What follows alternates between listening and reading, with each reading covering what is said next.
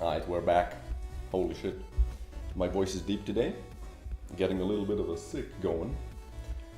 But we should be good. So, today I just want to check first where I left off. Because yesterday I was doing a lot of bureaucratic stuff in the afternoon. In the afternoon? Afternoon? Yeah. So I don't know where I left off actually, but I think all of this is working now. So I can select. We have the stamps ready, so that's good.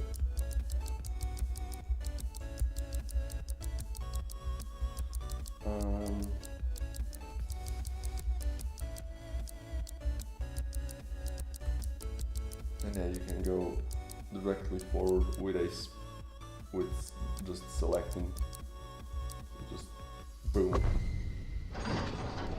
So that works too. And then the starting setup, it's just the matter of does it work if you have no items unlocked.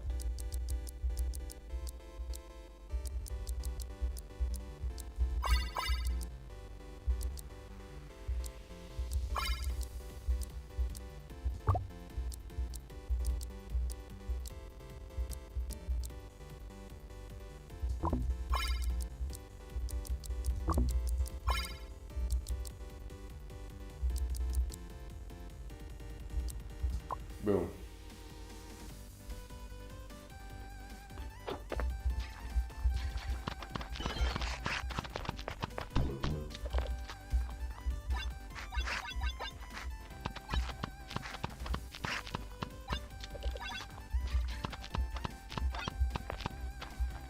Nice.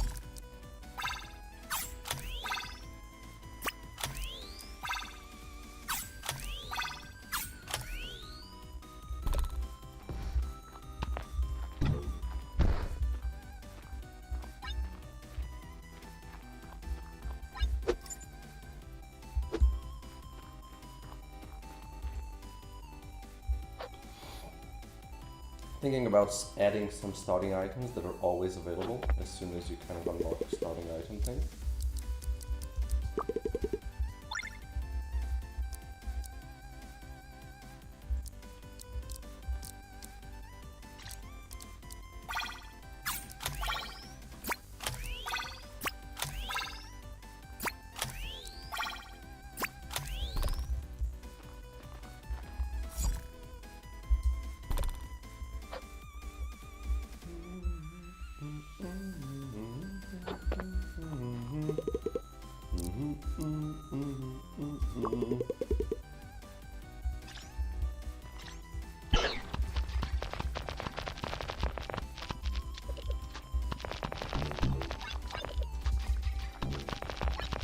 Ew, that's a little nuts.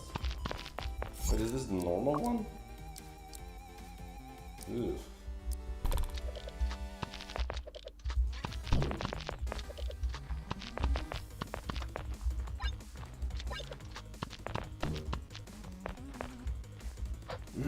Almost died immediately. So yeah, some of these evolutions are a little wonky maybe.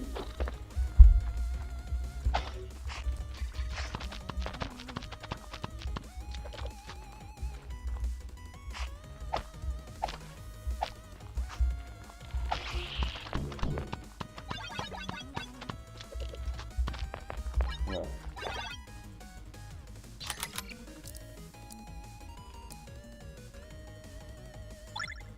So, okay, there's a bug with this item, apparently.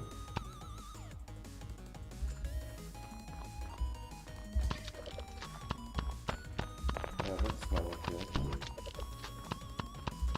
But what if I wait for a little bit? I still have to refresh. Wait.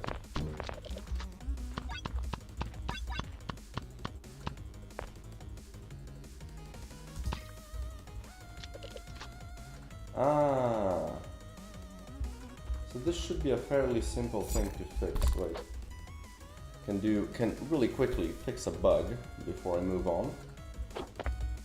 I do actually have a plan for today. I just remembered.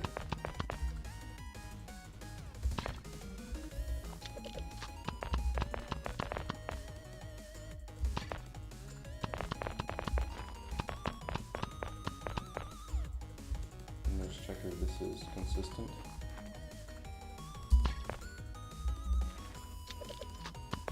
Yeah.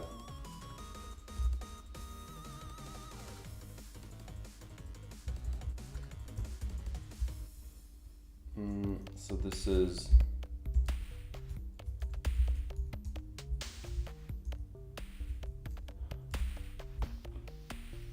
emergency red button.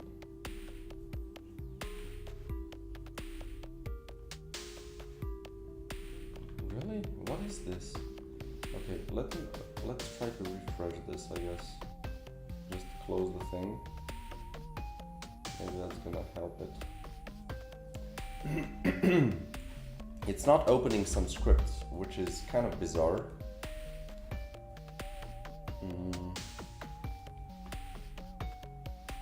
Okay, now we have it.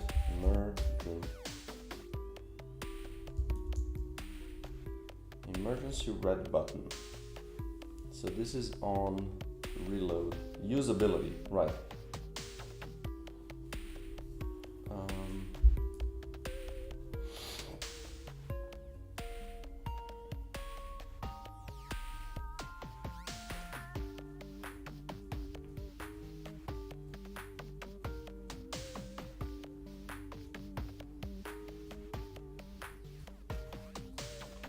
So here we do if magazine mag is empty. Is mag empty? If it's not empty, right, we're gonna do all of this. Else, we're gonna do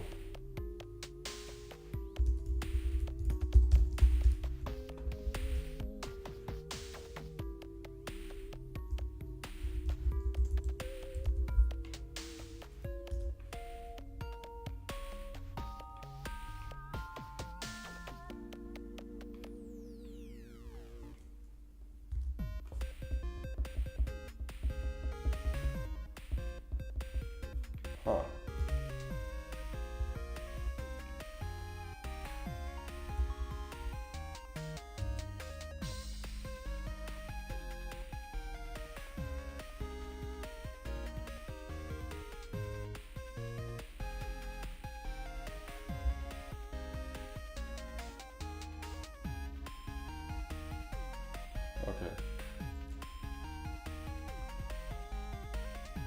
So I think this should now fix the thing. But let's check it.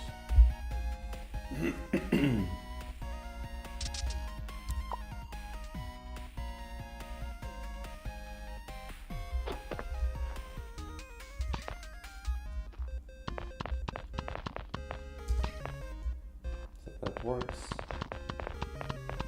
If I empty the thing. Good. So that's fixed. Fixed the issue that appears.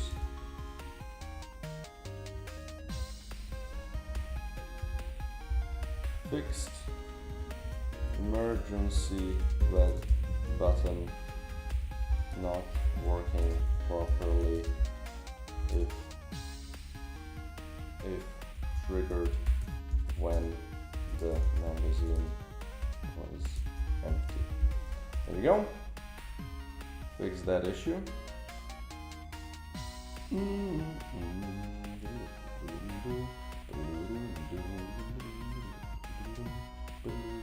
Right.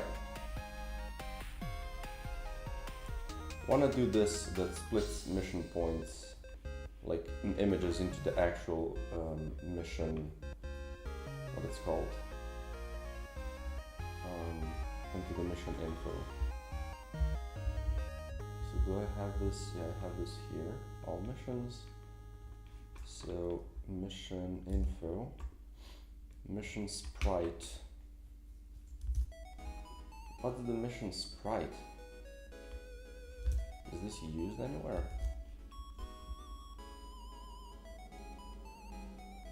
Outline image. Where's this used?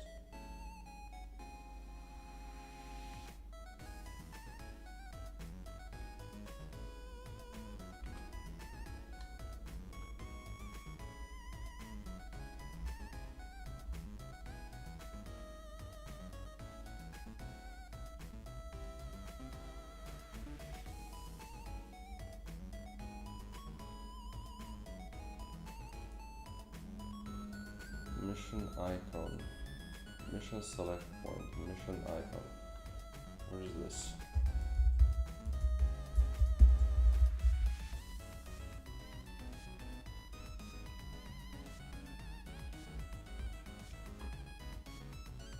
Mission icon.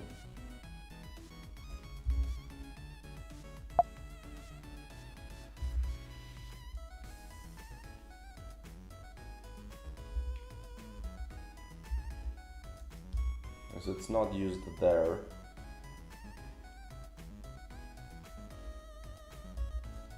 And then outline image. We don't have it. So this just isn't used.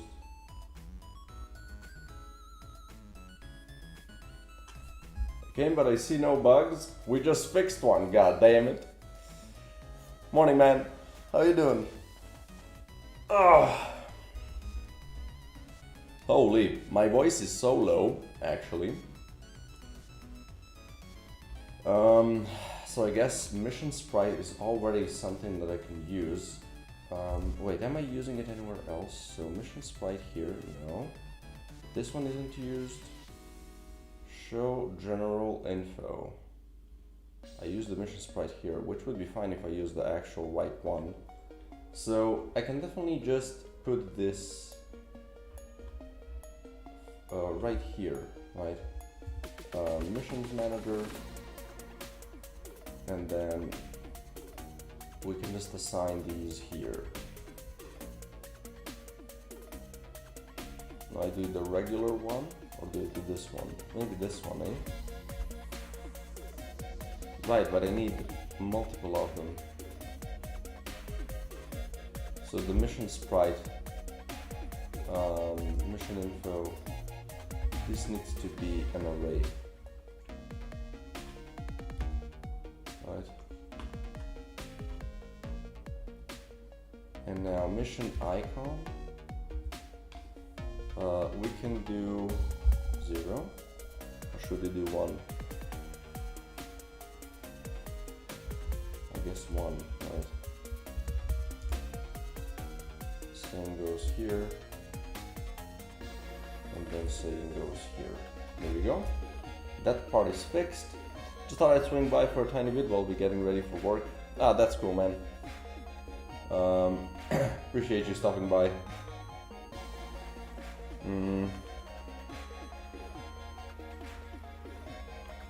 Alright, so these all broke now, which makes sense. So let's add them in. Wait, why are they the length of 3? How does it know that I wanna put 3 in? I didn't assign the size, did it? Did I?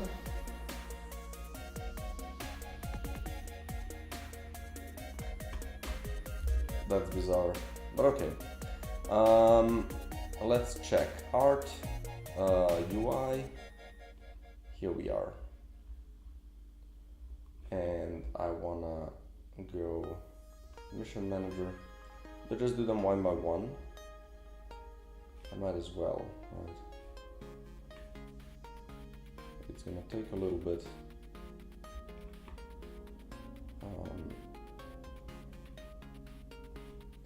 This has to be done. Let me just check. This is 2. This is 3.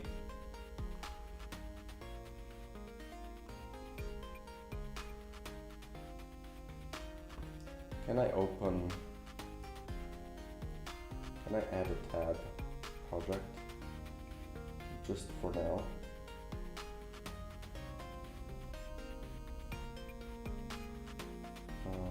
UI.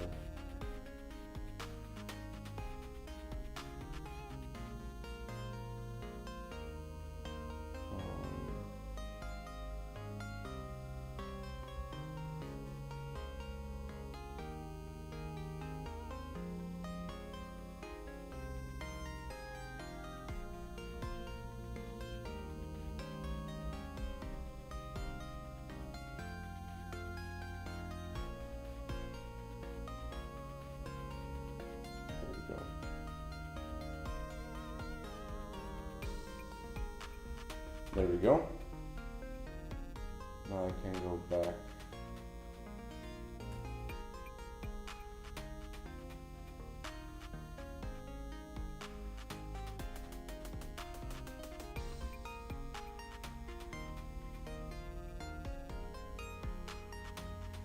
There we go.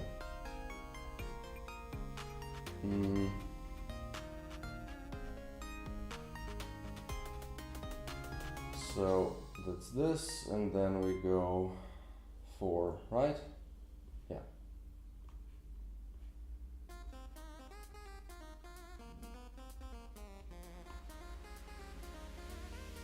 This is 5.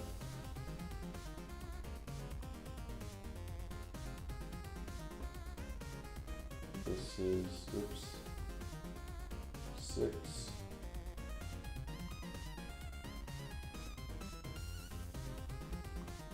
This is 7.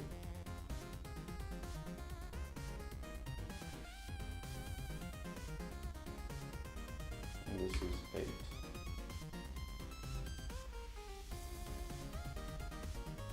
There we go.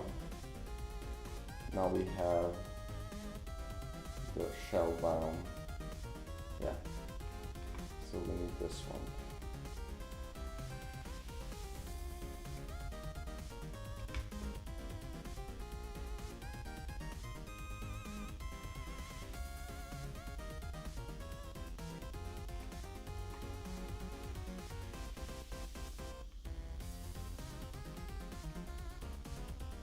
Could I do it this with a script?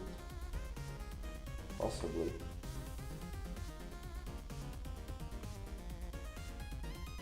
But we're halfway through, so.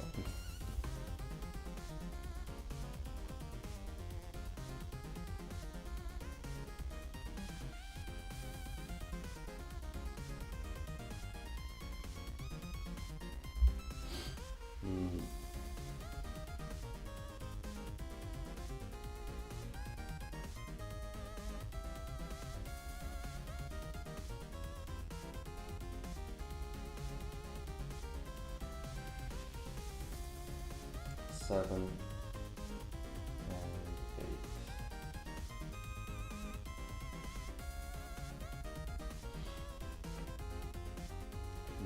And then we have the sword biome, that one.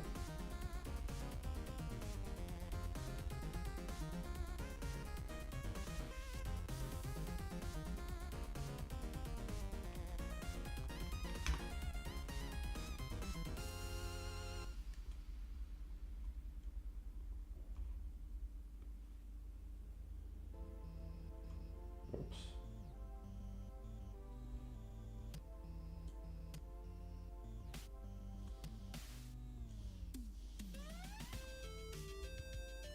And we have 4, 5,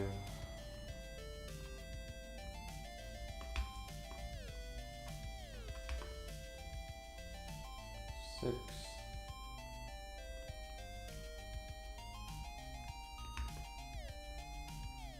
7, and finally 8.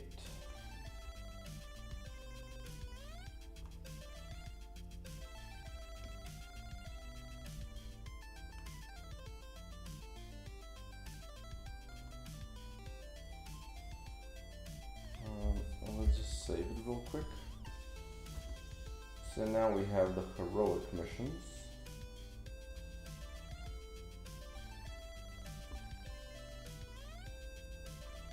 Wait, are these heroic?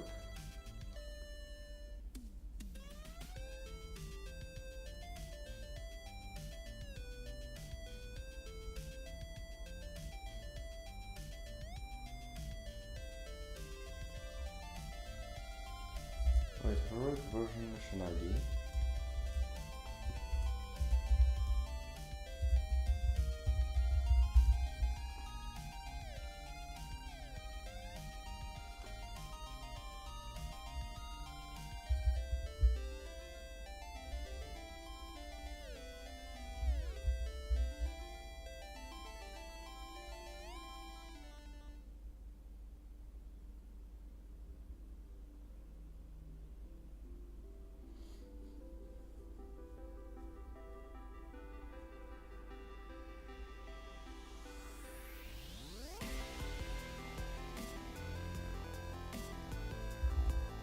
this, actually.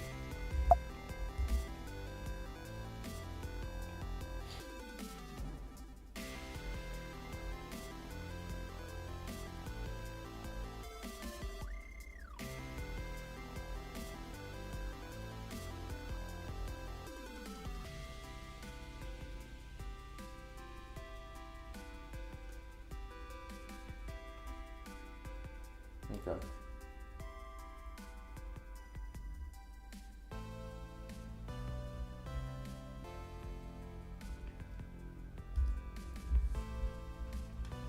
So now,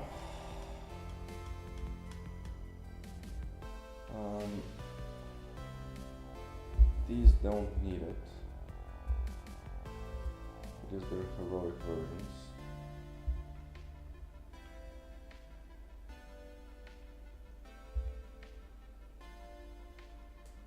Oh shit, what did I do?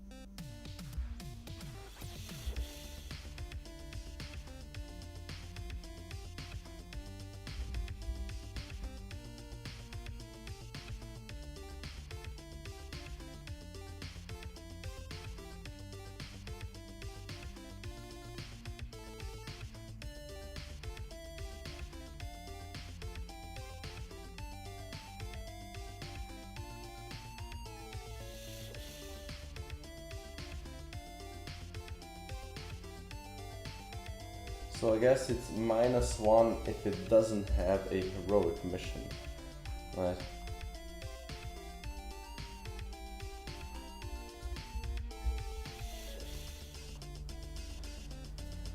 So this is actually correct. So 0 it's heroic and -1 it doesn't have a heroic mission. Okay. It's more magic numbers, but you know, it is what it is.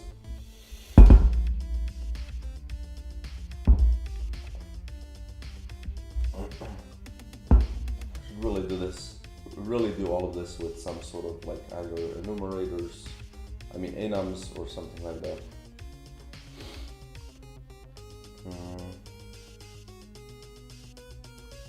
Where's the final mission though?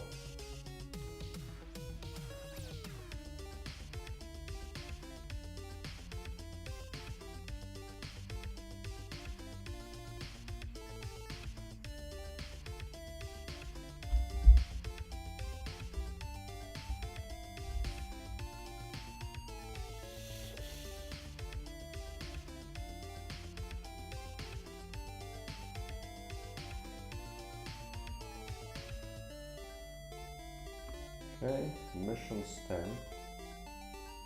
I guess I don't have one. But I do need a mission sprite though.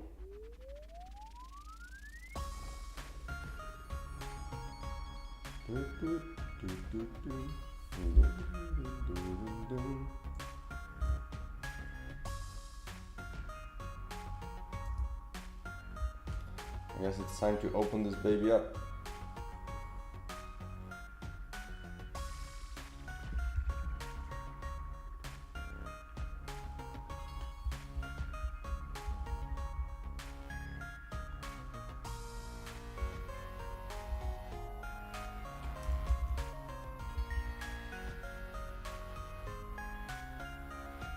Hey man. God dang. I guess this is for the final level and for whatever. Or I guess this can be... I mean, I can just use this for the final level for now. Right? But let's see how I would make that then. Boom.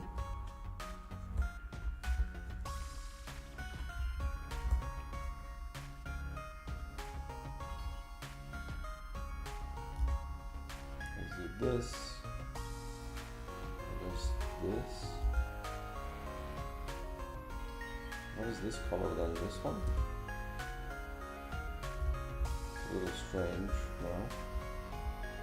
So I guess we do it like that, and like that, and like that.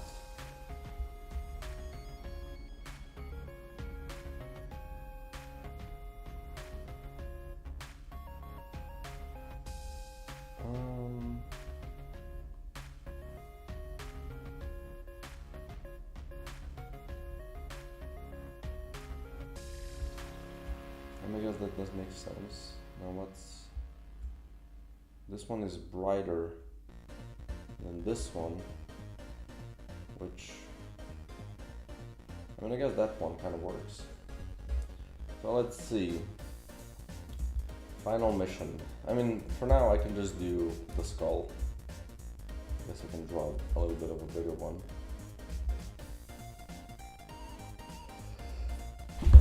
Holy shit. Excuse me.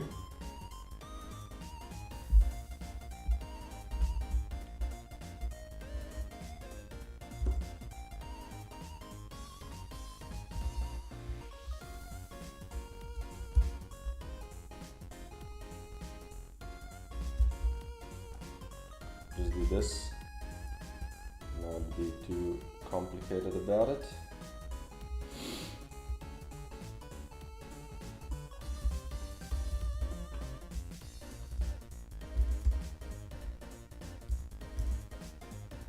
Do this one for the final mission for now.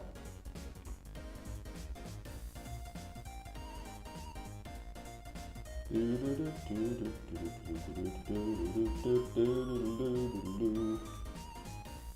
we go. So I can make this smaller again. Missions manager. We go to the item 25 of this one, and we put in these three things. And there we go. This is textures. These are mission points, which are kind of a work in progress right now because I'm making some changes. But yeah, let me show you how it works. Wait, first mission select point. How do I set the buttons here?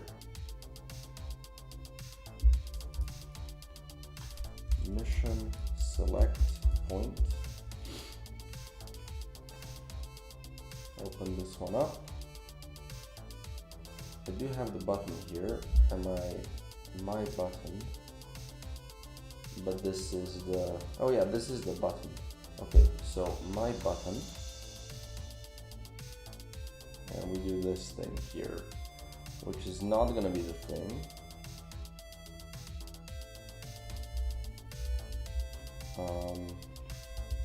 If my button, we're gonna just do need this.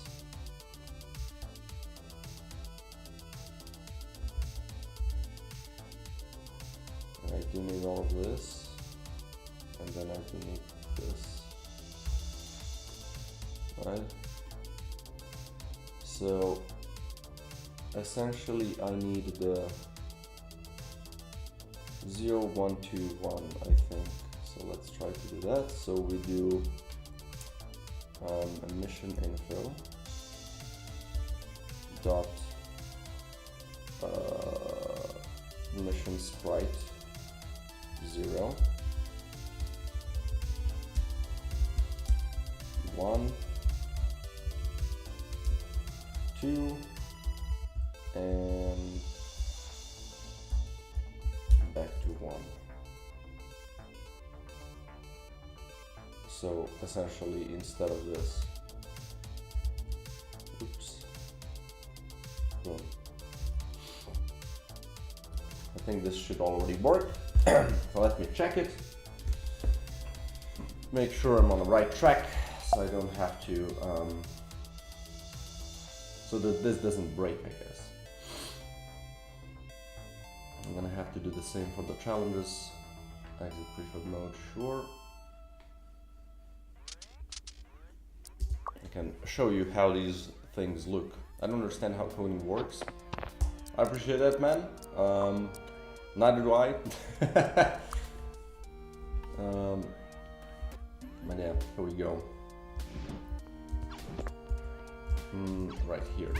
So let's see if it works. It does work. So these are the new. Does this one work? It also works. Definitely could use a different image here, I think.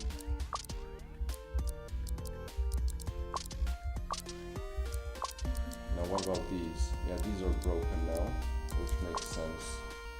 Is this a single player? It is a single player game. I would love to make a multiplayer one day, but making a multiplayer game is essentially, most developers estimate it takes about like at least 5 times more work or 5 times more time, which might be an over-exaggeration for some points, but like the problem is, apart from having to write code in a whole different way because you have to, you know, make it multiplayer, everything has to be written with that in mind.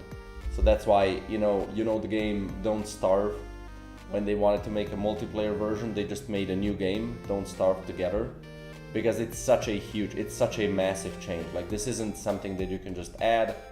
You have to write all the code with that in mind. And apart from that being a lot more work and being a lot more complex, another problem that you have is also testing the game. Testing the game is a lot harder because you have to, you can like open 2 games at the same time and kind of, you know, play one and the other to see if it kind of works. But still, it's so much harder to know if everything is, you know, if everything makes sense, if everything is working like it should. It's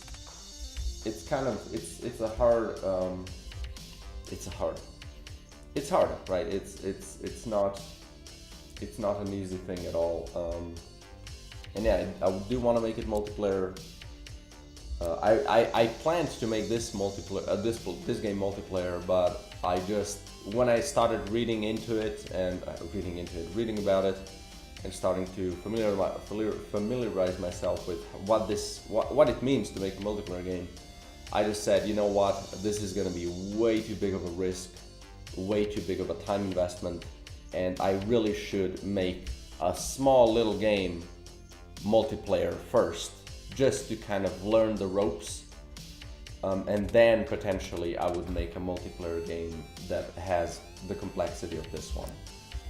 And I'm really happy I decided not to go for a multiplayer game, because I would be at the beginning still, probably.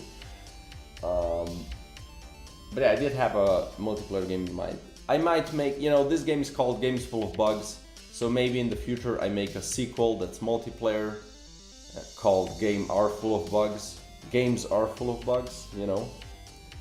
That could be funny. I do have a sequel in mind already. I think it would be a really cool idea, but it's still a single player idea. I guess I could make that one multiplayer. I guess I could make the sequel idea that I have, I could make that a multiplayer game as well. But yeah, first I would need to make a small multiplayer game just to learn how this works. Oh boy. Oh, blah blah blah. So let's add the challenge mission icons. Maybe I'll just throw them down here for now.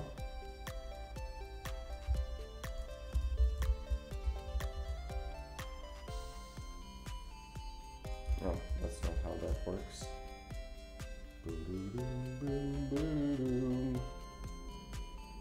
Would this be on Steam? So I've been working on this for about 3.5 years, and it is on Steam. It's not like purchasable yet.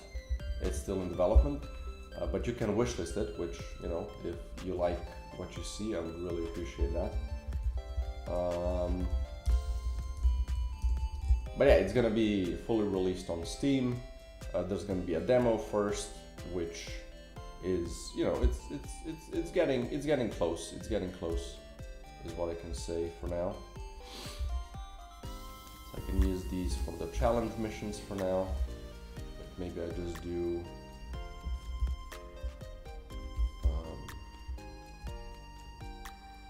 like this. Or just do the dot thing, I guess.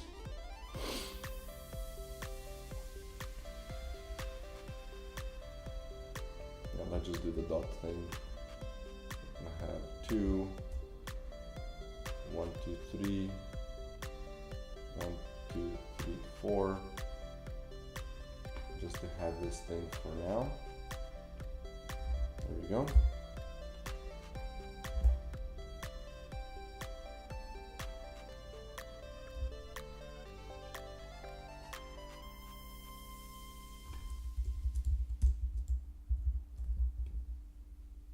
Okay.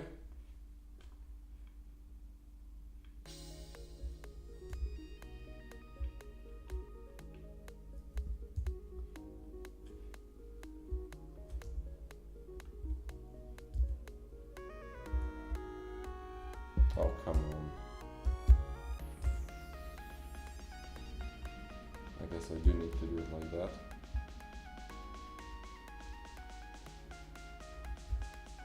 Okay.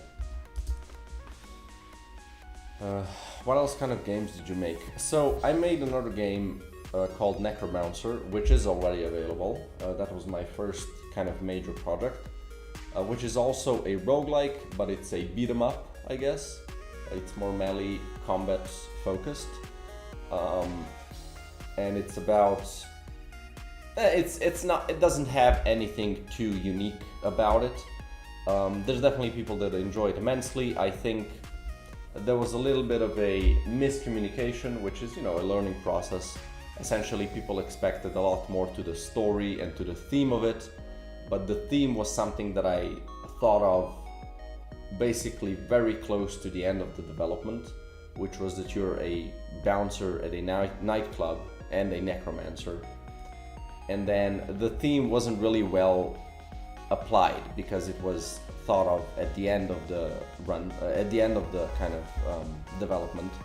So I didn't really, you know, I didn't do anything with it. And a lot of people were kind of, when they reviewed the game, they said that, you know, like it doesn't, the theme just isn't there, right? There is some like bits and pieces of it, but it's really utilized.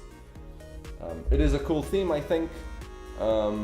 But yeah, if I would have thought it at the beginning, I could design all the enemies, all the locations, everything around that, but I didn't, right? So definitely a miscommunication. But the people that just focus on the gameplay, there's been a lot of people that really enjoyed the game, so I'm really happy about that.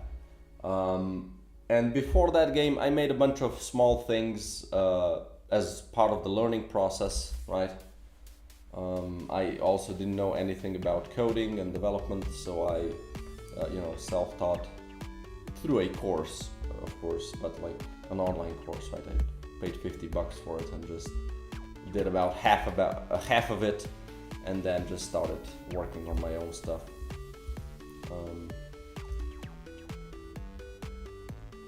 So yeah, that's about it. I need to add those things in. Let's do that.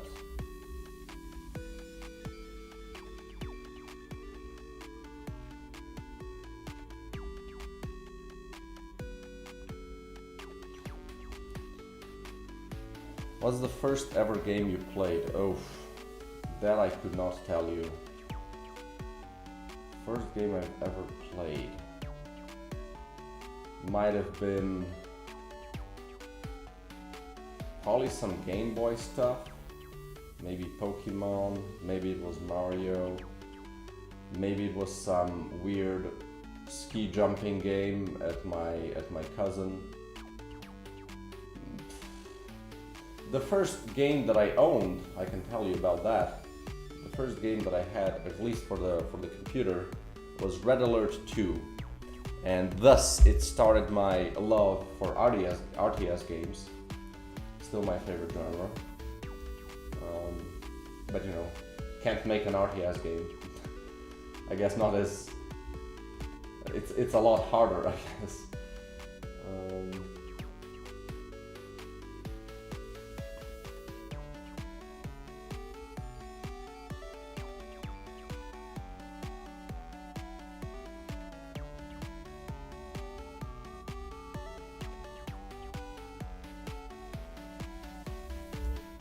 Right, I have 6 of them.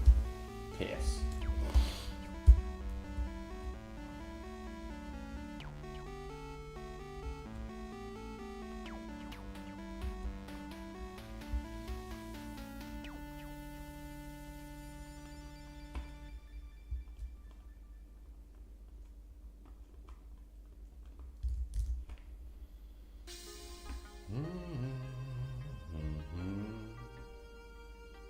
Well, I'm gonna make more later on, but for now this is okay. Boom. What other games would you like to make other than this? Well, I would like to make an RTS. It's just, I don't know, maybe someday I'll make some sort of a simplified RTS game. I have some party games in mind. I really loved playing a lot of, you know, couch co-op and also PvP stuff that's just, you know, playing with friends. So stuff like Towerfall, stuff like Crawl. Really love those types of games, so I have a couple of ideas for those. I might make a multiplayer game that is kind of, you know, fun-based, play with friends thing, right? Based around snow fighting. Then I want to make a society manager. I think that those are really cool. Some sort of like something like Frostpunk, right? Which is kind of RTS, kind of society management, you know, something like that. Really love those types of games. And I have one somewhat like that in mind. It might be my next game actually. Some sort of a society manager-ish. It's still gonna be a roguelike because I like this kind of setting, or kind of mechanic basis. So yeah, that. I have a somewhat of a story-driven puzzle platformer in mind, which I might do, and I think I would have a lot of fun with it because I want to make a game. I'm always making roguelikes, but I want to try and make something that's a little more kind of not catered. How do you say? Like pre-designed, like determined how it should be played out. Something that is really, I don't know what the word is, but you know what I mean. Something that isn't so random, but that is kind of, that you design each bit and every small little bit, you design exactly how you want it, and then they just play through that. Maybe like a 2-hour game at best, maybe 3 hours to play through the whole thing. But yeah, some sort of a puzzle platformer based around some theme that I think would be funny and cool. So yeah, there's a lot of, you know, there's a lot of different things, but I definitely do like the roguelike kind of mechanic basis. I probably will make most of my games roguelikes. If you know, if it makes sense, right? At least some parts of the roguelike progression, right? The random kind of power progression. I think this is just really, really cool. And it also makes sense for small developers because you can make a lot of replayability without, you know, having to design every bit of playtime, right?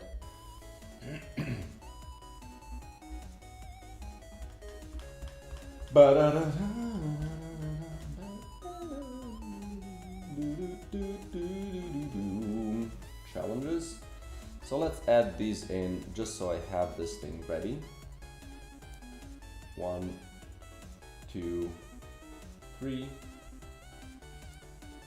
1, 2. Autori. Can I just do it like this? Oh, it's gonna add more than that. So I need to first do this and then add them in.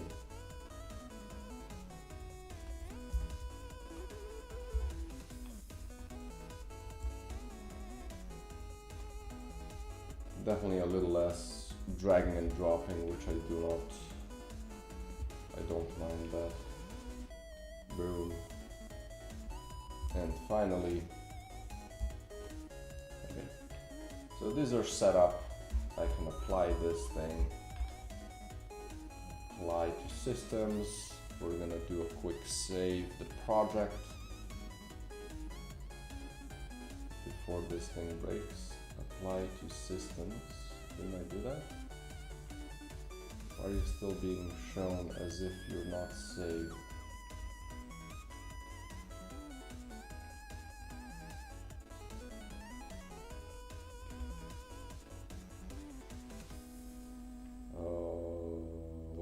What is this?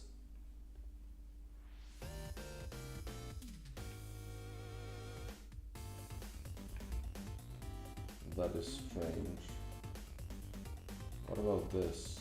Didn't I see something that was wrong? Ah, this one. Aha, these, I was kind of changing these. I wanted to do this today.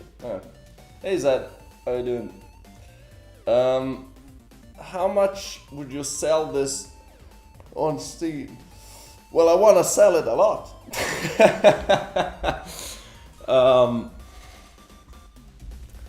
It's probably gonna be around 15. Around 15 bucks. It's quite a big project, and I think the pricing makes sense. I've been told anywhere from 15 to 20 would make sense, but I think 15 is comfortable for me. I think you get a really good value, and you know, I still have some wiggle room for discounts and stuff like that, right? There's some ideas about, you know, 10 bucks, but that's mostly, how do you say? It's mostly, the reasoning behind the 10 bucks is that you kind of get below that, you know, $10 range, so you can get into categories like under $10 and stuff like that, and also that people are kind of more inclined to buying it and having less of a thought about, oh, is this something I can buy, and blah blah blah. But to be honest, I don't think it's fair. I think the game is really deserving of the 15 to 20 bucks spot. I don't want to go 20, so probably 15.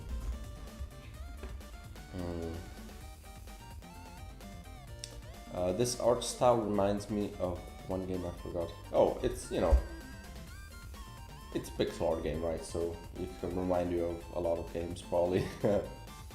I'm okay too. I'm getting a little bit of a kind of, I don't know, there's some sickness going through my family. It started with the kid, and then the wife got it, and now it seems like I'm getting it, and that's why my voice is a little bit more fucked up today. Excuse my French.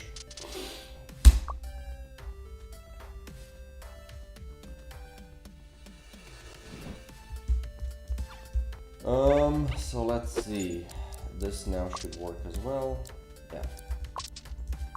And the highlights also work. Okay, so this change was made correctly.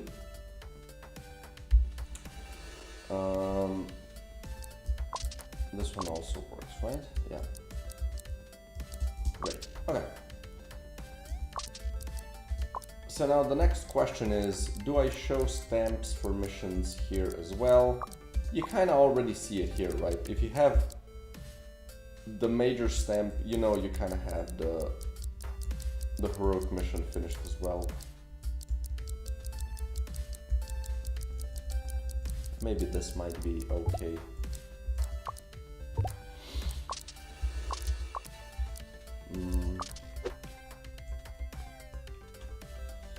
Anyway, let's tackle a big babunga thing, which is the milestones for characters. This is gonna be quite a big thing to tackle. Right, I was reading, what is this? No, is it this one? No. Okay, let me find the thing.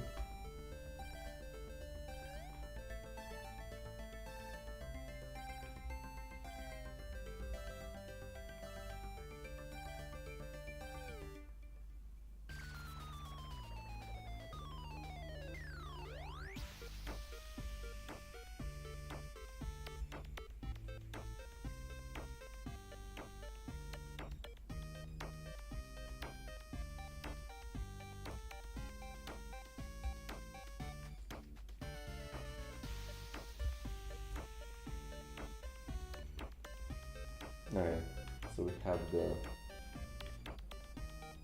No, I want to open it as a new thing. There we go.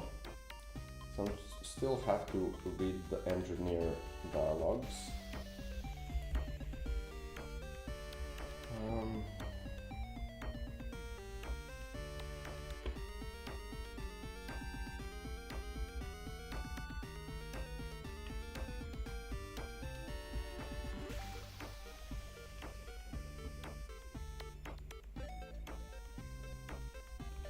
So yeah, let's just start with the NG dialogues.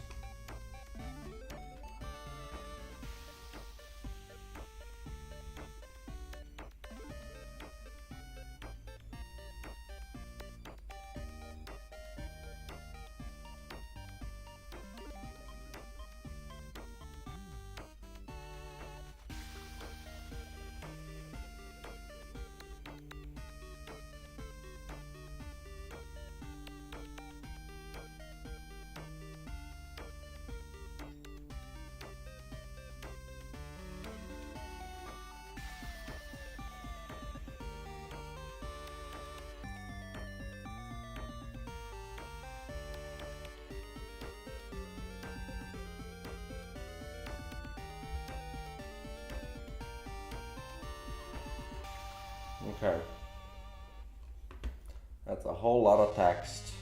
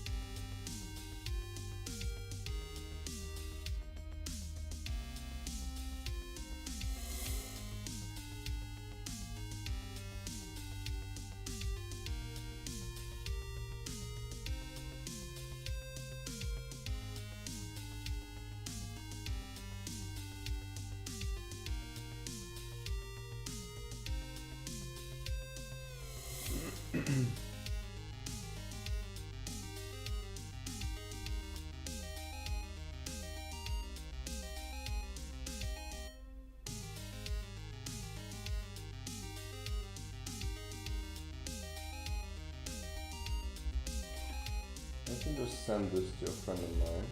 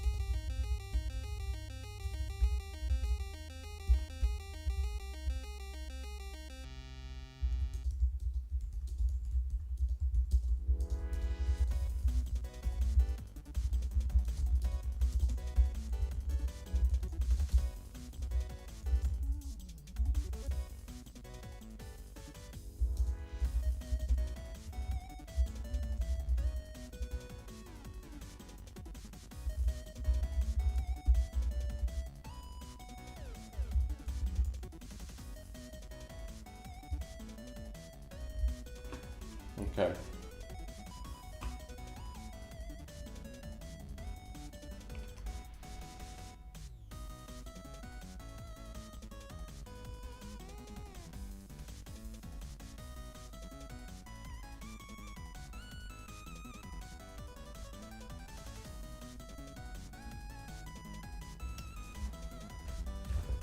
There's so much shit here. I'm kind of thinking, should I just start these from the top?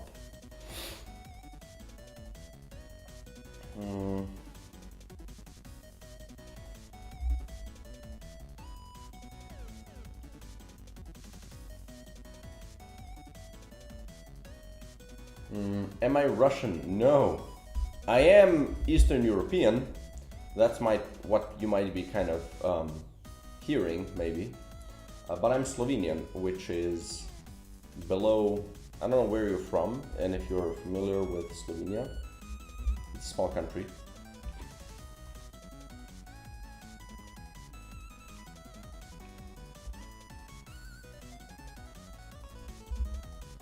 Well, I'll just try to place these in and then I'll see how that looks.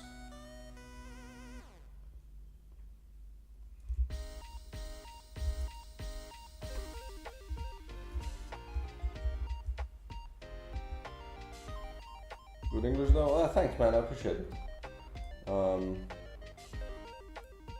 English has been treating me nice in terms of my skill.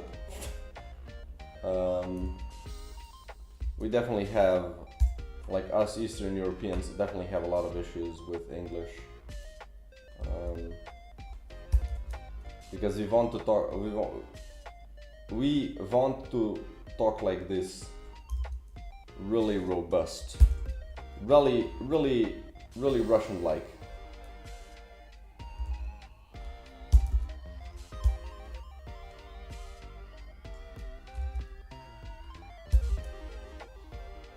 You're Asian, oh, that could be a real, even bigger challenge for English, I think.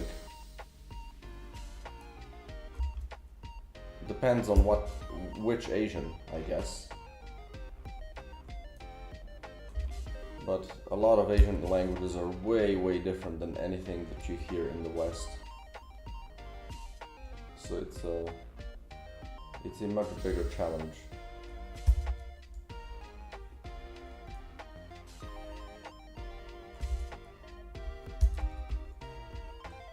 And same goes for the other way around, right?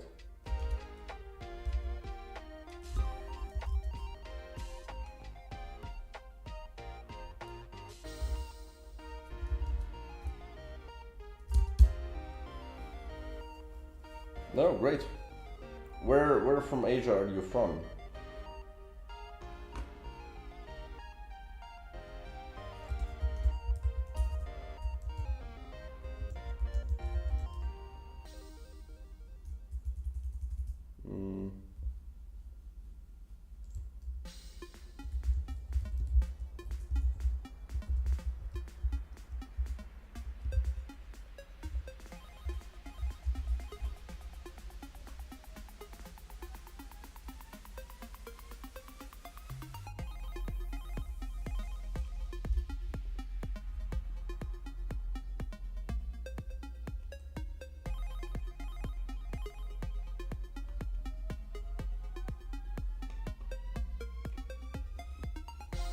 Okay. Let's do the next one, I guess. Wait, can I just add all of them in? Will this work?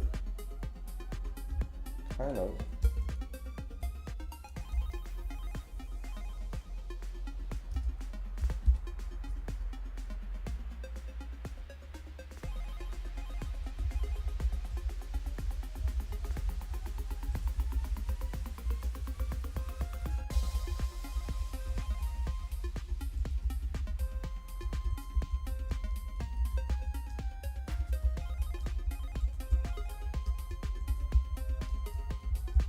Well, that was a lot faster.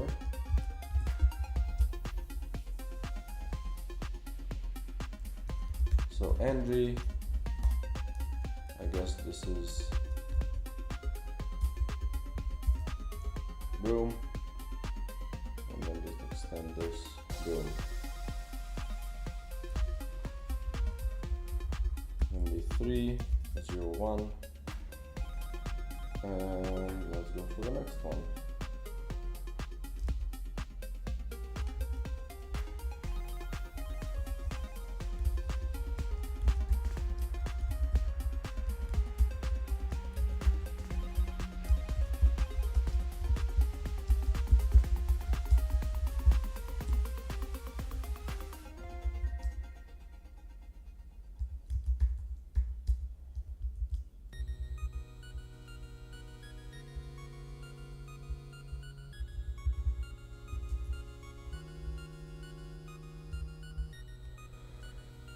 Oh, Philippines.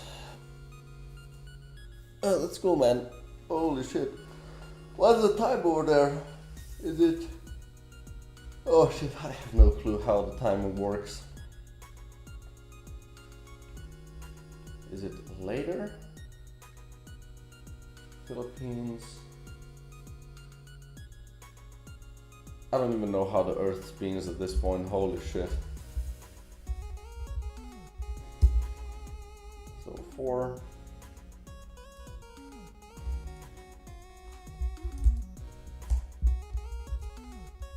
Because for me, the time right now is 8:30 in the morning.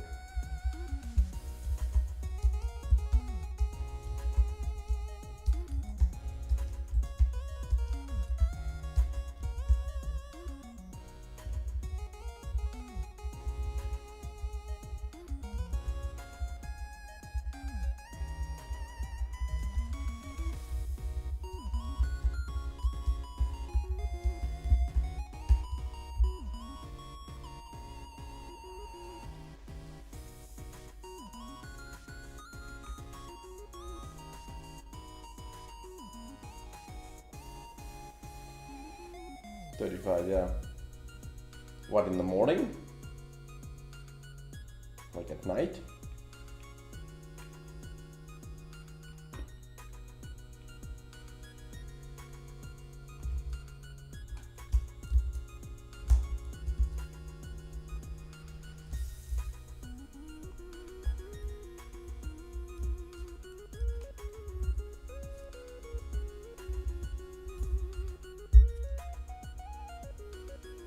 I mean, morning is... I mean, I guess you could say that's a morning, but that's really early, man. So I'm assuming that you said morning, which means that you've already woken up, or haven't you gotten to sleep yet?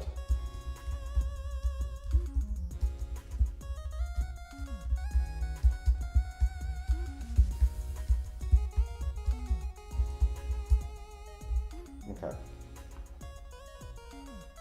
That's a whole lot of text. So what is the... Can I do the word count for this?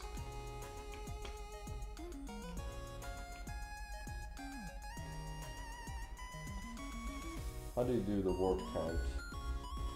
Word count, Google Sheets. Just woke up. Jesus, man.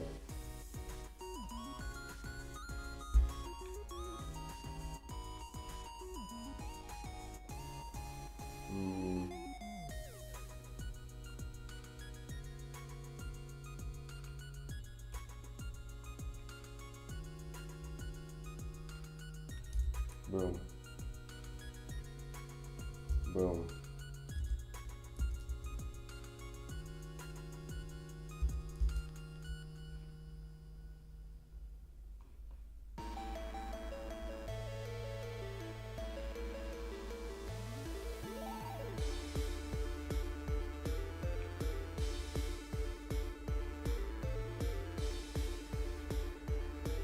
Okay.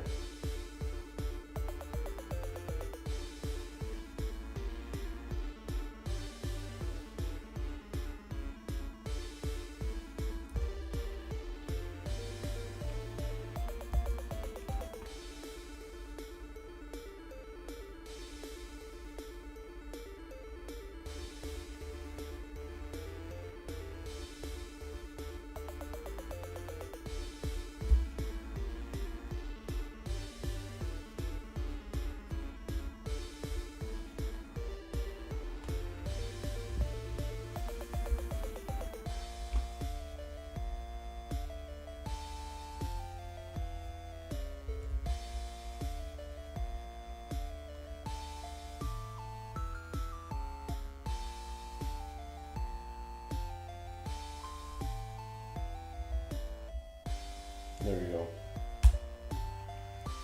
Holy 1,000 words. My god. 1,400 words. Jesus.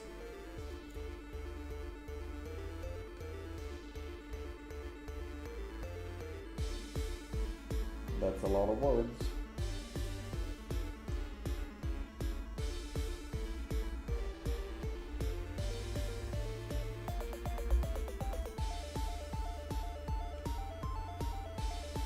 I guess I can just count them here and just subtract a few.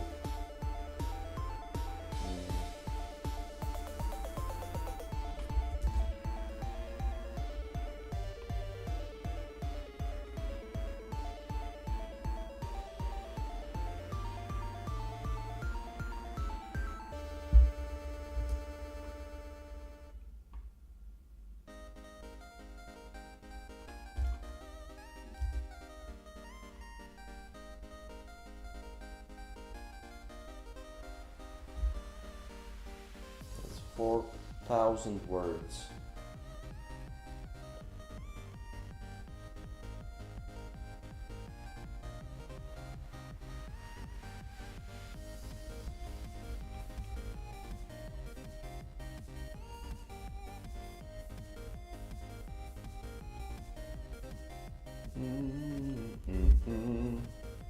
Need to check on my localization.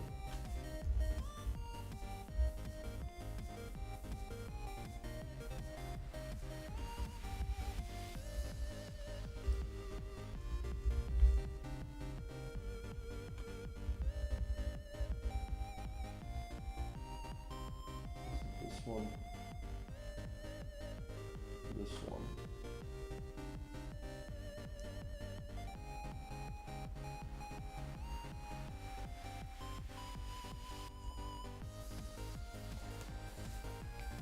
I guess this is the main bulk of words though.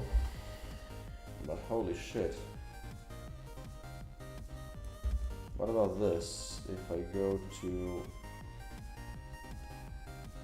Wait, chill. Let's do the items.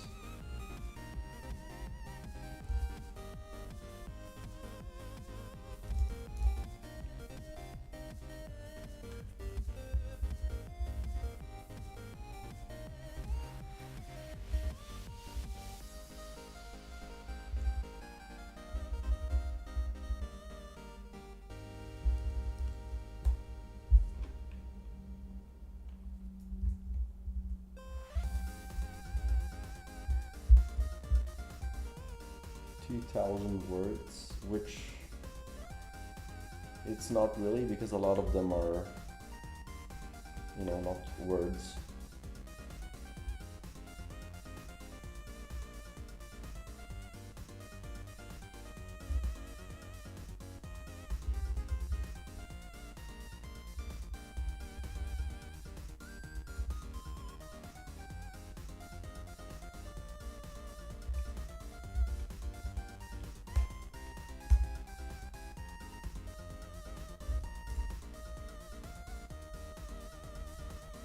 Okay. Ba, ba, ba.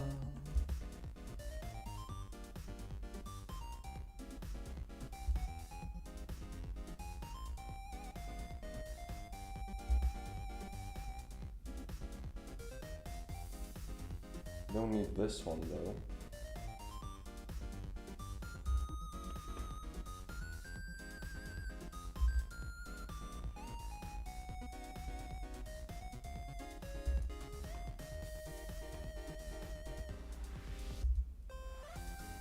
Jeez, that's a lot of frickin'. Oh wait, stats?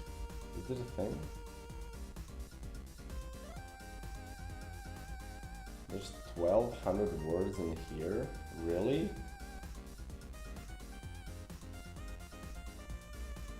Ain't no way.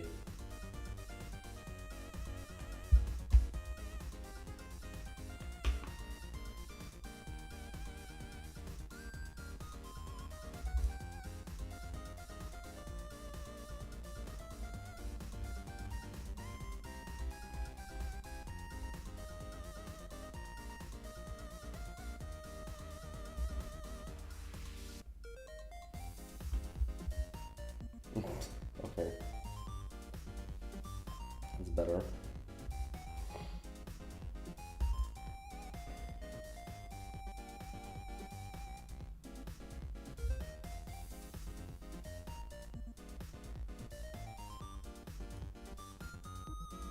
Units, okay.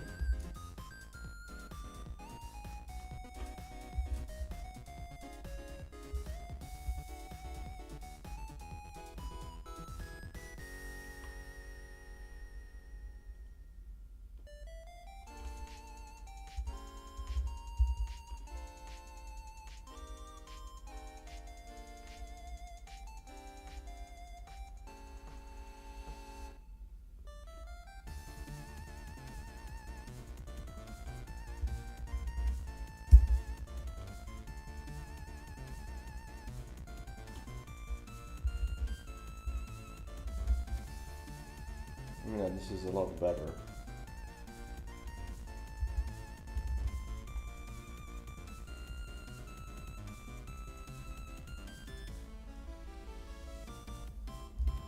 This one might be a fat one as well.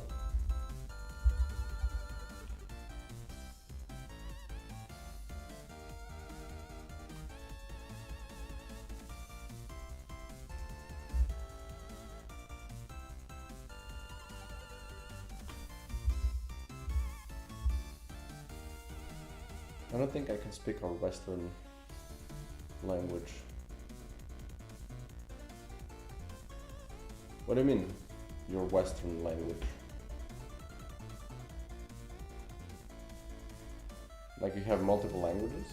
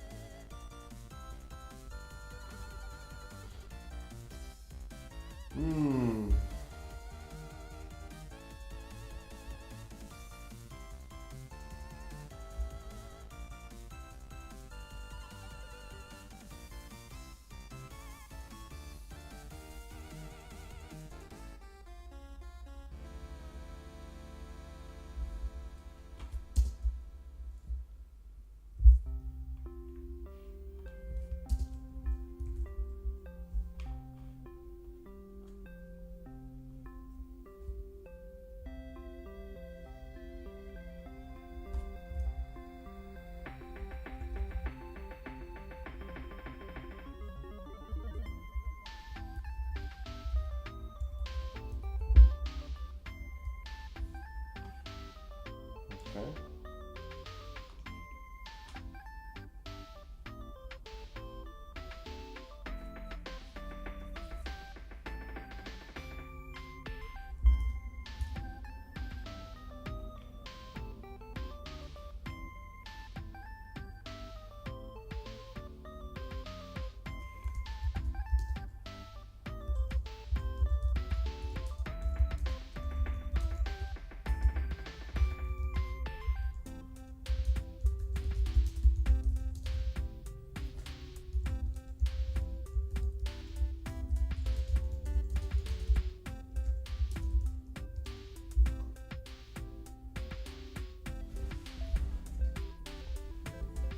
Okay.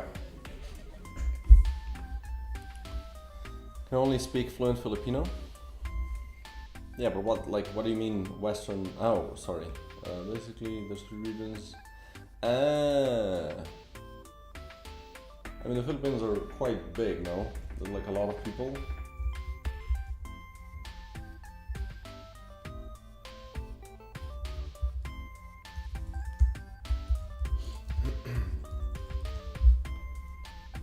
Isn't it like... Yeah. Wait, what? 117 million. Jesus. I mean, yeah, it's big. Okay. That's like 50 times more than my country.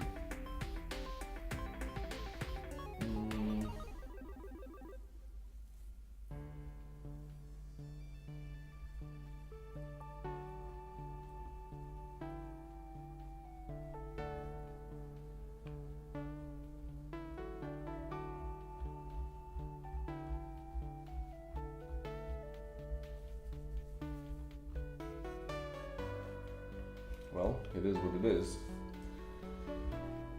Let's go to the doctor. I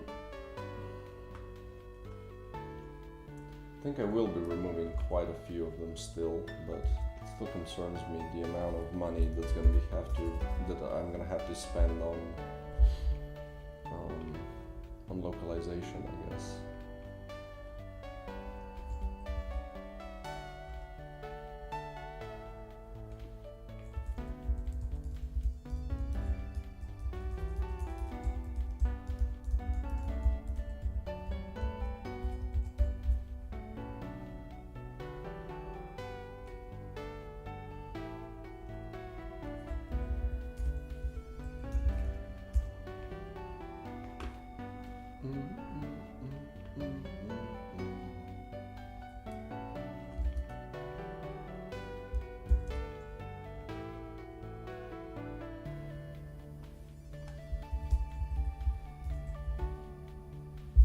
What am I doing?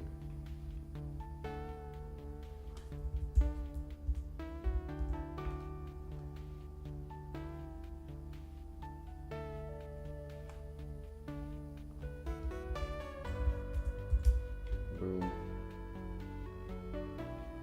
Boom. Okay.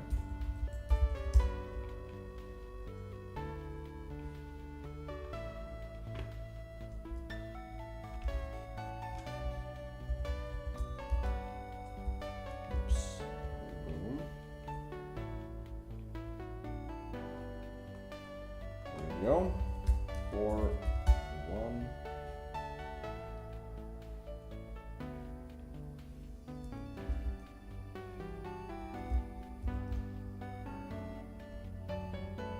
Boom. And then this one. Boom.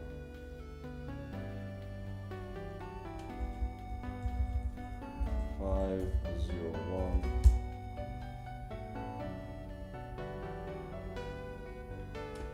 There we go.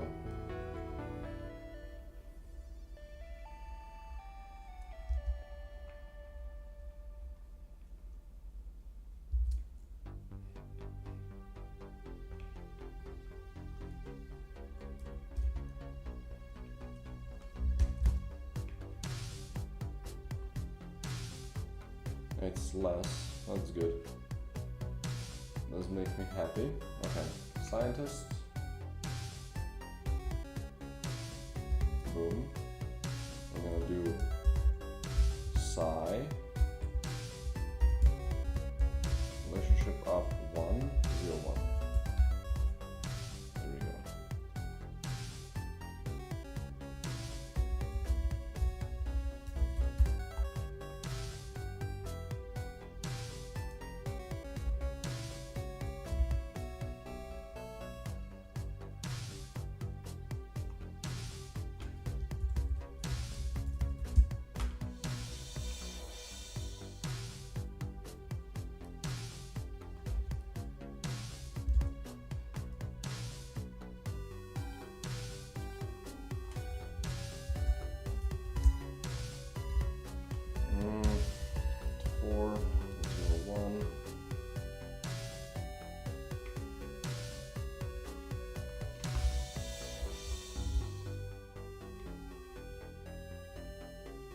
Boom.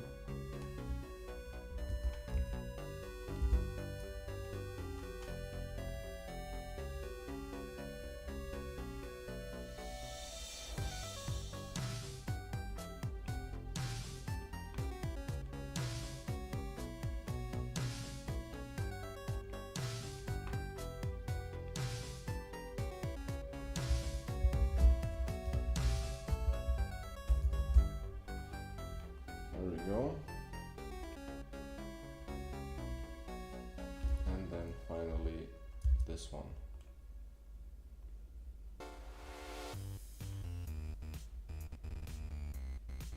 Okay. It's more than Finland, I think. Probably. Is your game indie game? I mean, yeah. Depends on your definition, I guess. People have been kind of changing the definition of it. I guess, no, I'm not independent. I do have... I mean, I guess I am, because the publisher I'm working with is just a fund, so I'm still... I can do whatever I want. I'm just, you know, supported with money. But... And I'm not owned by anyone, so I don't know, it depends on your definition. I think the way we kind of usually describe indie games, yes, I'm an indie developer, of course, but some people have been getting kind of, how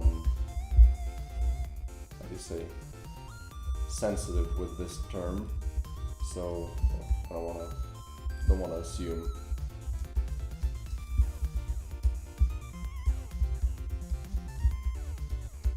The problem that indie means, like, some people have been like, if you have a publisher, you're not an indie developer. You have to be, you know, you have to be not owned by anyone. You have to work with your own money, blah, blah, blah. But that means that, like, some of the biggest companies are indie companies, which is just, I think that kind of argument is a little bit silly. I don't agree with it at all. Like, I get where they're coming from, but it just seems like they're coming from that place just to, you know, just to stir up shit. It doesn't really, it's not a well-meaning argument, you know. I think an indie game,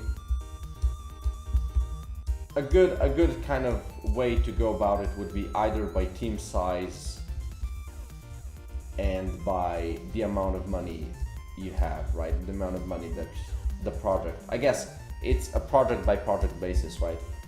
I think up to, I don't know, maybe $1 million, you can be indie, right? Above $1 million, or maybe, I don't know, I don't know what kind of pricing. I'm not that good with how much money it goes into indie games at certain levels. Definitely a few million. I think up to maybe a couple million, maybe $2 million, you could be indie, and then up to a team size of maybe 10, and then above that you're not indie. Boom. You know, that's how I see it, at least. I think that's a fair way of going about it.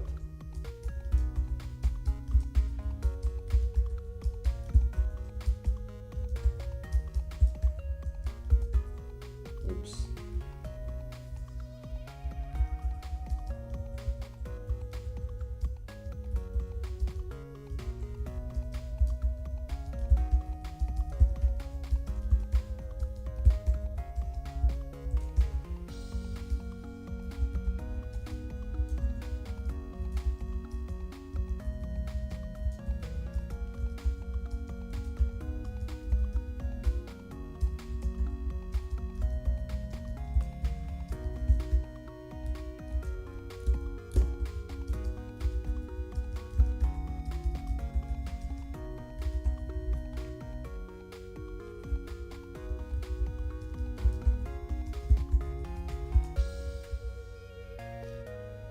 Do you update your old games?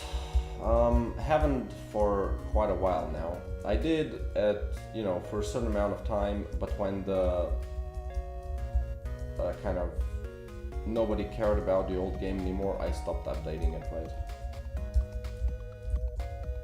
I tried to fix all of the things at the beginning, then I made some content updates, and then when the thing kind of died down, I just, I would love to do more for it. I do have more ideas for NecroBouncer, for instance, but it just, it takes time, and that eats into my money since I'm doing this full time.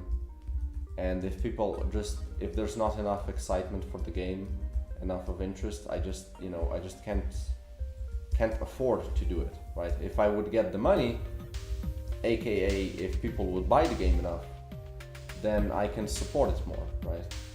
I would love to work on a single game for more time, to just polish it more, add more content.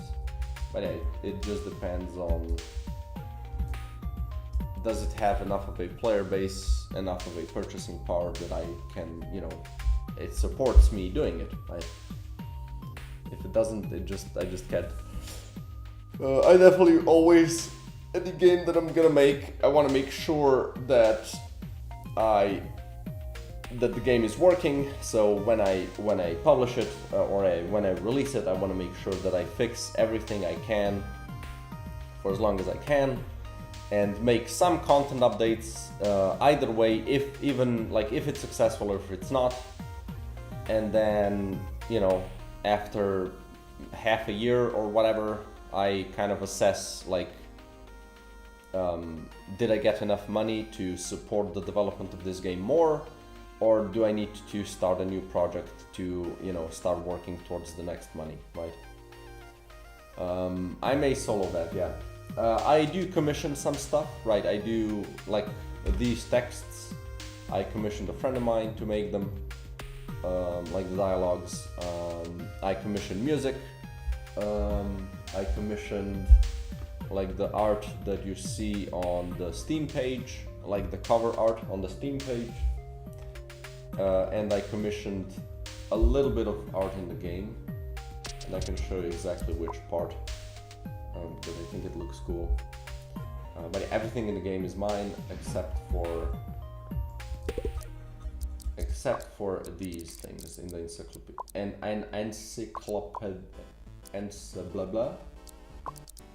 encyclopedia. These things, these essentially, how many images is this? It is 21, 23. These 23 images were commissioned.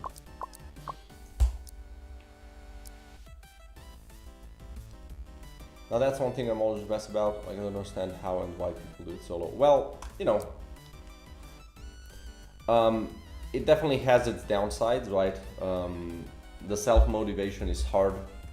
Being kind of, you know, staying up to date is hard.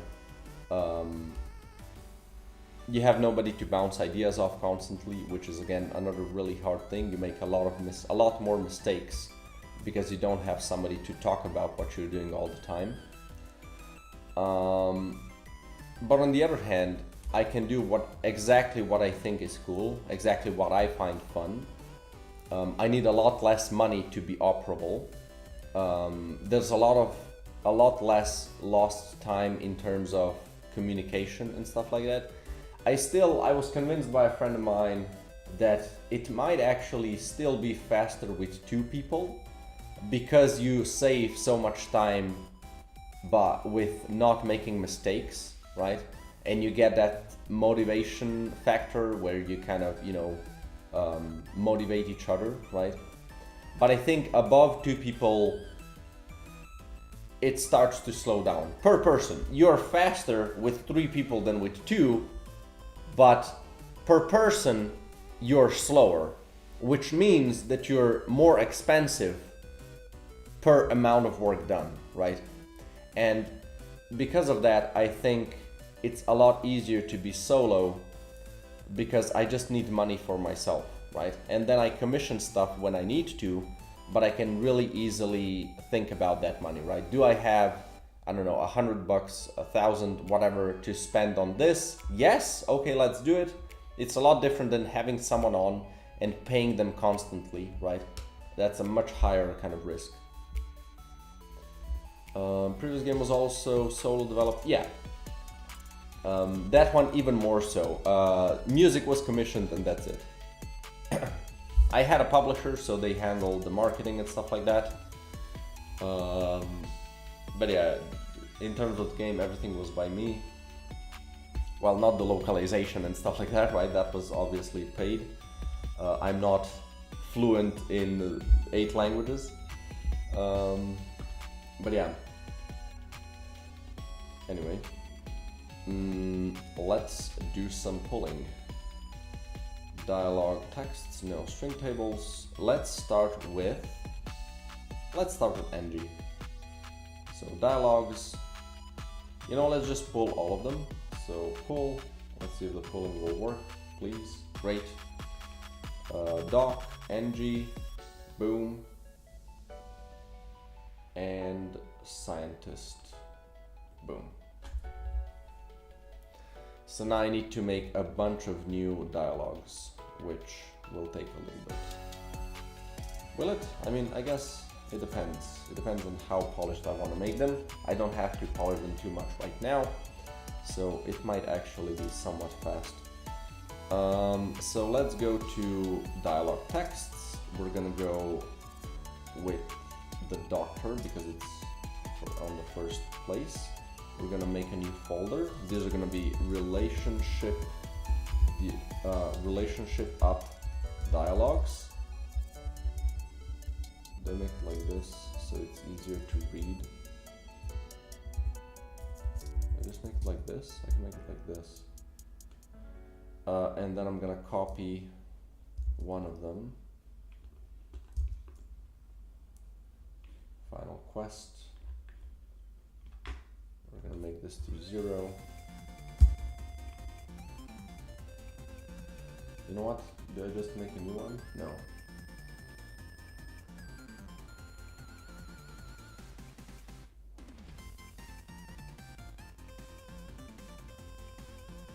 Load characters, shown conversers, both of them.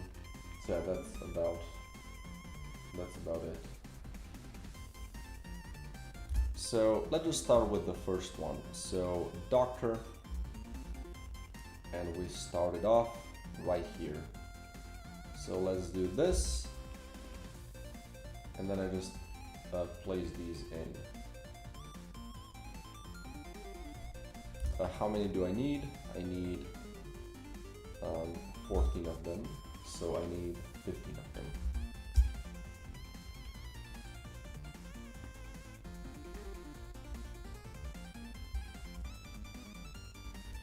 Boom.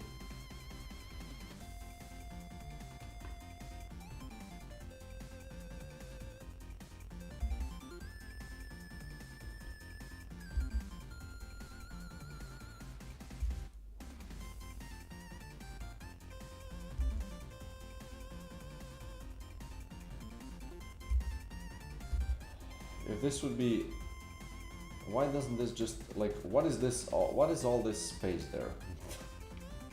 Description. How do you change the description of it? So these are 6. I guess I can just do it like that. But can I select it with,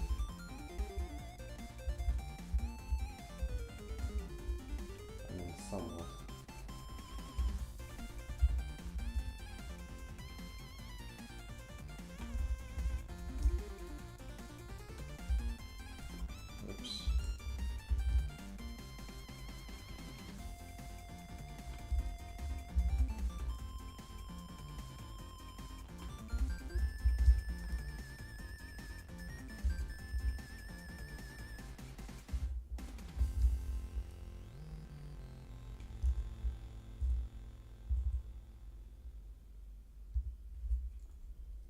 Wait, didn't I?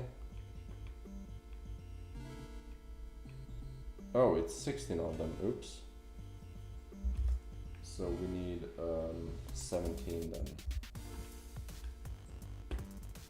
So 15, 16, and then 17 does not exist, yeah. So that's essentially it. Now I just need to change them. So I'm gonna open this thing to the side. Doctor, giant egg. So it starts with the doc. So we're gonna do starting converser is gonna be 1. And then event on the line 2. Wait, can I have these things opened here? Dialogues Docker.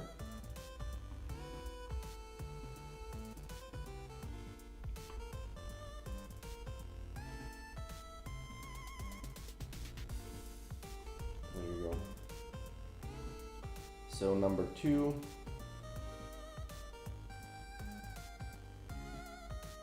Why all these tests? So we do change to 0, and then on 3, wait, MD.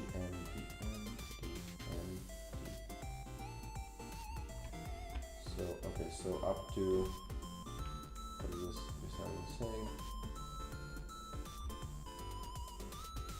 You sound is saying up to 8 we just have change. So change 0, change 1,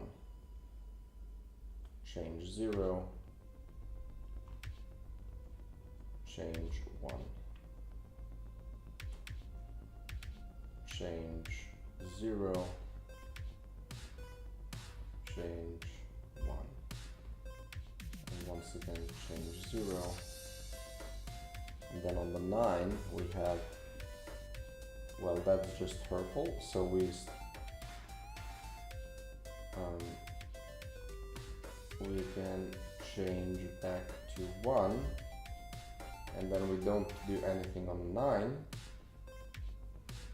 and then on the 10 we change back to 0. So 11 is, I've seen some, yeah, and then we have empty, so then we just do the changing again. So change 1, change 0, change 1, change 0,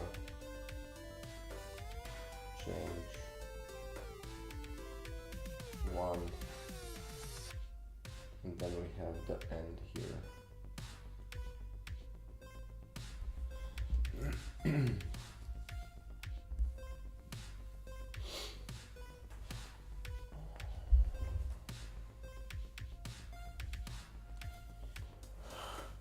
That's about it. Oh, first one down. So this is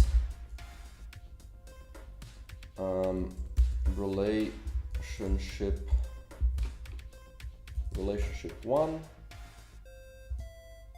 and giant egg. So next we do relationship 2 elements. We close the whole thing down.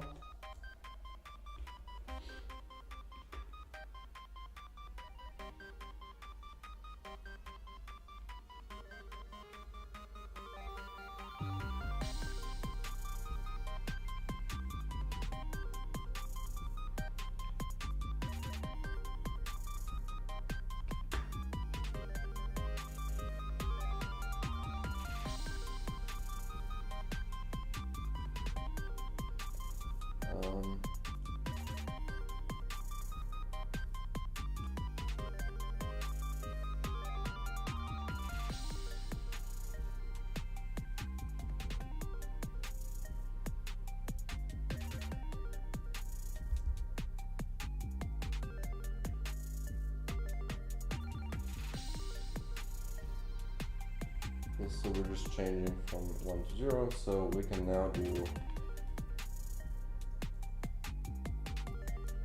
this one.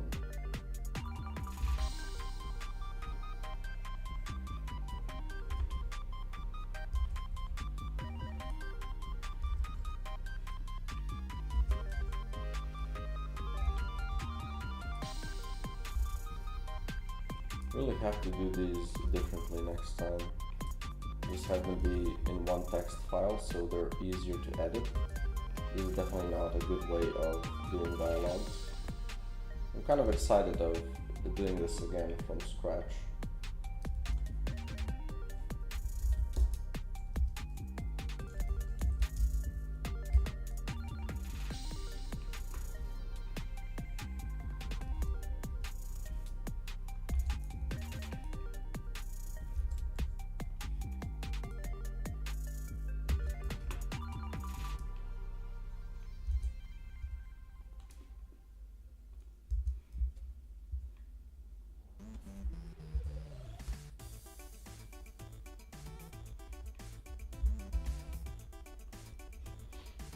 Wondering what just happened. Do tell, man. Okay, so that's just this one done. Relationship 3. high command supply terminal.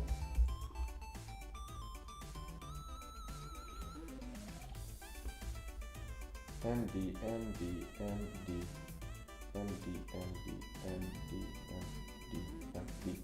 Great.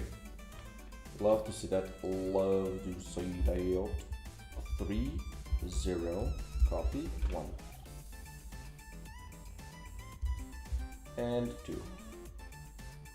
And 3. And 4. And 5. And 6.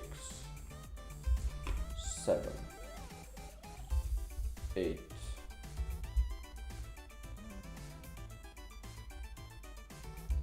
9. 10. 11. 12. 13. 14.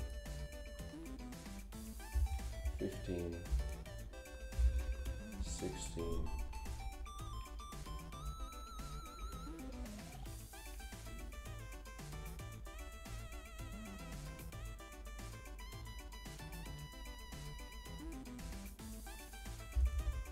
17.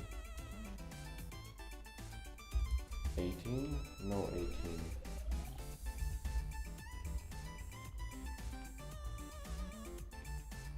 Okay, so end.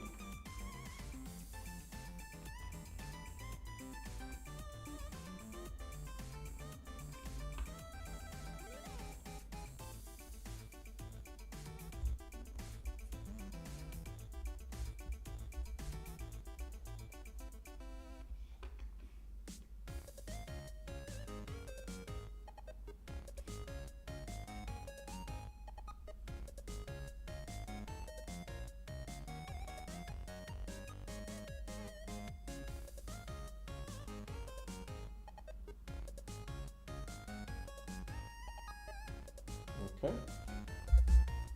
that's done. Next, 4.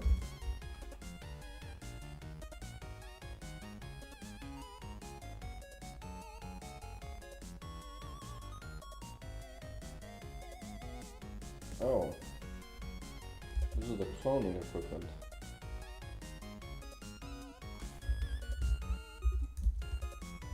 And now this is the high command terminal. Okay.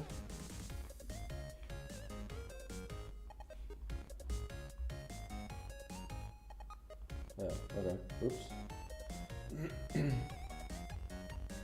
Because then that's the end. Okay. So MD.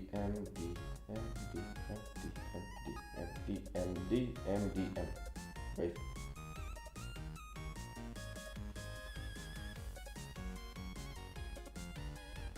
Right, so we just do the same thing.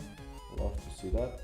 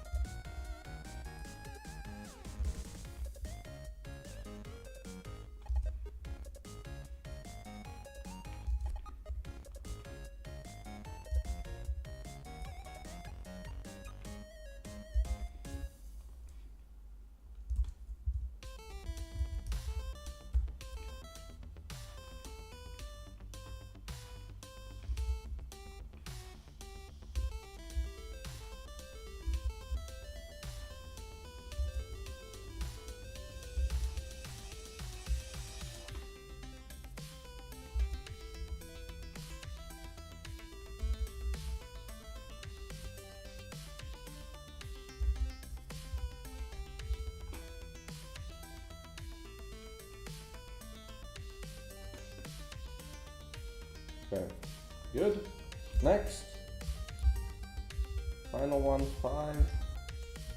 And we have medical pod. Just a guy got flipped because he was knifing a tire. Decided to cross the street, it went off like a bomb. Jesus.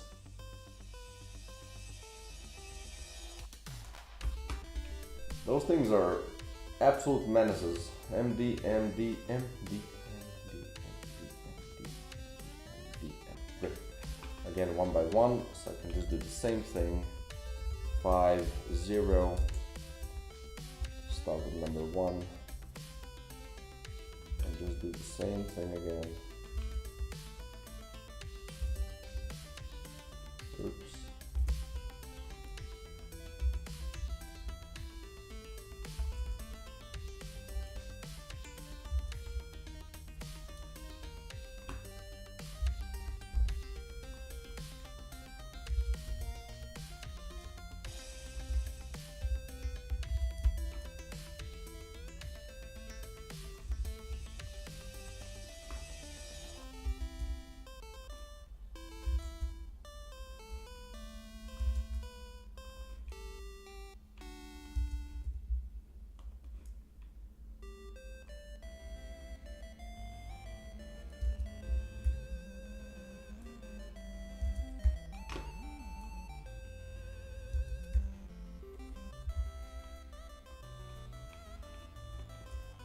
Okay. That was back in old broken windshield. Another guy slipped because he was washing a car.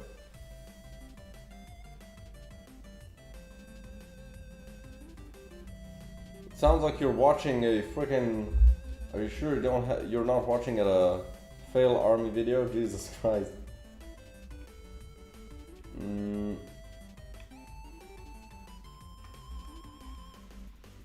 Okay, this is it. We have the doctor finished up, so let's go to NG. We're gonna make a new folder. It's gonna be NG. No. How did I name them here? Relationship of dialogues.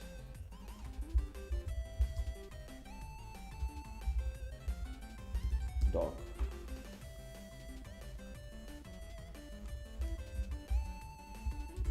NG. Okay.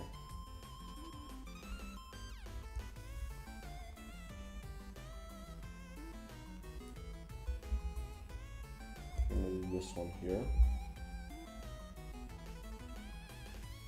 Jesus, man. Okay.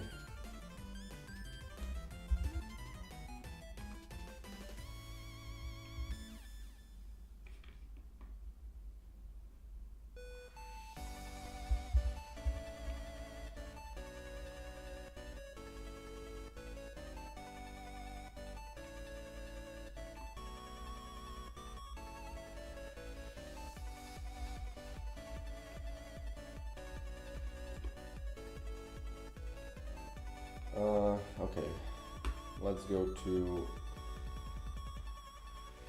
engineer, oh right, it's Smith.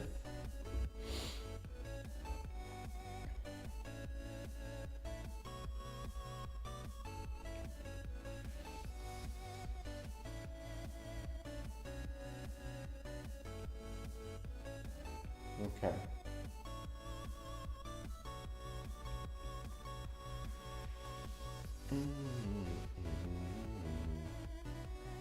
So I have 15 of them, so I'll just make a 16 long list.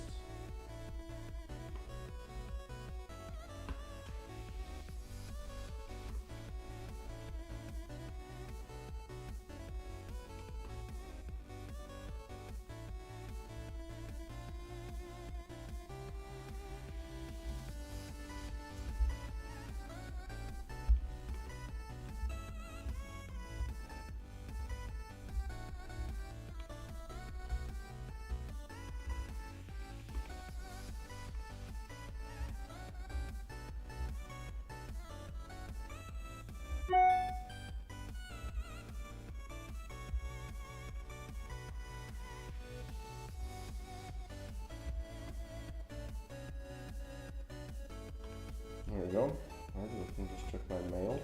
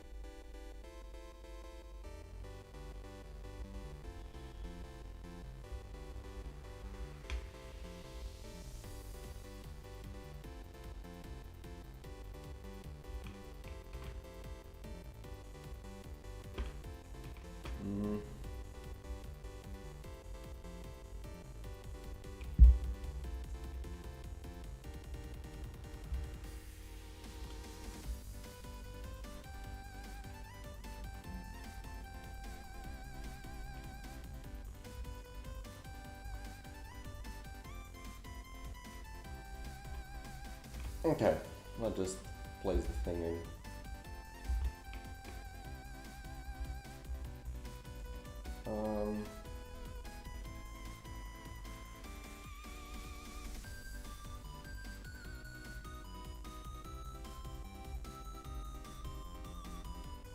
Right, engineer, oops.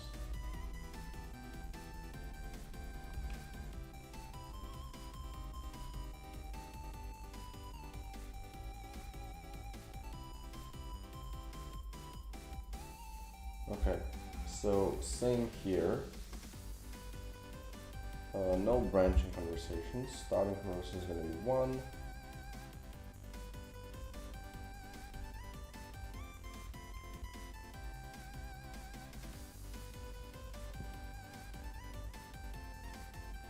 Okay. So let's start with this one.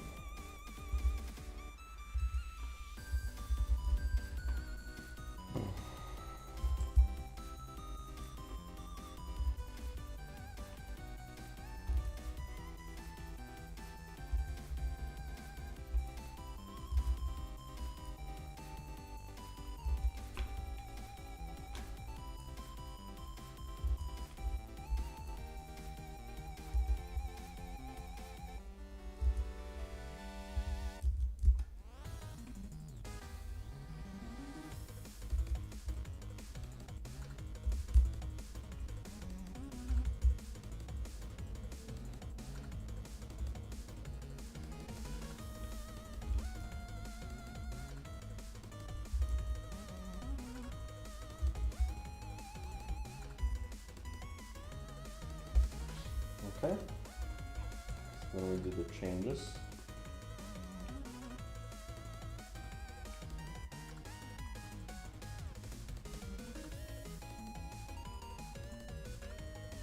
So we do change to 0, right, on the second one, and 1, 0, 1.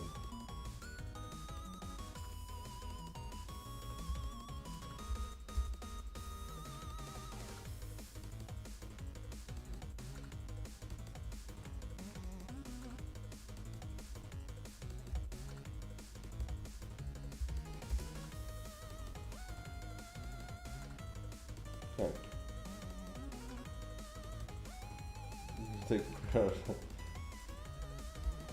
Take it easy, man. Yeah, I think that's it. I'll just put the name. Let's copy this thing.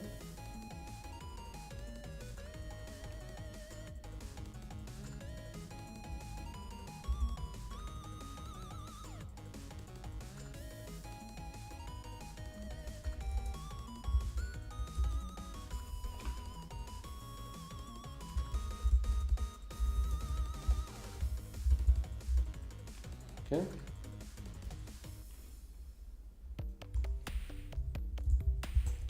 Elements. Number 2.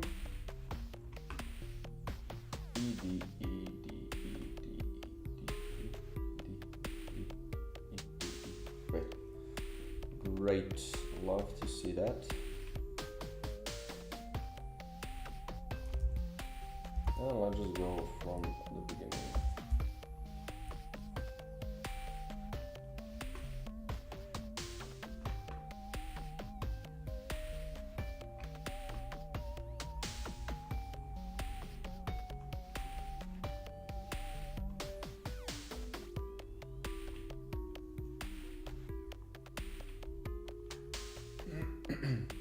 Okay.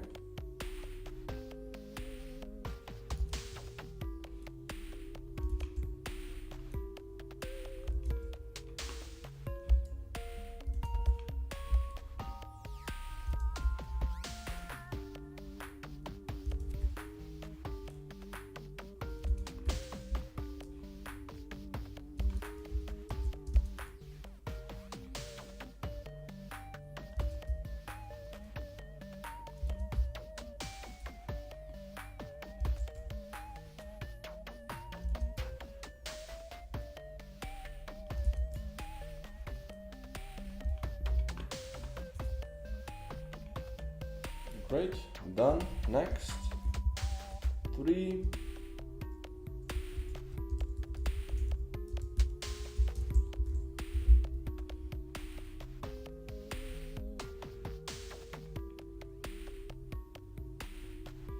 Great.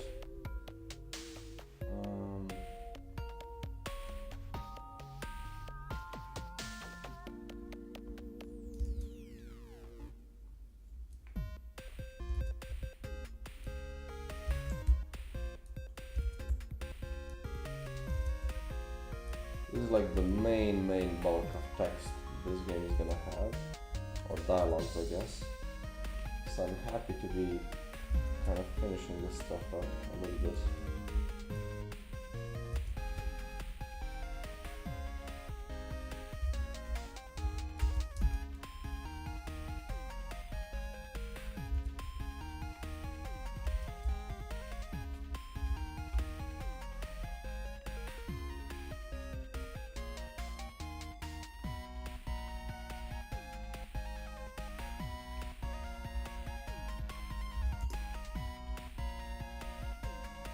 Okay, that one's done. Let's make number 4.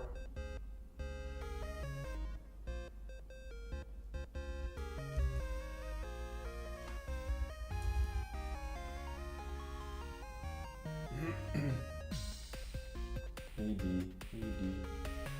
Oh, there's the double.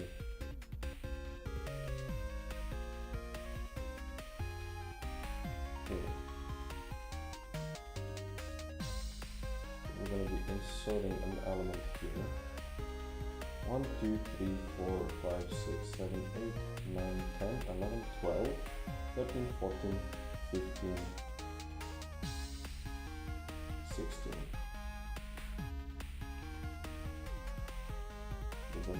Oh yeah, it does make sense. So 16, so we need 17, and I'm gonna put this element on the 1. So is it element 0? Yeah, so 0, 1, 2, 3, 4. So on number 4.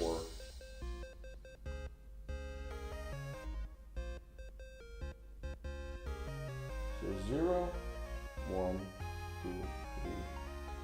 This one needs to be on the 4th place. Boom. It's gonna have no event. There you go.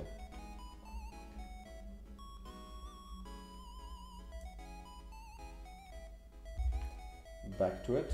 Boom.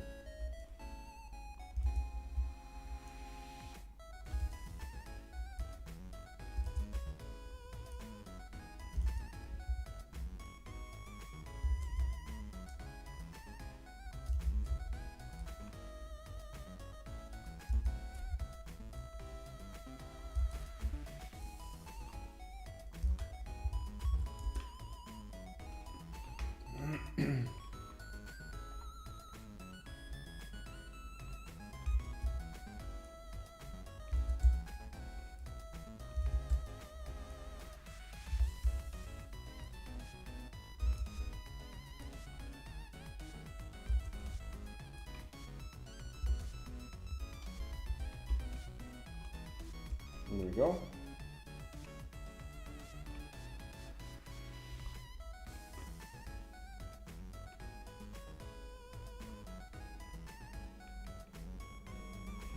Okay, so we're gonna just copy this one.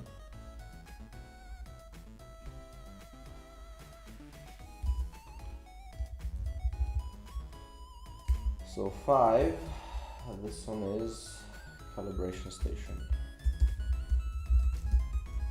There you go.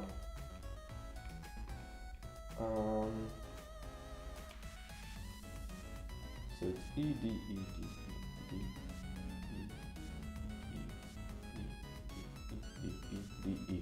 Okay. So I just changed 1 in the middle, so that's great. That's also easy to do. So number 5.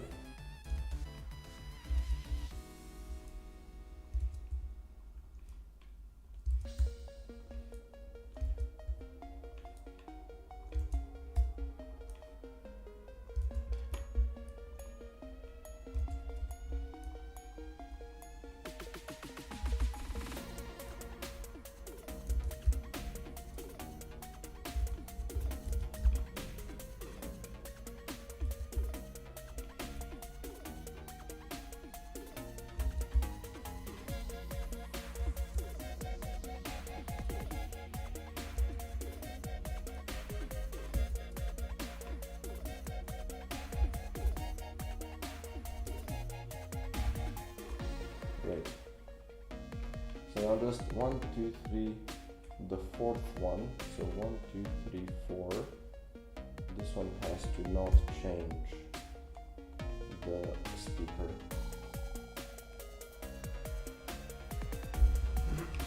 Okay, so these are done.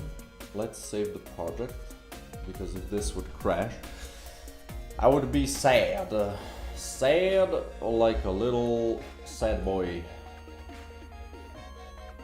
Okay, back to dialogue texts. Oops.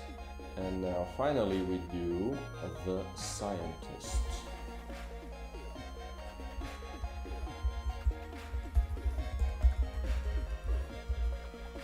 There we go. And here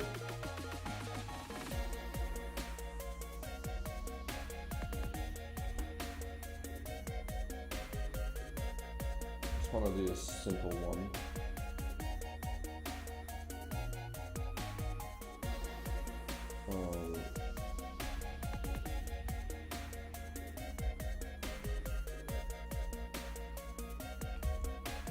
That seems good. There we go. We're gonna delete these. Hey man, welcome back. So starting conversation is 1. This is all good. Choices, no. Branching conversations, no. Okay, so this is good. So let's set it up. So scientist, is the last one. Bug recycler pit. So this is gonna be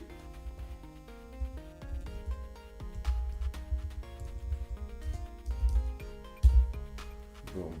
Delete this.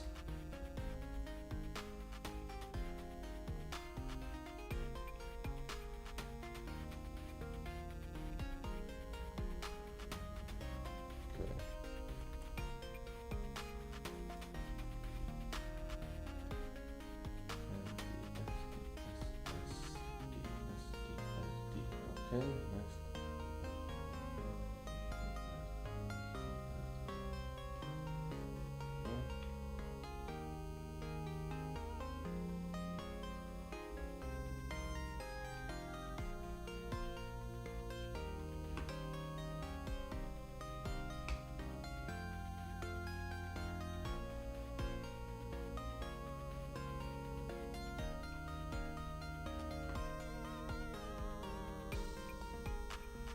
Okay, so just the one has a funky one. What's the longest? 17, 16.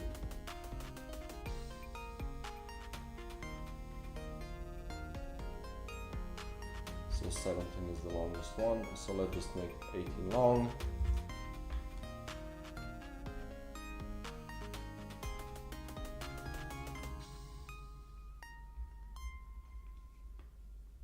Why do all of these have so many freaking events?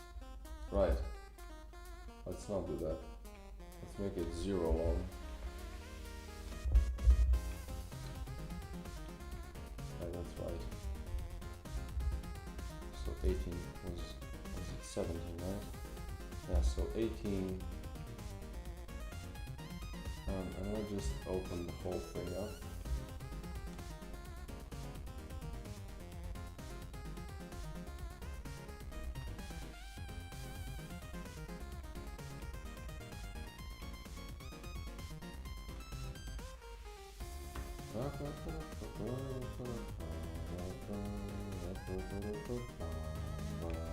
Bow.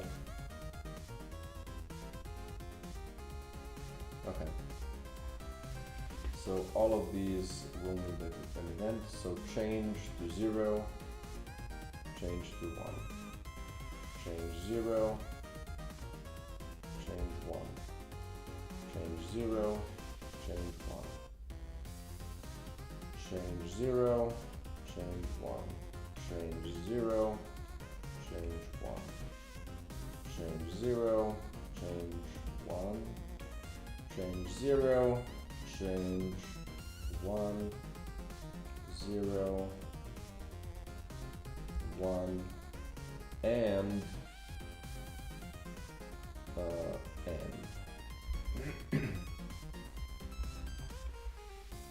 guess I can just copy these, right?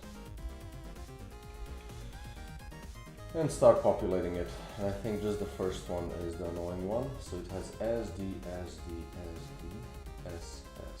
So the 0, 1, 2, 3, 4, 5, 6. The 7th one needs to be another. It needs to be one that's none of them. 0, 1, 2, 3, 4, 5, 6. So the 7th element needs to be this. Boom. Without change. There we go. And let's get it. So scientists. God damn. Okay.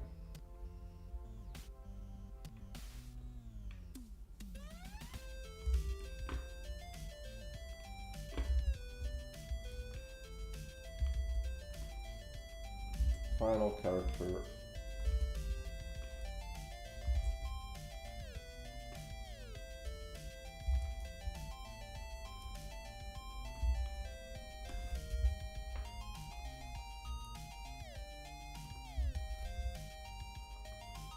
So this one doesn't change, and the text is noted.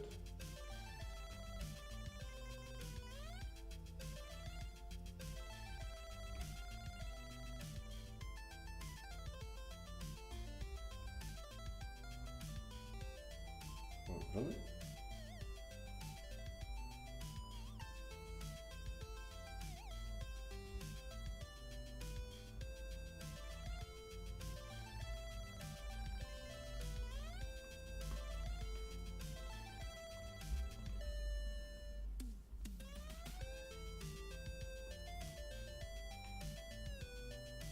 Oh, I messed up. That's why it doesn't add up.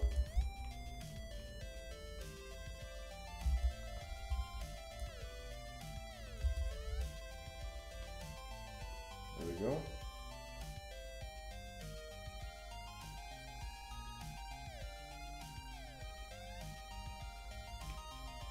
Okay, and then 8, we go back to 0.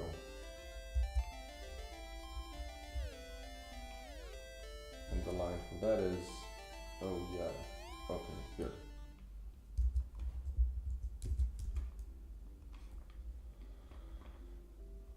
Whew. 2.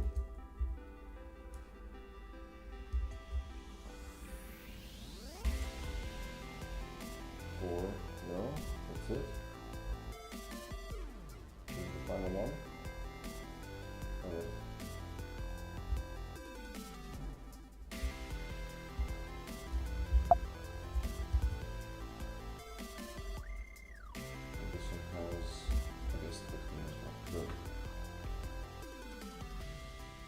Okay, this one is done. Next, we have elements.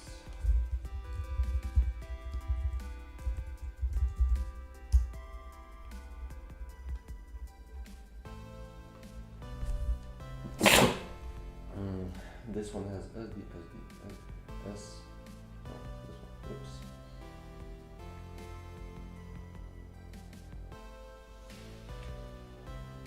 Okay, it's just changing. Great.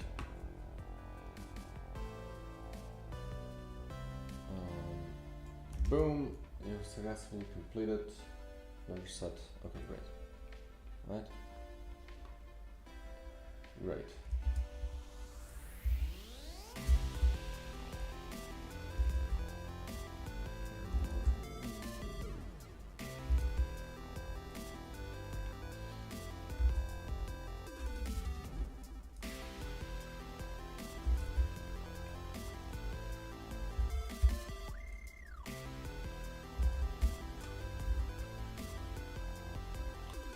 What I'm doing is assigning texts to dialogue scriptable objects. So essentially, I'm preparing dialogues for when you finish quests at NPCs. Now this is, I thought it was smart at the time, the way I'm doing it. But it turns out it really isn't. It's quite janky, in fact. But now I have everything set up this way, so I'm just kind of writing it to help. But yeah, it's, you know, it's gonna work, so it's just kind of a lot harder to work with than if I would just have this everything being a single text file. I think the way I did this is just really complicated and awkward. It's gonna be somewhat easier for the people that translate, so I guess that's something, but still.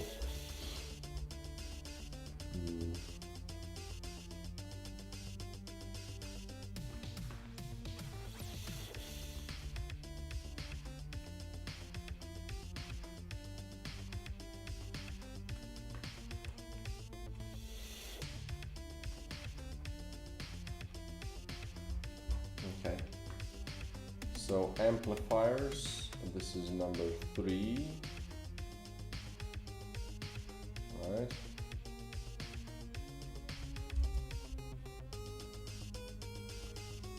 Okay.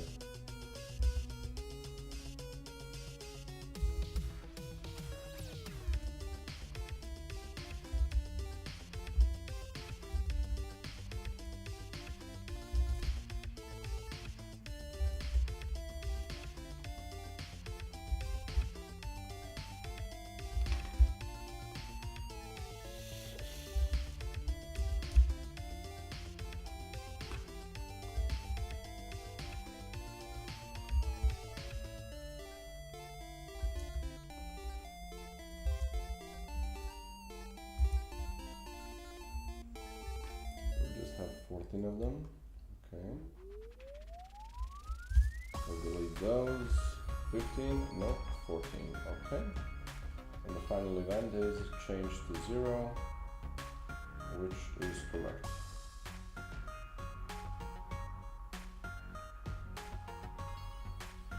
Okay, this one also has the right amount of them. So let's go number 4.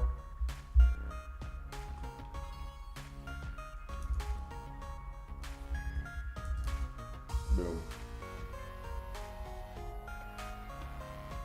So number 4 is this one. And then I just have one more.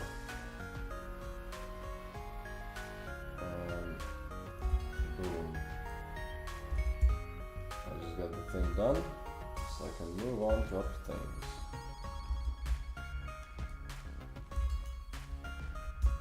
Which does make me quite happy to get this out of the way. I don't think I'm going to be able to make a new build today, so I guess new build is going to come out next week. People can try all of the new changes. It's actually quite a hefty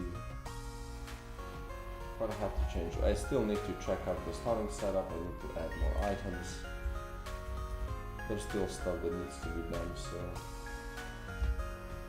17 doesn't exist. So this one then. And we delete this. So again, the last event is changed to 0, which is great. And then we have the final thing. This is number 5. Boom. So number 5 is greetings, blah blah blah. Greetings, blah blah blah. Great. So let's get this final one done and then move on.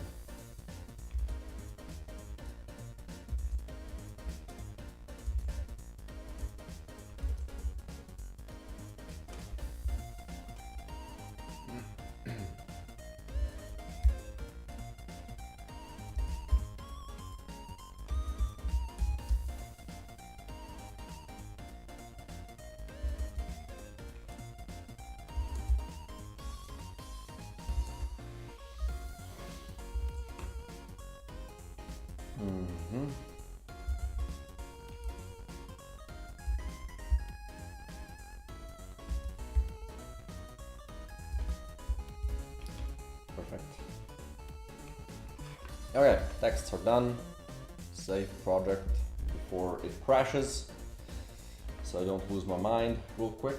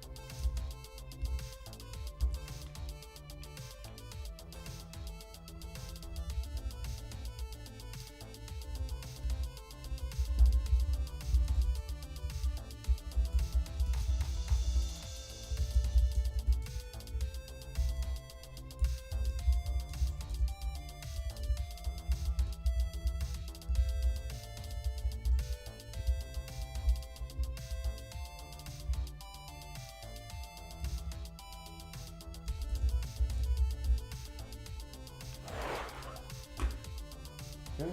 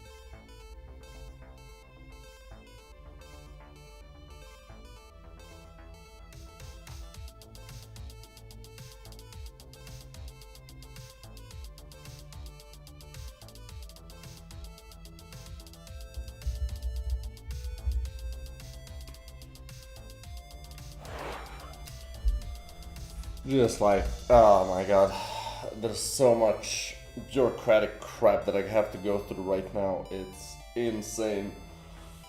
Are like classes in the game? There's no classes per se, but there are outfits which are like characters, and they have different ways of playing. So I guess, yeah, kinda. It's just not typical, right? It's not like they have, I don't know, a ranged class or whatever, right? But you do have characters, right? So this is the base outfit with the dash. You have an NG that can place turrets. You have medic suit that can use the magazine for melee attacks. You have the hazmat suit, which you have 3 of them, and they kind of all work with different main effects, right?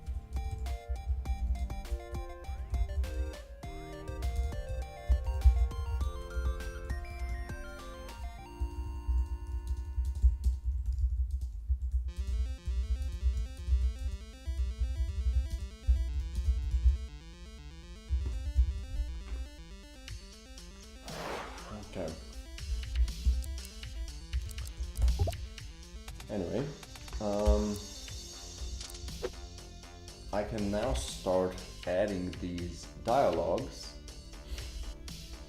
to the quest manager. So let's start with the doctor again.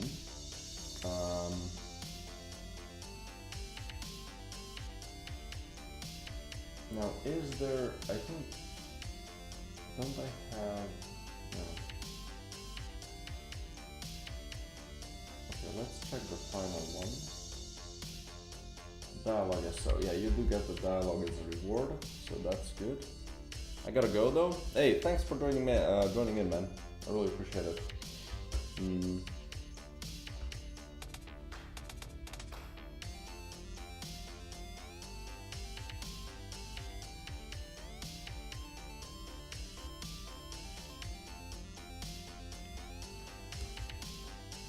So what I'm thinking is just deleting the whole thing and starting fresh.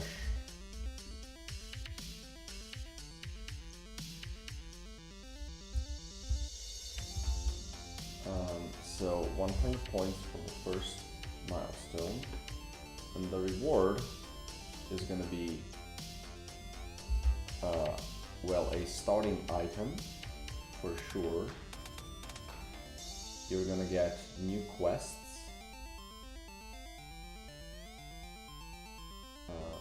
Wait, how do you... It's just an item? Okay. Is that how I do it? Right now I'm giving you blueprints, right? So I want to just give you the item.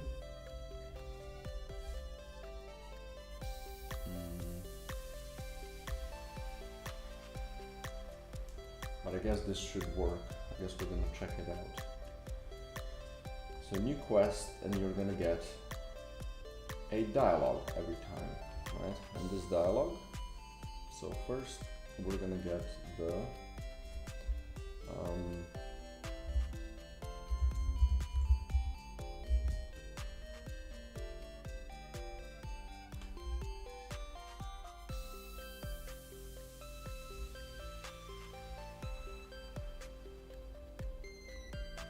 what?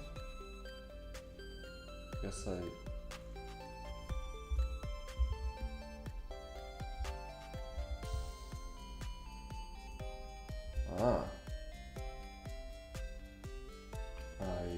worded it wrong, but that's fine.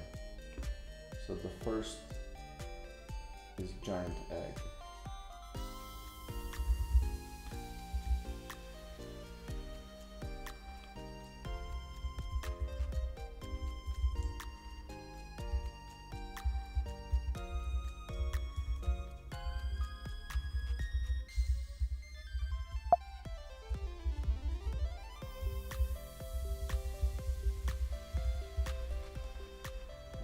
Go.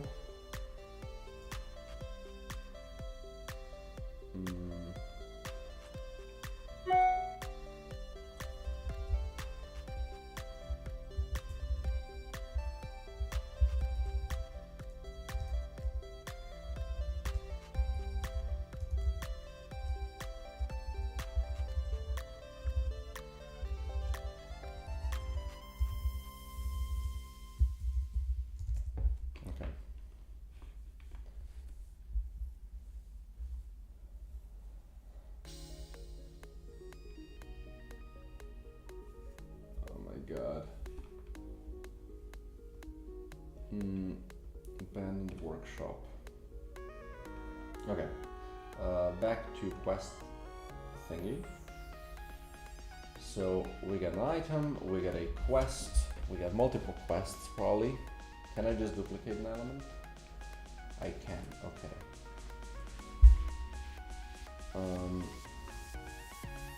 So quest SO's doctor.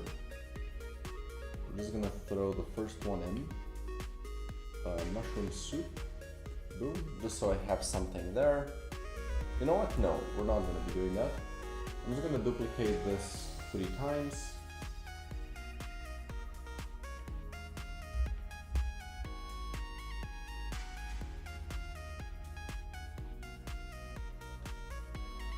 I mean 2 times. There we go. So essentially everyone needs this. Right? You're gonna get an item, you're gonna get quests, and you're gonna get a dialogue.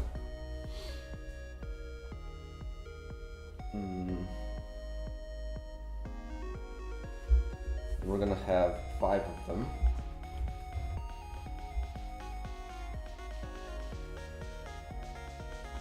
Here you're gonna need 200.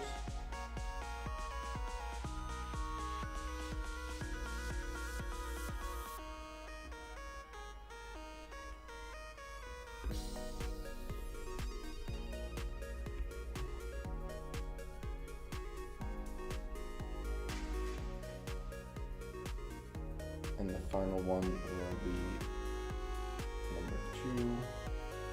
And then we're gonna need 300. And the final one's gonna be number 3. Then around 300. Number 4. And 300. Number 5. There we go.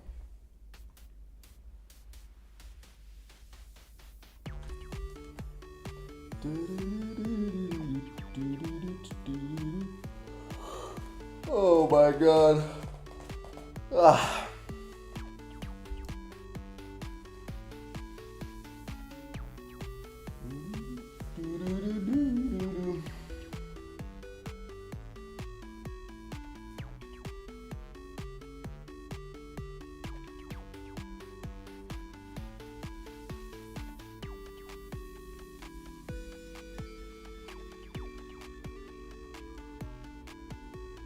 So here we're gonna do the same thing.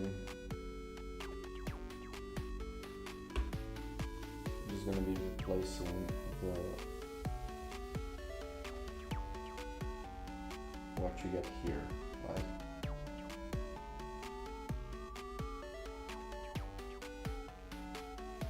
So this is scientist.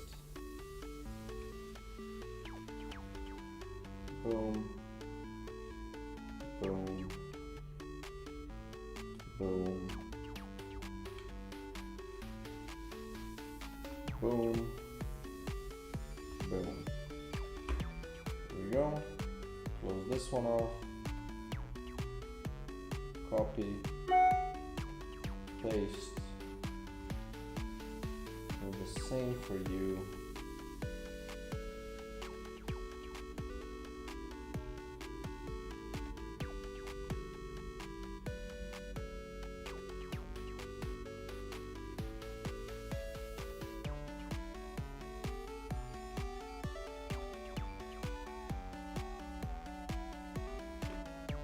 Okay, so now we go to NG, workshop, elements, fab core, outline supply terminal, and calibration station. There we go.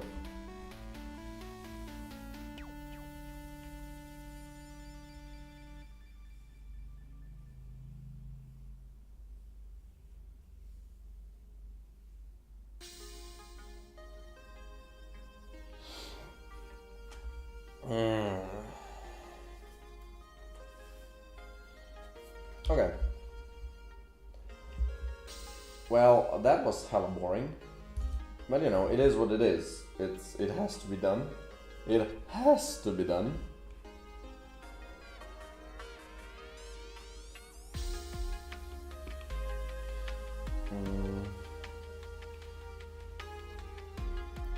Now I need to make quests.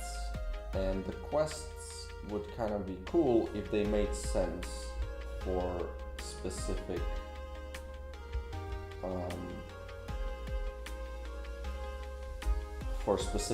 dialogues, right? So with that in mind,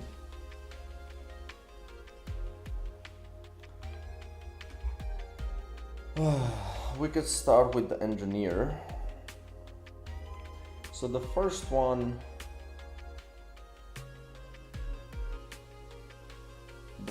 doesn't really matter.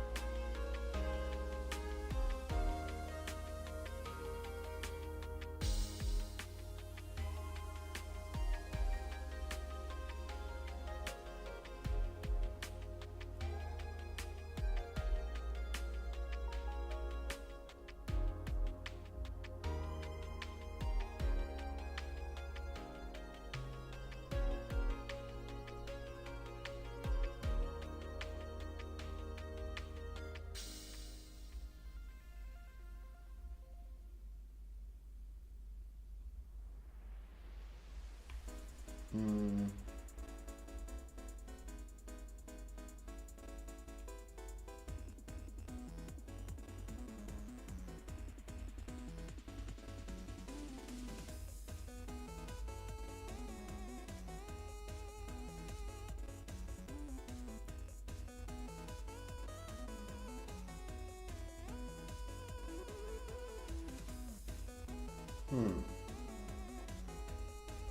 I guess it's not really much connected to anything, so I can make quests whatever I want, which is good. Ish. Kind of, this is one of the funny things, like, if you have your hands free to do whatever you want, it's most of the time it's harder to actually decide on what to do, because if you're kind of locked into something specific, it's a lot easier to figure out what that is, right? You're much more limited into what your options are, so it's easier to decide.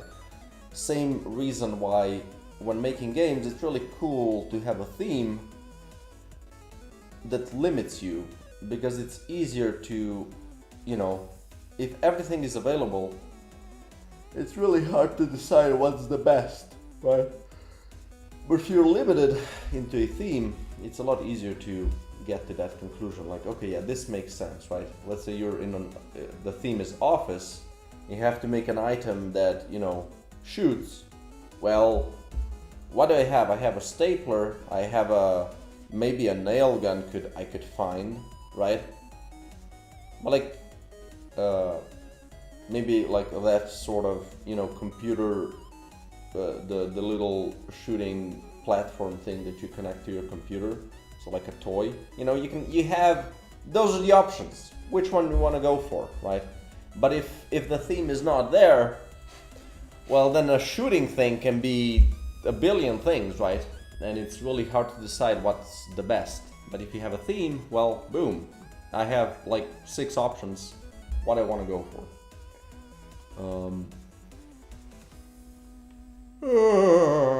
And the more specific the theme,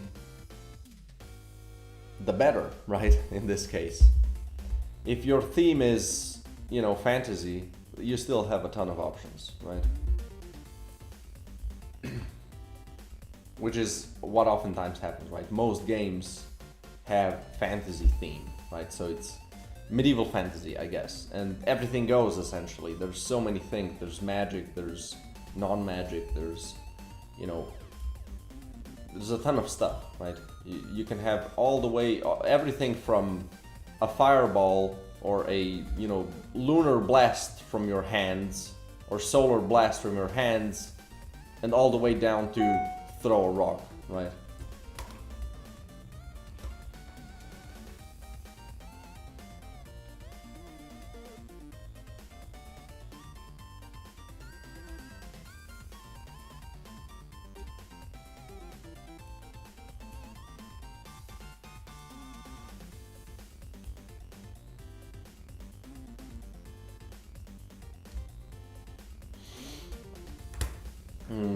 God damn.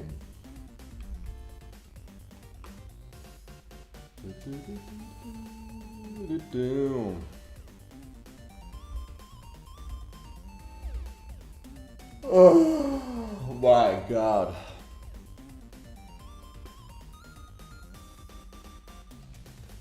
Anyway, let's see what the quests are for the NG right now. Engineer. We have projectile testing, which is how many projectiles you fire. I think this is a good first quest still, because you just do it, right? It's simple enough. So I think this still works really well for the first quest. But I don't know where I set the first quest though. Quest manager? Because you need to set it somewhere. Well, I guess that one's staying. Okay, what do I have then? Boomba's killed. Sure. Laser testing. This one is going out. Max amount of modules on a single projectile. This one is fine. Goomba's Guild is just kind of boring, but it is a thing. Wait, what is this? Okay. Tinker with Dwayne. Yeah, so this one is gonna be changed to another one.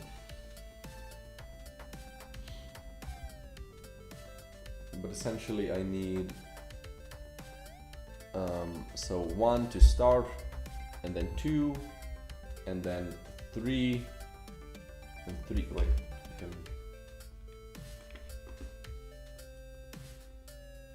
so 1 at the beginning, and then 2, 3, right?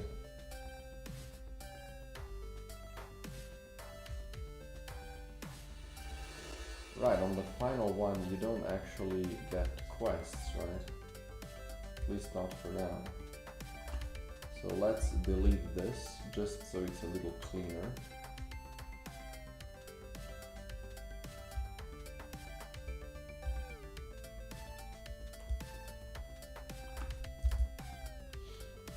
Same for you.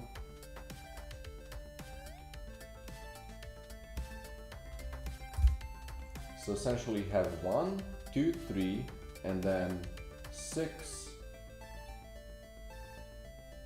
9, 12. Is that it? So 1 quest to get to 1, 2 to get to 2, and then, okay, 1 to get to 1, 2 to get to 2, then 3 to 3, 3 to 4, 3 to 5.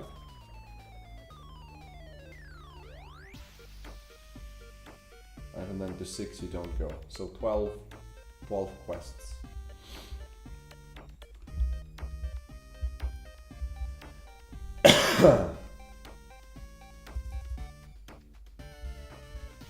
So I can add these in, just so I have them ready. So this is quests. I can just add them in, right? So we have this one.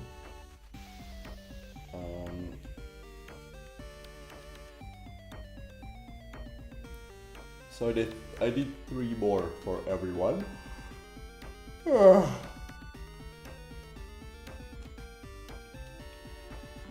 like this. Quest scientist, same thing. And quest engineer.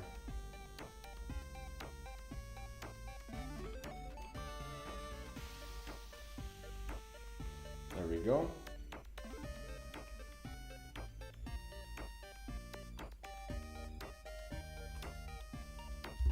Really?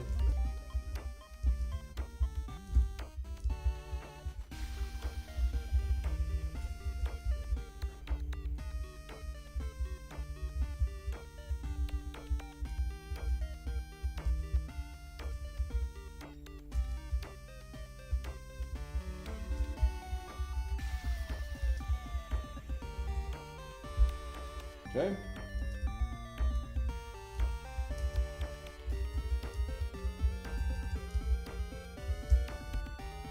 There we go.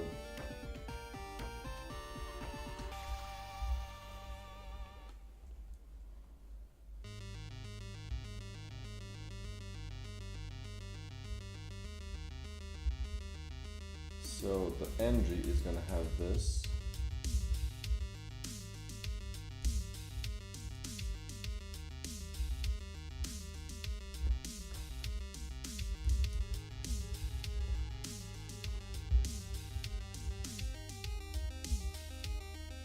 You're gonna have this, and you're gonna have this, okay? So then we can increase the temps for now.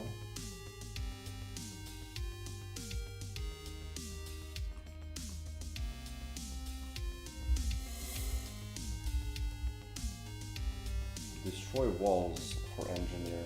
Yep, that's a thing we could do.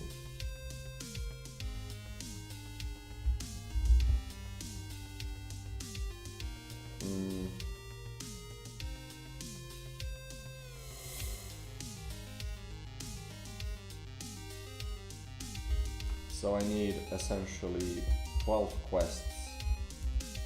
12 generic quests for each character, right? And they can they can repeat, as in what the quest is. I can just make a new name, increase the amount. But yeah, they can repeat, right? So let's say a doc wants you to chop mushrooms, you can do that multiple times. That's not an issue. I just changed the name, so the flavor is nice. Change the image, baby.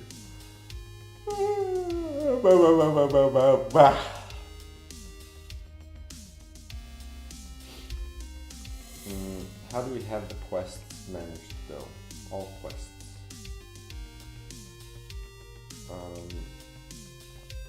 So let's say this one. It does have a sprite slot, but if it doesn't use the sprite, it just uses the sprite from the Statistica, so which does have a sprite. Yeah. So I can make custom sprites for it, which is something I might as well do because it's not gonna cost localization. Fuck's sake. Yeah, damn. So yeah, 12 quests for each character. Holy.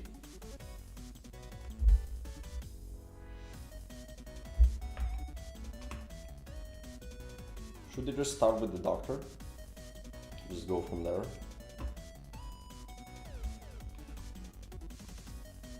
So I have mushroom soup, red mushrooms chopped, sure. Eggs destroyed, lovely. What came first? We have the booba killed, okay. Mussels, we have, and then we have the other biomes. So it's kind of nice that maybe the first quests go only in the first biome. Okay, so mussels, we have shalittles killed. Mother of all chickens, we have the big... Oh right, we have the little ones here. The big one, explosive. We have the bugs, right? And then we just have temp. Infest applied, melee attacks on enemies, big stumps killed, tinker with big shroom. Yeah.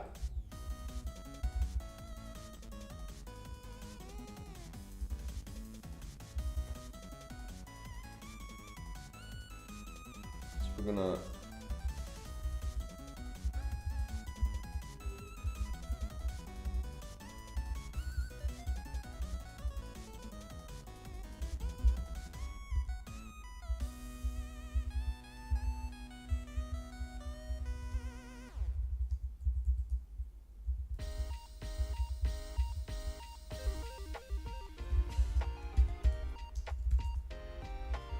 let's pull this text actually.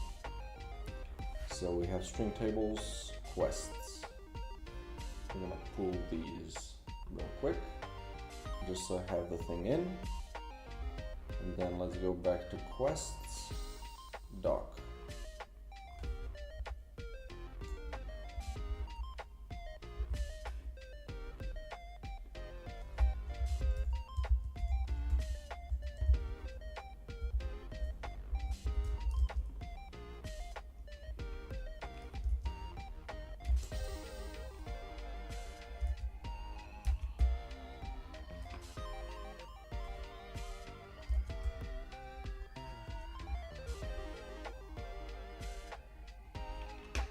Okay. I'll just get this ready for all of them. NG.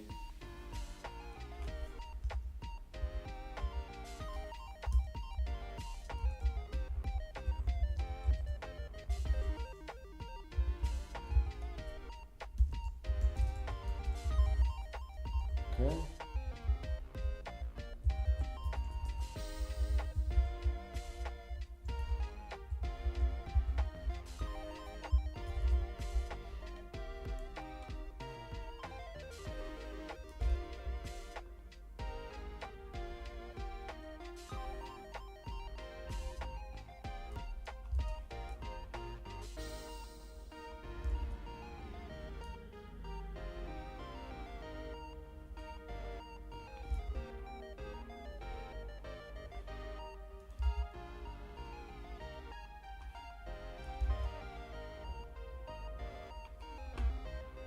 This is scientist.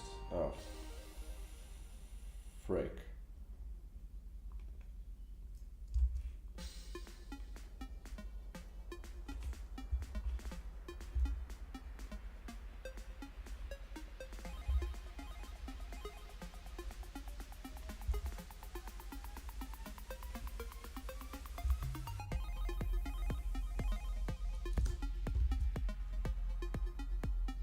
Okay, and finally, scientist.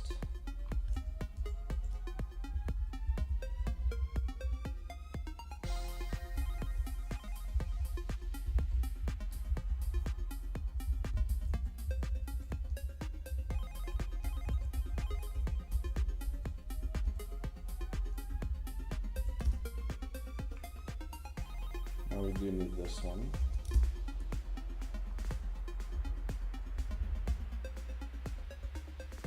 Oh, didn't even bother changing these, eh?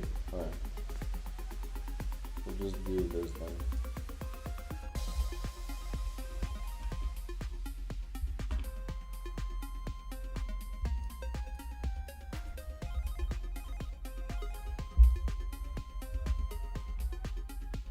Ugh.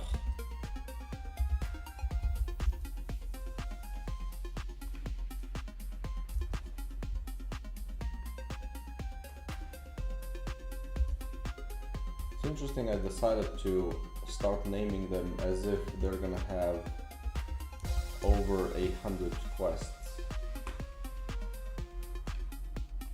Which, that ain't happening, brother.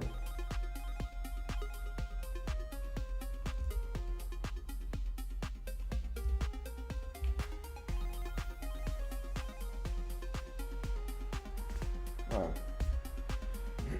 So we have the things set up.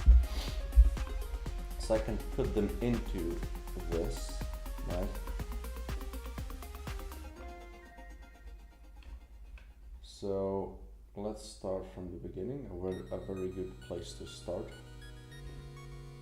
So doctor.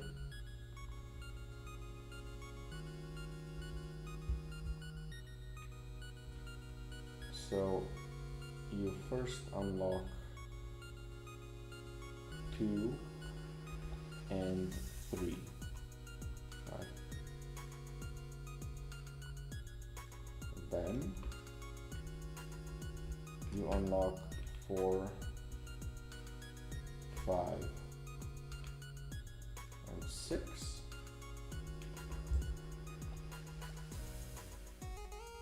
4, 5, 6, 7, 8, 9,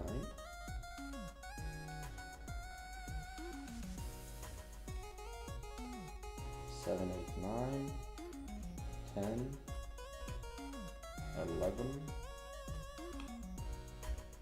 12, and finally here you do actually unlock one of them. So new quest. Unlock this one. Okay, doc is done. Apply. Save.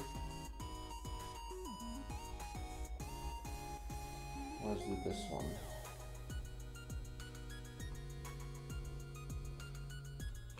So this is a scientist. So here you unlock this one. You can close you off. Okay. So number 1 you unlock 2 and 3.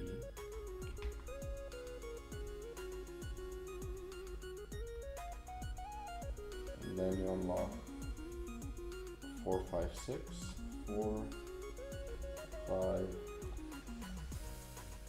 6.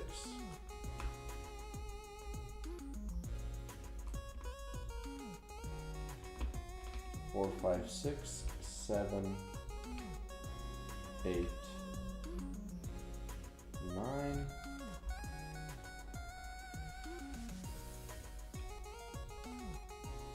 10, 11, we go. Apply. And finally,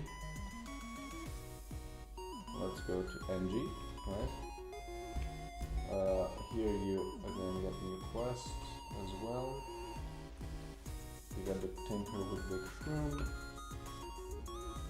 But then from the top we do 2 and 3.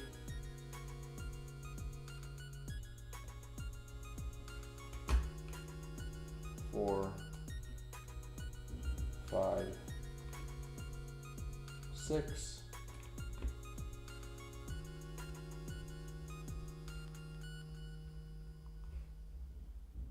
7, 8, 9,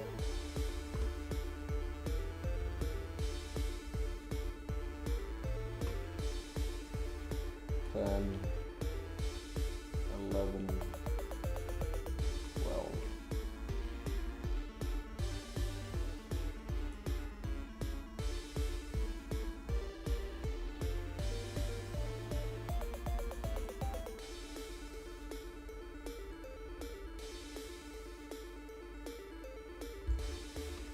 Okay, save the project again, just in case. So we have the things set up, right? Now I just need to figure out what these quests are gonna be, and also add items to be unlocked with all of them, right? And right now I have how many starting items? Do I have everything opened? No. I think it's here. Yeah. 1, 2, 3, 4, 5, 6, 7, 8, 9, 10, 11, 12, 13, 14. 14 items, but this and this does not unlock with characters. And neither does this one. These 3 don't unlock. I mean, these unlock with the main tech tree, right? So we just have 1, 2, 3, 4, 5, 6, 7, 8, 9, 10, 11. 11 starting items. I need at least 15, right? 15 starting items. I mean, the reward could also be the outfit, so I can intersperse those as well. So I guess I have, for 3 levels, I also have items, outfits, or suits, I guess.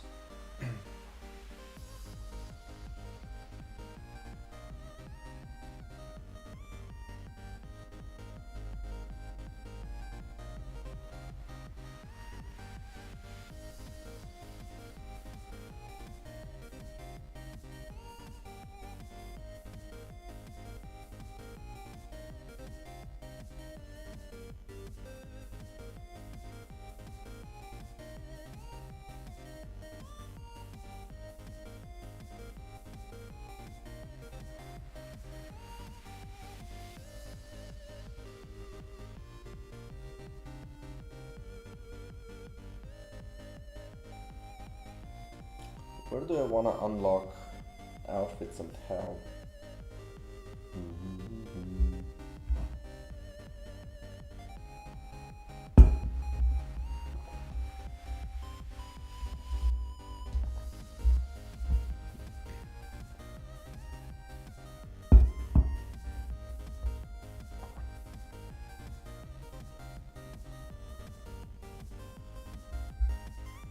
Essentially, I want people to unlock outfits quite soon, right?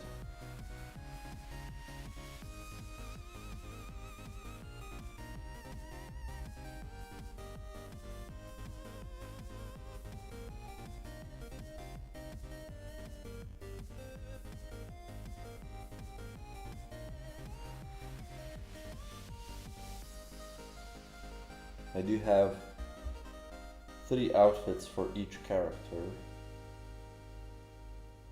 you could be unlocking those. Maybe they can be just kind of thrown out, right? Boom, have it here.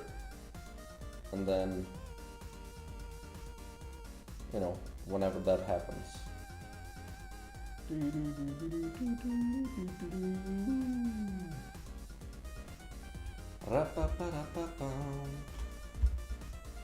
We're also gonna make this not a starting item.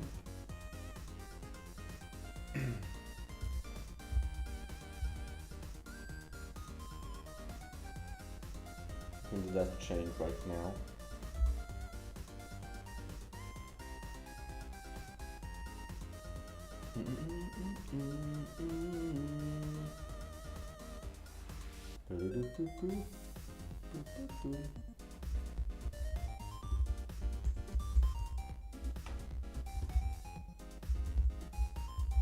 There's gonna be extra bones instead.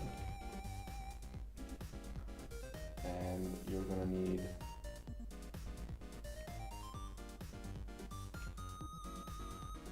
get an item,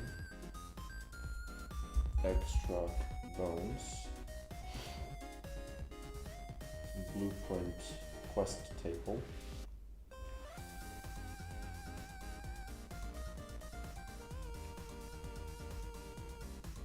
life mechanics study. It's not the worst.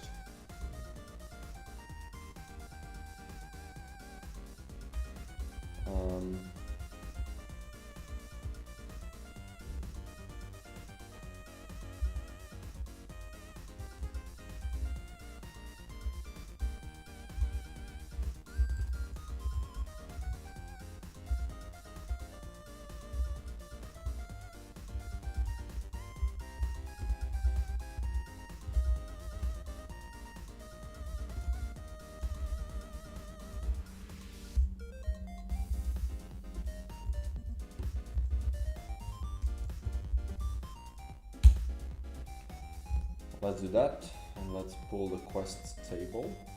Quest, string tables, quests. Let's pull you again. Okay, and go back to blueprints. 55.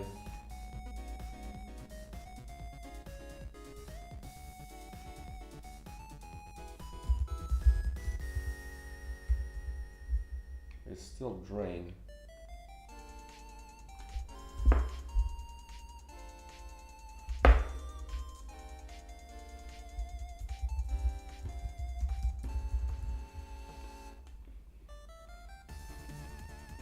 So what if I pull it now?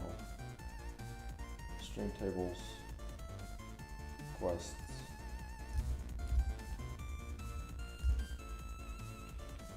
Pull again. Back to dialogue. I mean, it doesn't matter as long as the the name is actually correct. Not the name, but the extra bones. Okay, good. Extra bones, the big MAG study. Whatever that means, right? I'm gonna apply this to the change log. Changes.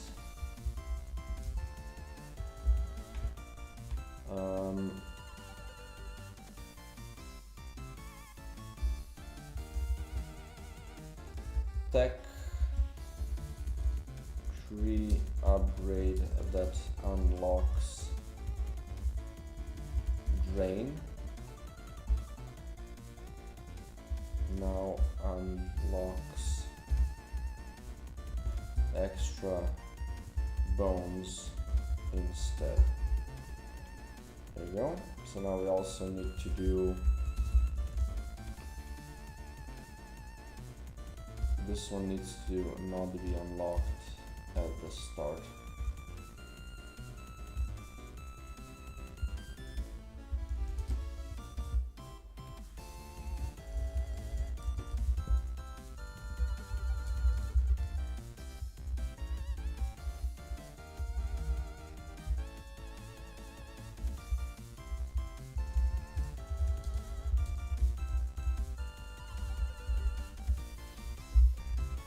Okay, that part is done. So now I have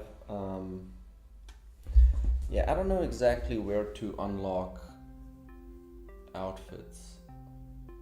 I probably do want to do that soon enough, like early-ish. At least one of them, right? Which one would be a nice one to start with? I think the engineer one is really cool. So maybe NG outfit would be something that you unlock right at the beginning, right?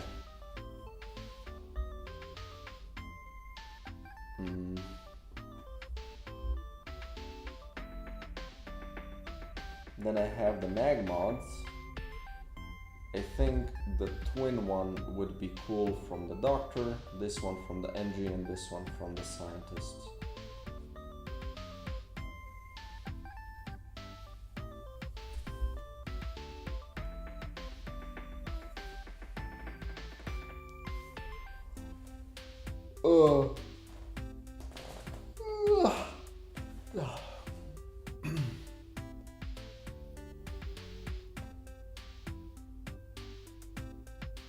What happened?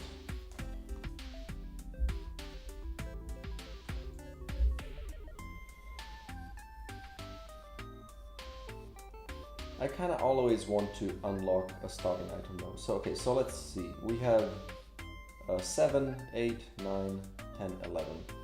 So I need 4 more. But then I also need a starting pool of the starting items. So we have a little bit of variety before you unlock more of them, right? Or do you? Maybe you don't.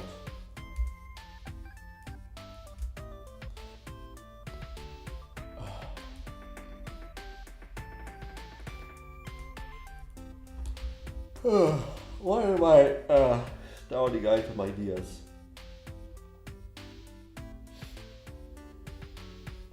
Starting items.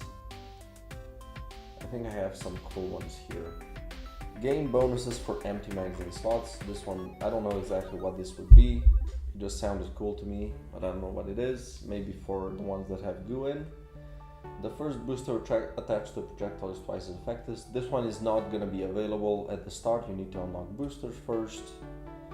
You may spend goo instead of ability charges.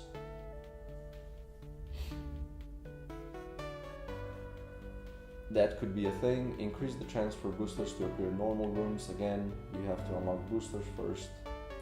Gain 1 additional option when choosing items. This one could be a thing. This one should be easy enough to do. Whenever a goo bullet is dropped, it transforms into a booster. Yeah, again, this one is really cool, but again, you need boosters first. And items are 100% stronger. Yeah, this one seems like an event. Abilities can be used with 0 charges, doing so consumes HP. All items and evolutions are bugged. Yeah, so this one's kind of the same. But this one seems like a challenge run thing.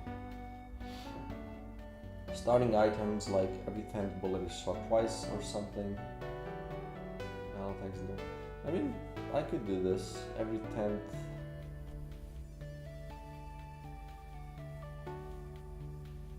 Does that make sense? I mean, I guess if it doesn't count repeat and whatnot, right?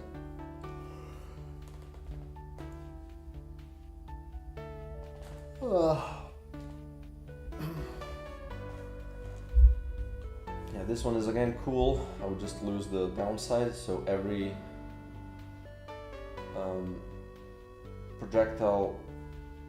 projectiles gain 10%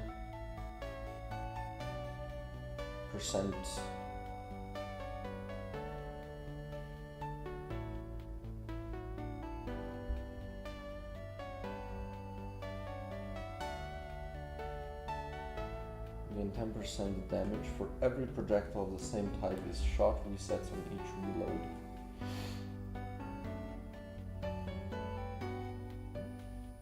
Maybe it does need a downside, right?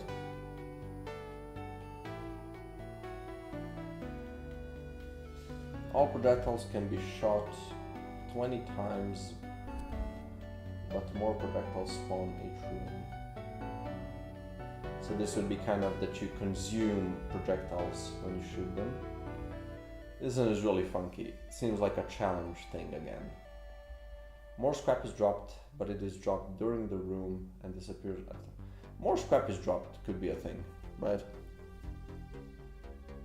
So you essentially would get more items. Reactive armor. Reloading the mag creates a shockwave that pushes the enemies away, but reload lasts 20 times longer and cannot be interrupted. You know what? This thing could be a starting item. The one that makes you drop more goo, right? That makes enemies drop more goo. Because it's kind of annoying if you get this towards the end. So this could definitely be a starting item. Let's see. This is slime pump. So let's make this a starting item. Boom.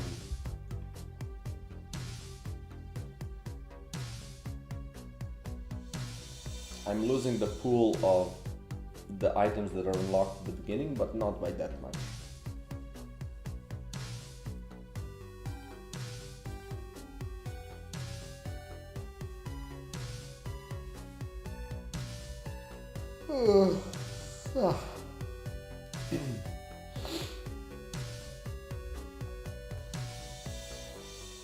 I could add some of these items that I've disabled as like base starting items, or maybe if you have the electric outfits, I could just enable some of these items, so making you have more energy. What else is there? You destroying walls with melee attacks. This could kind of be starting items because they're not like crew. They're not insanely... Like, they're not insane. You can just kind of take them, you know? Just a small buff. Man, there's not many of them though. Like, the magnet doesn't make sense in this game.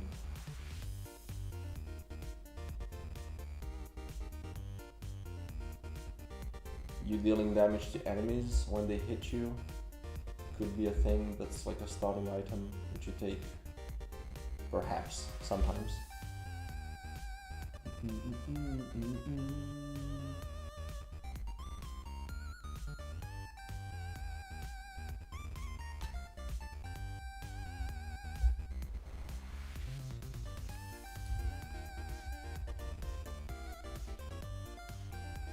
So we're definitely going to be doing a little bit more drawing. Let's go to localization tables right away. Items. So what we're going to do is just add more. I don't know yet. Temp. Name.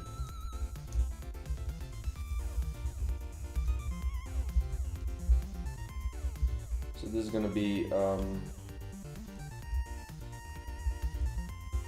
enemies drop more scrap, right?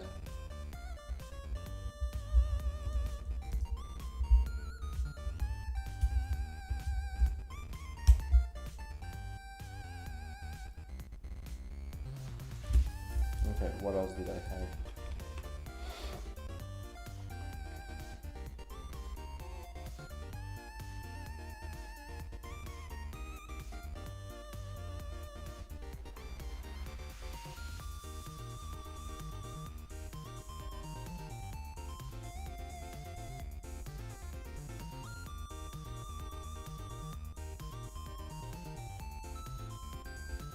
I like this one. Your first ability charge cools off 50% faster, right? So let's do that one.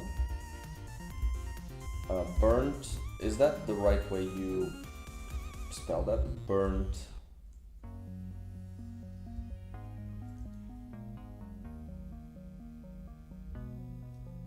I guess it is. Apparently it's also a movie starring what's his name? Burnt Battery,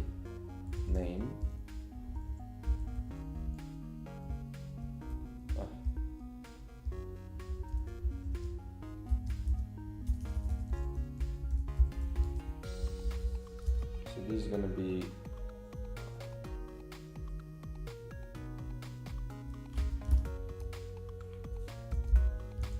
your first ability charge cools off, and we're gonna do this.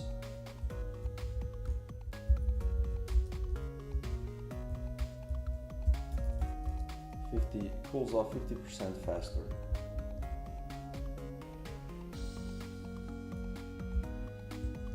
You know what I could do? I could have an upgrade that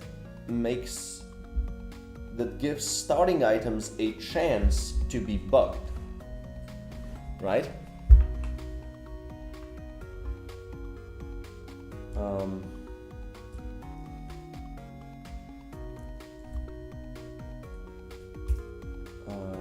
Is this tech tree?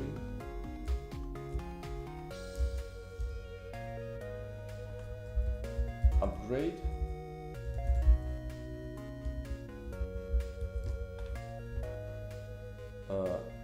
Increase starting item. Give starting items chance to be bugged.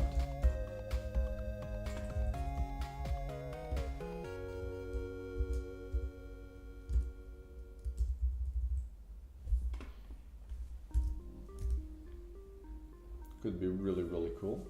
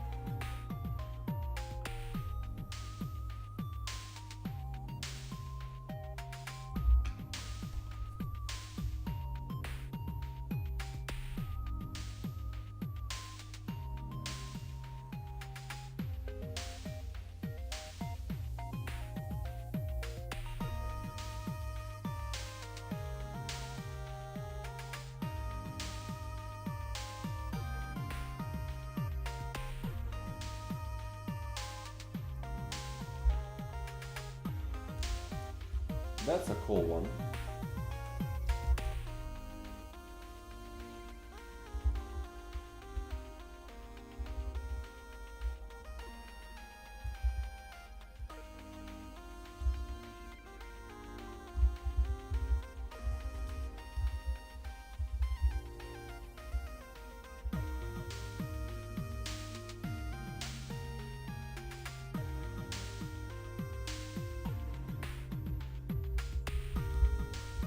The first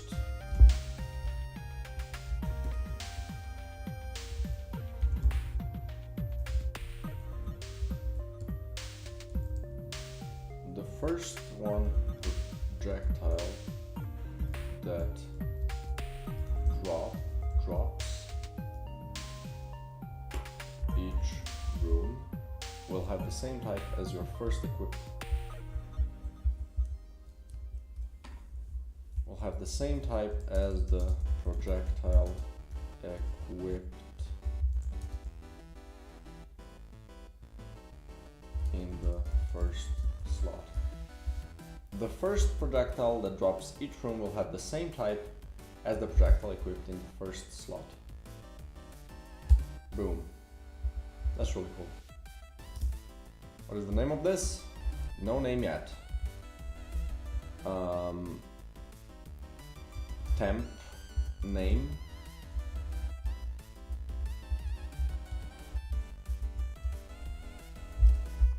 Okay. Really like this one. Killing non-critter enemies with melee attacks has a chance to spawn scrap, but melee attacks no longer shoot projectiles. Okay. Using an ability instantly reloads your magazine, but ability cooldown is longer by 25%. We've done this. Fungal node, 8x max HP, but healing mushrooms are more rare. I mean, we could have simple stat increase items, right?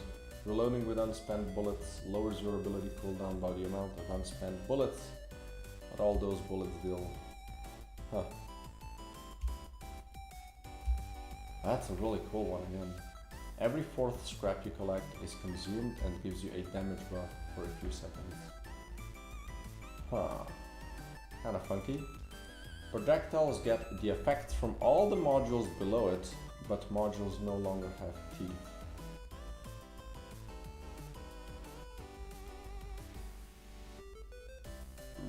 Very strange, very interesting, very cool. I guess I could add downsides back to certain, like not all have to have just upside, right?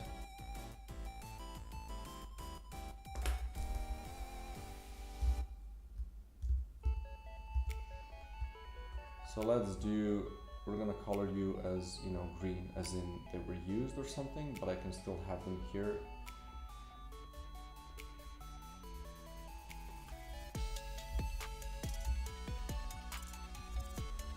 This one's really cool. It's gonna be annoying to program a little bit.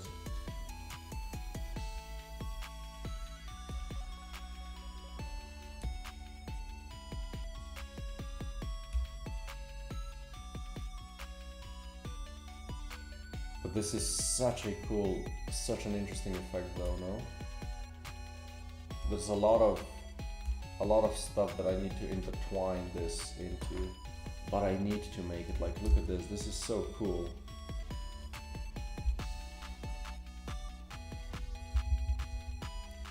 It doesn't have a,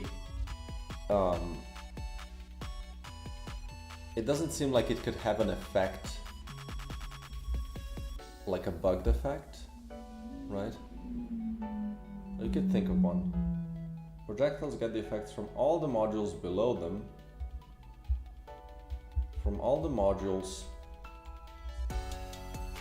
Projectiles get the effects from all the modules below, but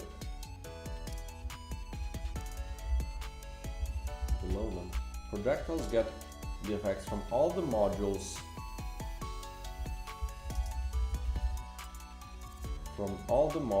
in the column below them, but modules no longer have teeth. Isn't that a cool, like, it changes the way you play the game, which is what starting items should do. Really excited about this one. Okay. Healing mushrooms have a chance to permanently increase your max HP, but start with less max HP and less mushrooms spawn. Like, again, a really cool one. Melee deflects enemy bullets instead of destroying them. Enemy bullets deal double damage. We have an item that does this now. Right? Yeah. So, let's say we've done this. Well, let's do, like, this has become an item, right?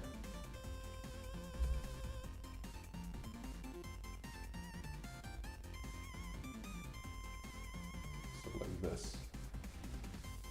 Whenever you load an empty magazine, shoot a homing explosive slow projectile, but reload speed is reduced. Shoot a homing explosive slow projectile.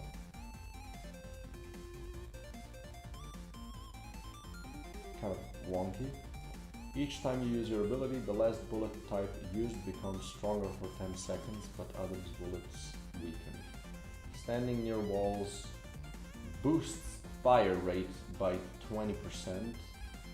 In open space, fire rate drops by 10%. Like, these are so cool, no? Like, they change the way you play the game. Isn't that what you want to do with them? Using an ability makes you dodge everything for 1 second, but you can't shoot for 2 seconds. Gain 1 max health point after every 3 rooms, but less healing mushrooms appear. Modules are twice as strong, but they never have teeth.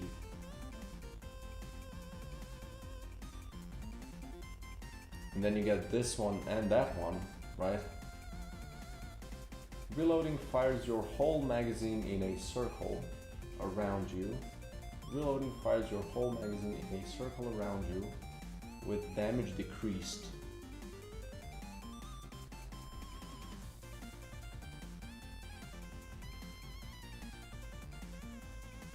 Oh my god, this is a funky one.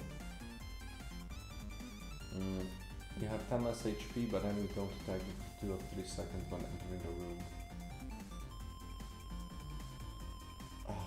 So cool again, no? Start with 1 max HP, but gain 1 max HP whenever you clear a room without taking damage.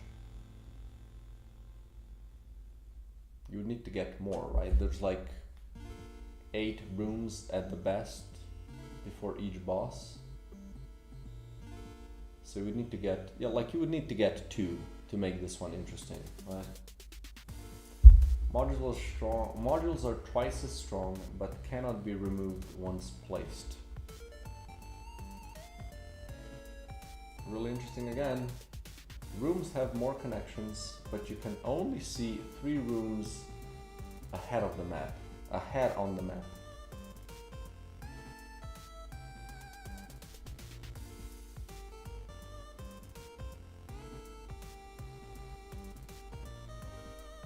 You have 2 extra ability charges and start each room with 2 charges filled, but ability cooldown is increased, so it's just, yeah, okay. All stats on bullets, base and from modules are doubled, but your magazine and fire rate are 50% smaller.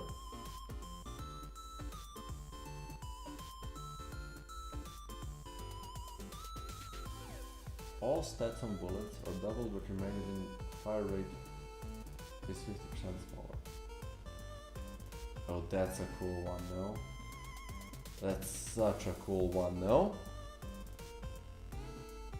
Like, you shoot a lot slower, but all of the stats are doubled.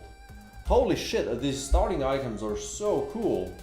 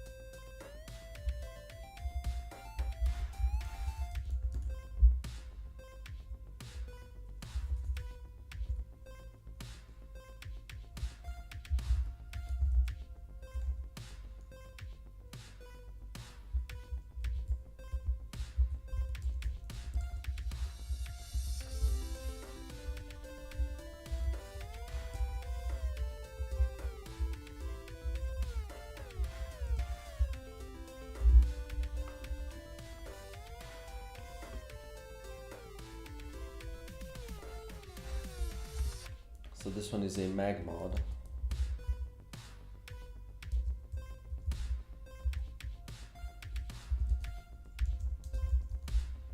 Just so I know.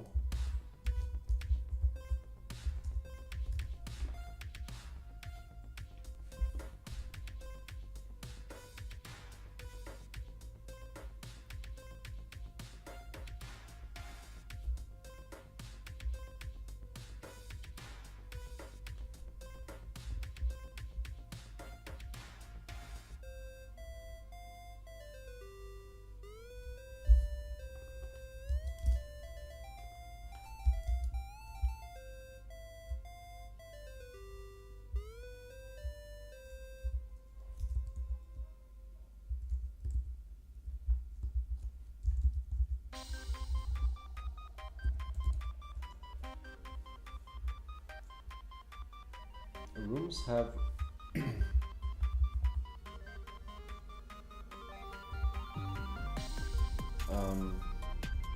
map has more options, but you can only see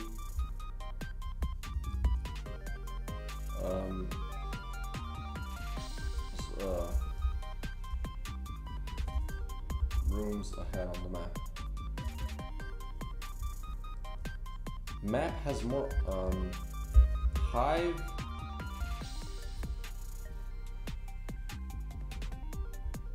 Hive has more options, but you can only see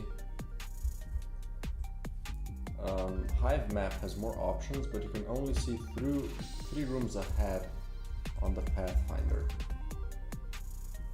Hive map has more options, but you can only see a couple of rooms ahead on the Pathfinder. So cool, no? When did I have these starting item ideas? Jesus, I needed to have like a, I don't know, these are so cool. Modules are strong but cannot be removed. Like, come on, this is so cool, no?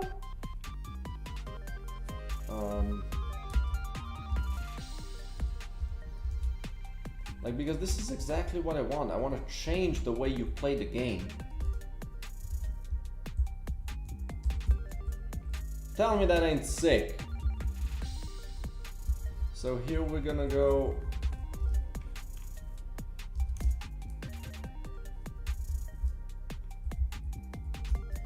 Modules are num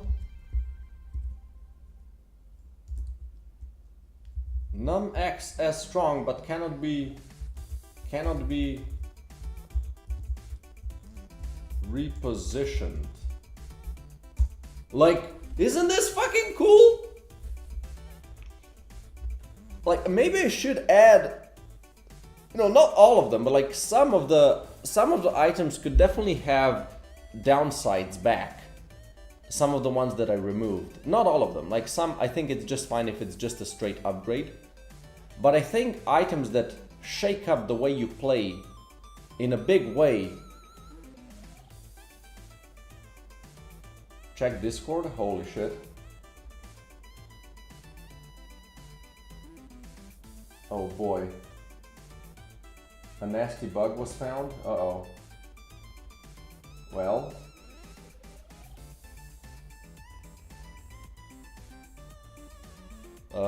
Yeah, definitely gonna... Oh shit, what's the time? I haven't been drinking.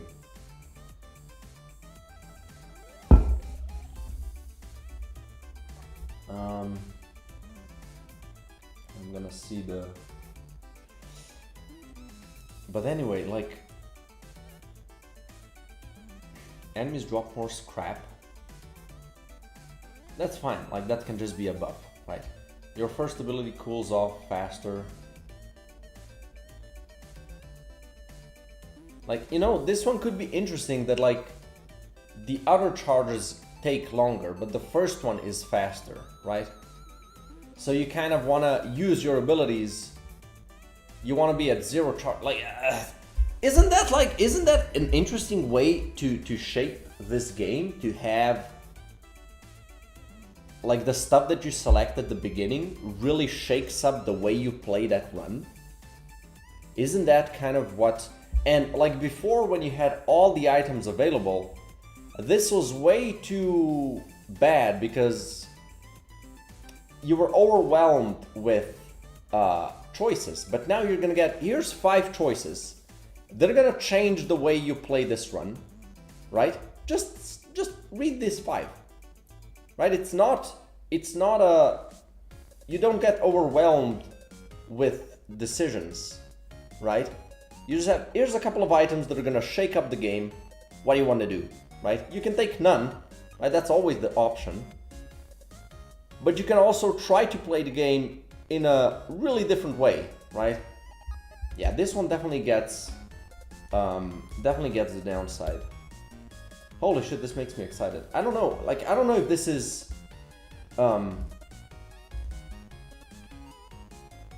Like, I don't know if this is actually a good thing. But shit, isn't it though? Isn't it cool? Your first ability charge cools off faster, but you have one less ability charge. But you have one less charge. But you have one less max charges. C1R.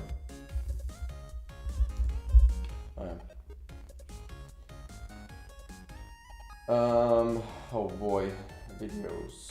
Let's check the bug. I'm kind of afraid. Critical run, bricked bug. And a bunch of videos. Oh, that's awesome. We can check those. A friend of mine has been playing the game, and he's been doing some. He's been making super cool videos about, about the game. Let me just. There you go. Queen Malyaugent. Great. Oh, what the shit is this? Oh no.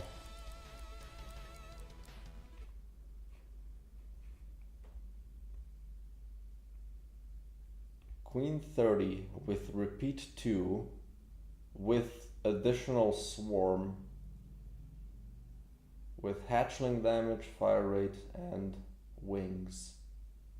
Did this even work, or did it just break? Holy shit. Okay. Nerf. Is this the... this is the queen. Okay. Let's see how it works.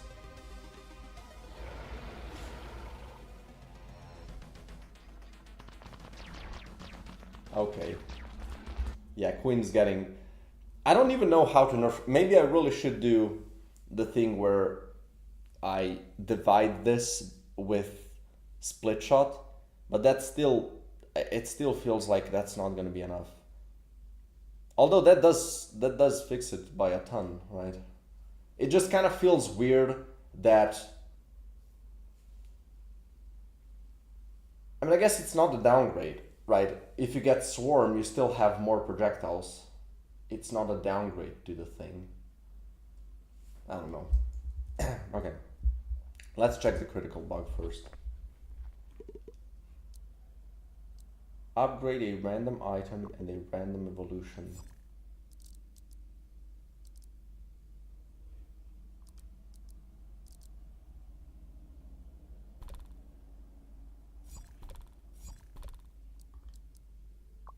So it just broke.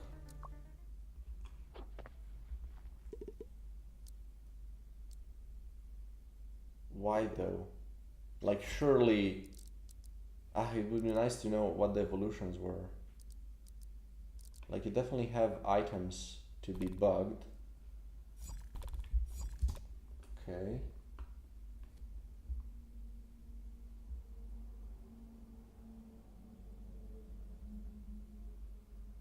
You can't continue, yeah.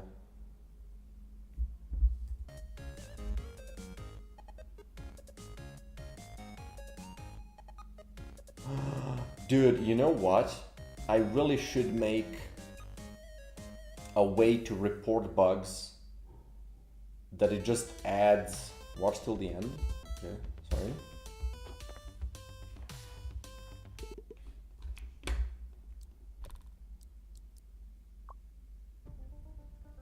Oh. Shit. Yeah, oh shit, okay. Well, that's not good. I imagine this doesn't happen always, right? Because I know, I don't know why this happens. I know that it can happen that when you kind of quit the game, save and quit, it doesn't save the run. And I don't know why that happens. This is essentially controlled by just one thing, which is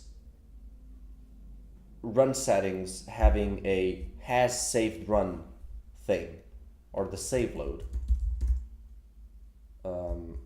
Wait, is it, oops, has saved run. This is where this is handled. If this is true, then it lets you continue. The run settings probably was still intact. Just this thing got set to false for some reason. Maybe I should check where I set this to false. Open it, setup, end screen. That didn't happen. False. What is this? This is the start on the main menu. And it's set to false if you haven't beaten the tutorial yet. Although this one is kind of dangerous. This one is kind of wonky. This one could be could be a thing that causes the problem. If it's more, so if the thing is finished, and then if the tutorial state is not finished. If tutorial was finished, reset the tutorial integer to complete state. But why do I do this then? Oh, this one is so wonky. This one is a really dangerous one. Okay. Death. Player health, death. This one didn't happen. And this one is on the death again. So this is... Why does this happen twice?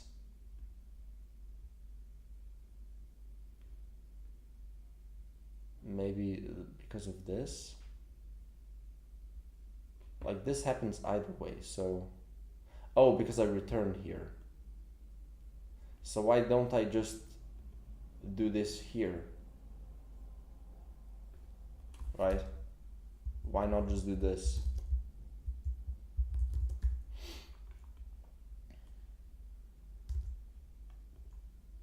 Okay. False. This is load data, first load. This is essentially, this only happens when you open the game for the first time. I'm pretty sure. Oh, is it though? First load is in the save load, first load. Sure.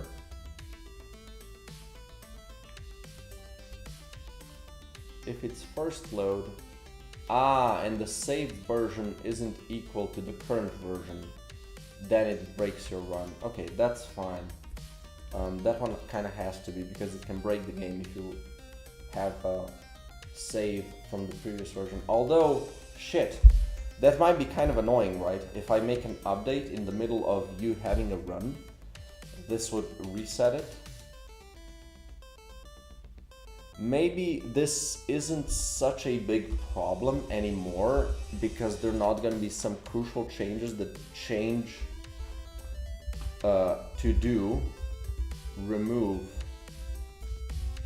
for full game, because this was essentially made because the game was being changed in such a large way with updates that it usually broke the run that you currently have. But like in the future, this shouldn't be a problem. Even now, I don't think this should be a problem anymore. The problem is if I change the way the dungeon is generated, then that can kind of make the run a little wonky. You know, I think I don't even need this anymore. I'm pretty sure. Anyway. So this is the death. This is this one. And this is the load player. If a file exists, you load it, otherwise run settings save. Right, so if you can save, yeah, if no run settings exist, you have to, okay, that makes sense. This is just when a new one is created. And this one is when you abandon the run, which again makes sense. And this is the save data, okay. Alright, that should be okay. You know what? This is stressing me out.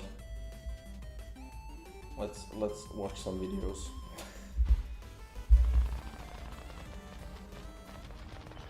Yo, chill with the family photos. Holy fuck. Okay. What is this? Another queen, of course. Yeah, that shit's gonna get out. Oh, that's nice.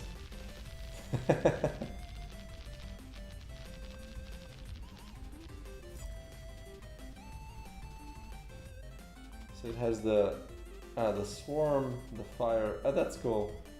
That's a cool combo. Wait, what happened?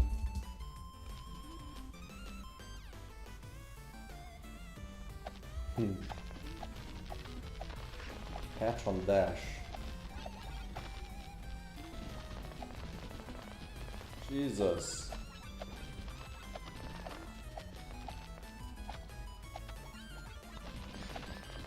Wait, why is it creating so many hatchlings? Like, these have hatchlings on, sure.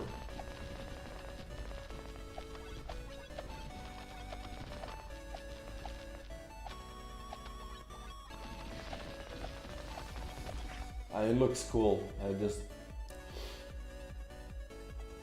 hatch on dash, oh boy. Oh, you have the right. Oh boy, I get it now. Oh, that's cool.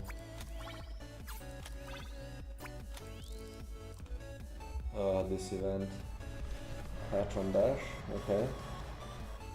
Breaking the game real quick. Of course. Yikes.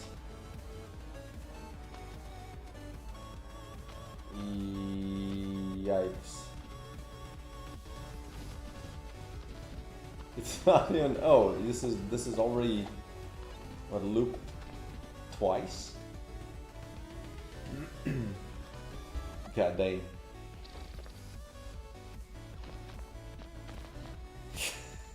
God damn it.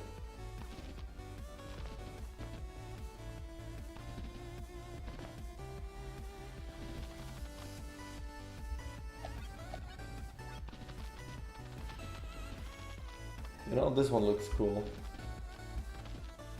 Actual celebratory dash. And the critical bug. Okay. So I'm pretty sure this doesn't happen every time, right? Oh, I have a call in just a second.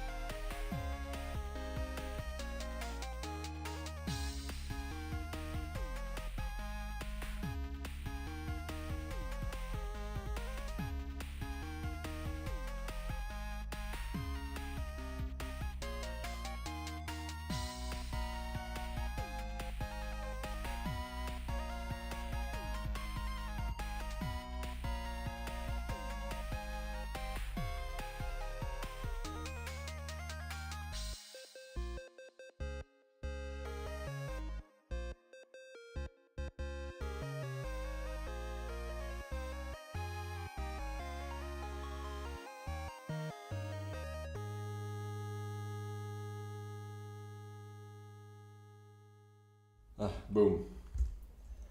Ha cha cha boom boom boom.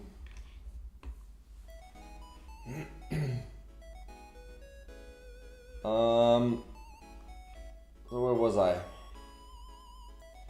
I have a game-breaking bug-ish that, well, I'm gonna check the log files, but I'm not gonna do that on stream. Although, do I? Wait, let me see.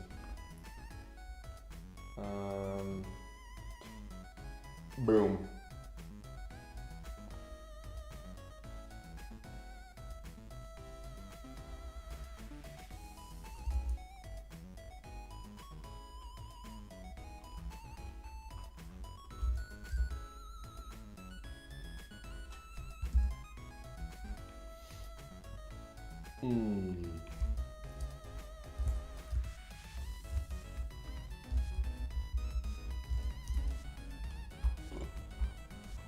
Okay. So the log file question is, where did this thing happen? It's definitely checking the magazine. Yeah, I disabled this thing, so this is no longer gonna get logged.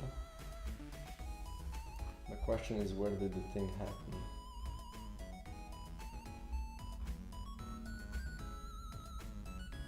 Should really add some logs to, you know, when events do stuff.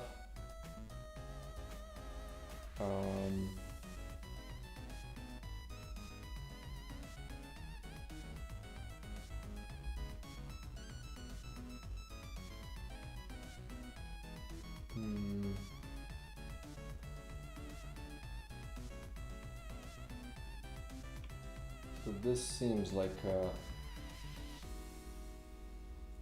main menu thing. Okay, where does this stupid log happen?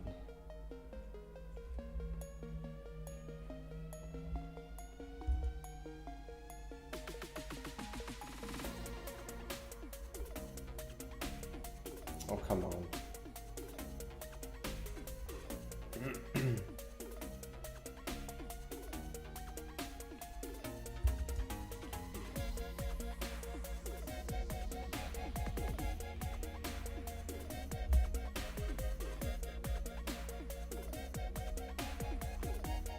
Who's trying to paste that? I'm just pasting this.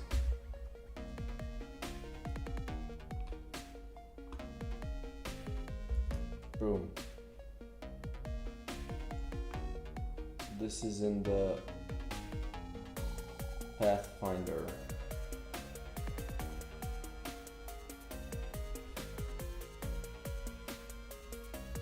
Where did you open the Pathfinder? Was this in video?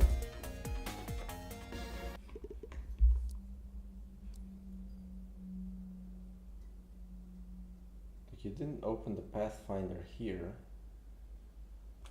so I don't know what this is logging from.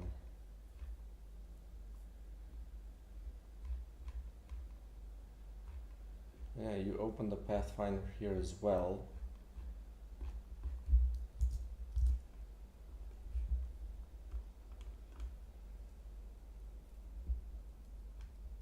So I don't know what this log is showing me,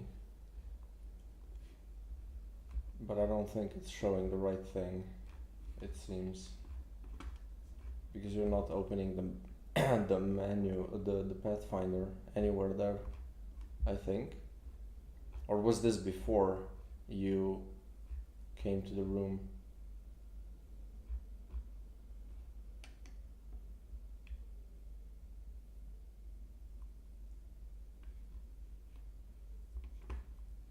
What was this?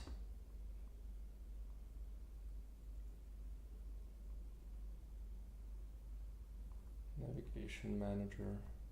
Yeah, this doesn't tell me anything really.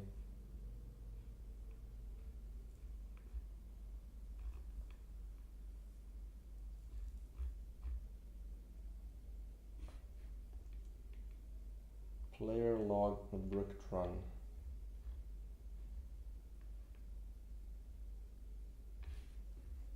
Heh.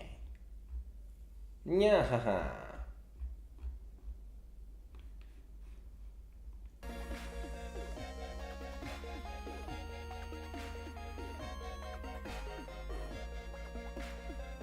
So this happened on the butt. But render, sure. Again, on pointer up event.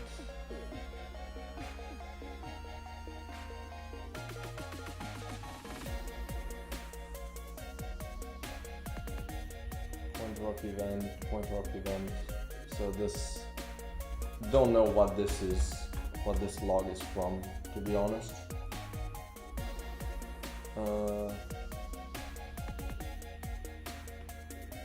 Yeah, these were all fixed yesterday.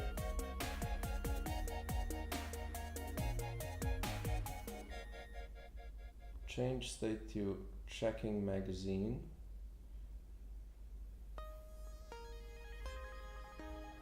Make button current.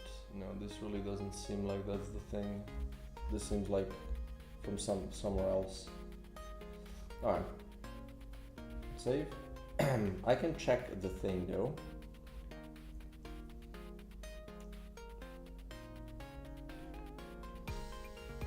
Biome info.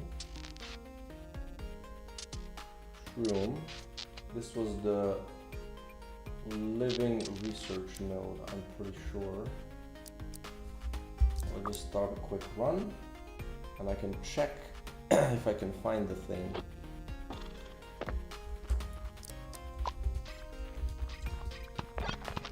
I just need, okay, I have an event there. I need to get some items first.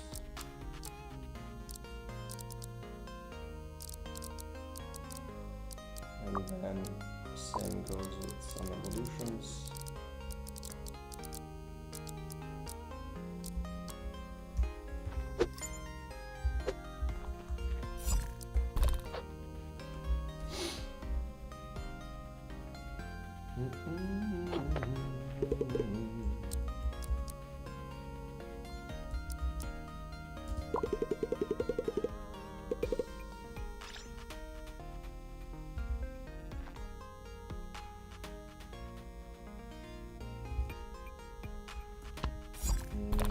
No issues seem to have been reported.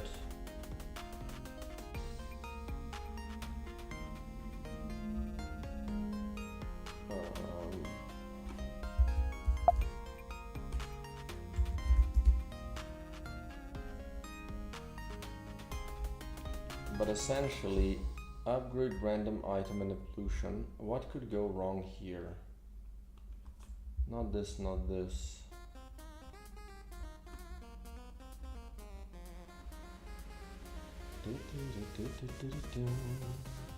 I should really add events, like logs to events, so I can find them easier, right? So for instance, here I would do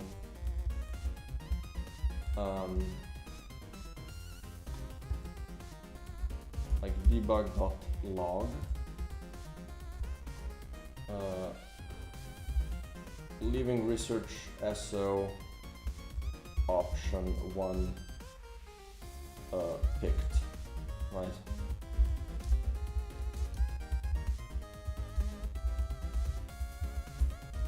You know,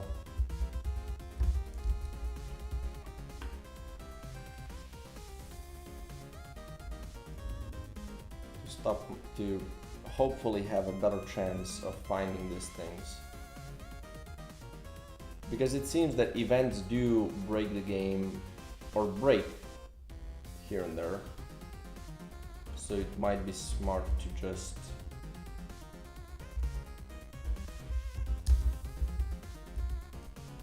wait, why don't I just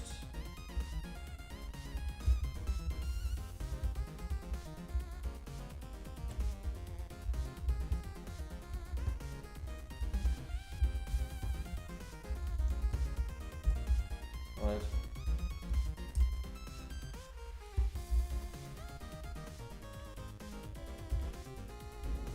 Let's open all of these.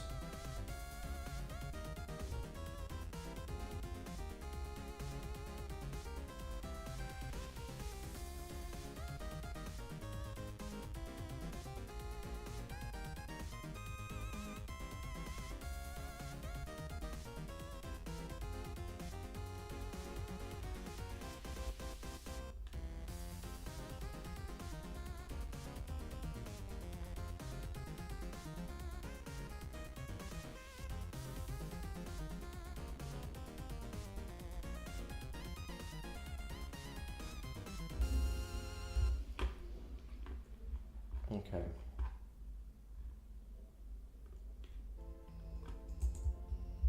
So we can make this one a little nicer.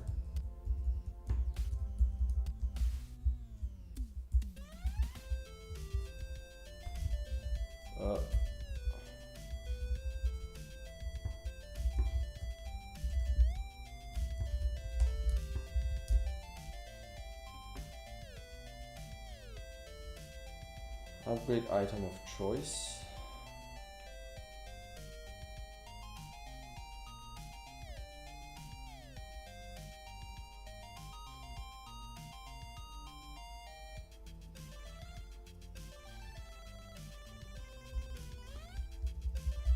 And here we're gonna go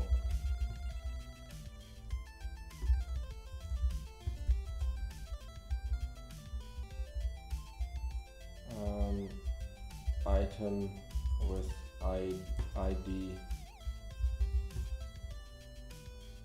upgraded. Right. Done.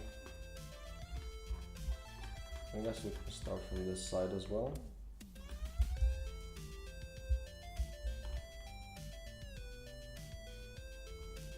Oops.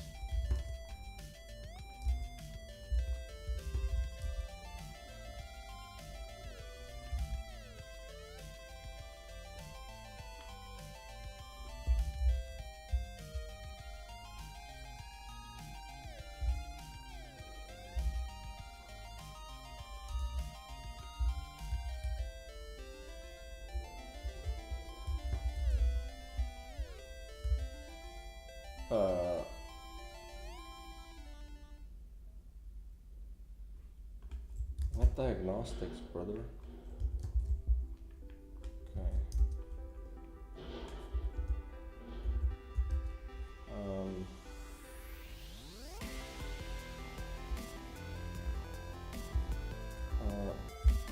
Mass replication slot layer slot ID slot picked.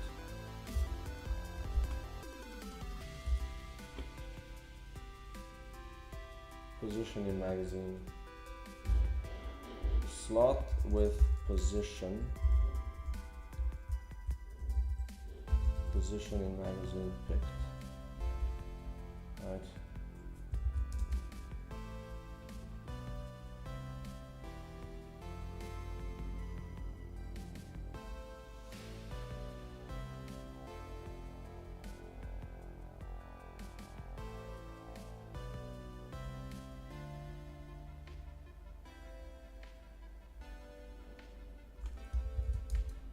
I guess here we would do replicate one slot with position picked. Boom.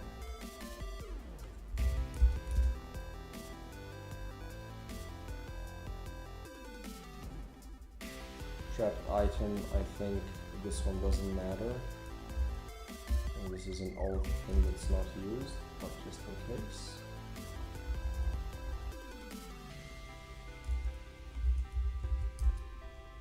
Transfer effects, delete first bullet, give effects 2 bullets. Oh boy. So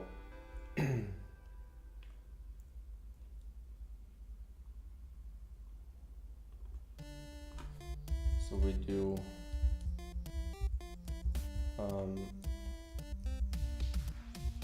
delete first bullet slot with position layer slot dot position in magazine picked, and then give effects 2 bullets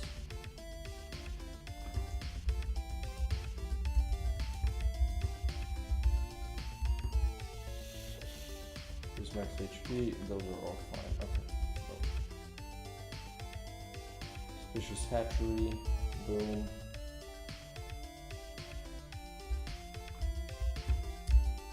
Cool hatchlings, gain random projectiles. This one is a simple one.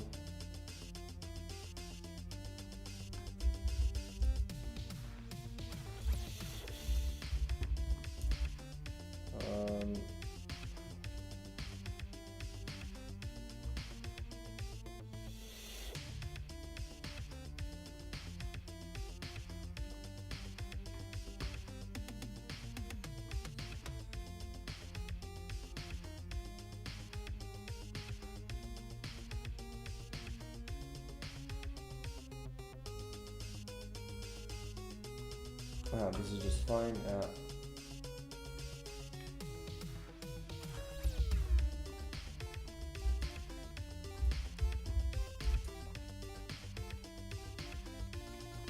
Gain module evolution, gain module and evolution, clear booster, destroyed bullet for booster.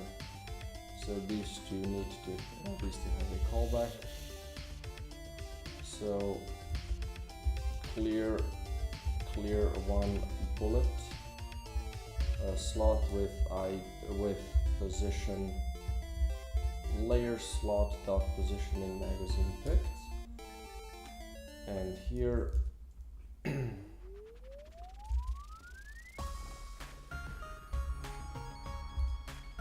that's an easier way of doing it. Okay. Hollow nest crawler event.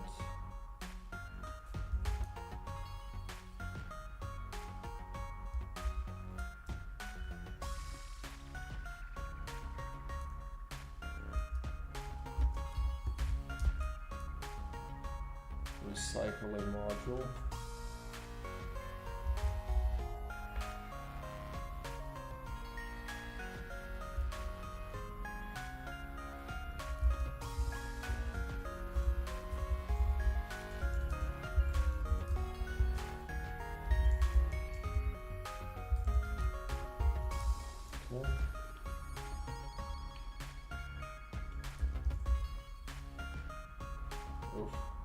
Oops.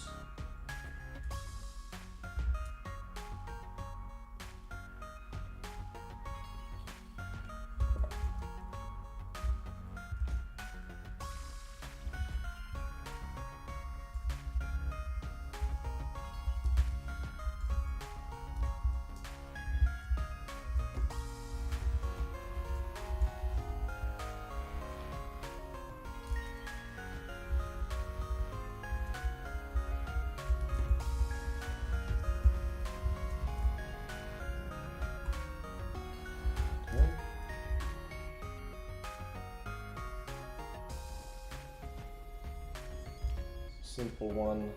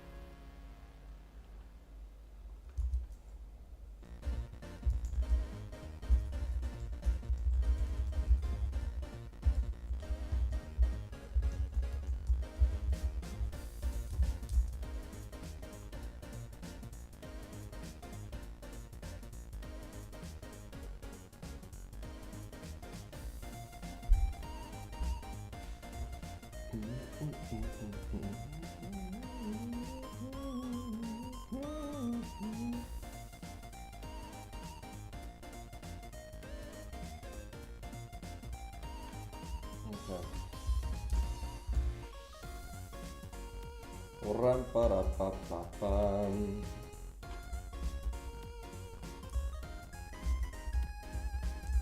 Should have done this a long time ago. Bug random bullets. Choose one bullet to bug.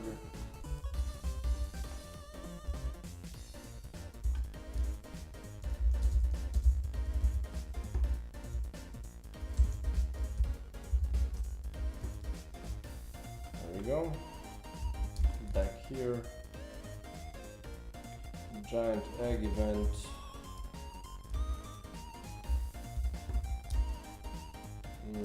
Should it take it on the game do infusion stuff?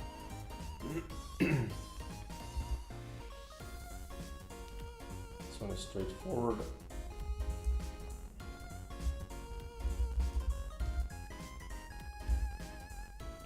Gain modules, again a straightforward one, and last but not least,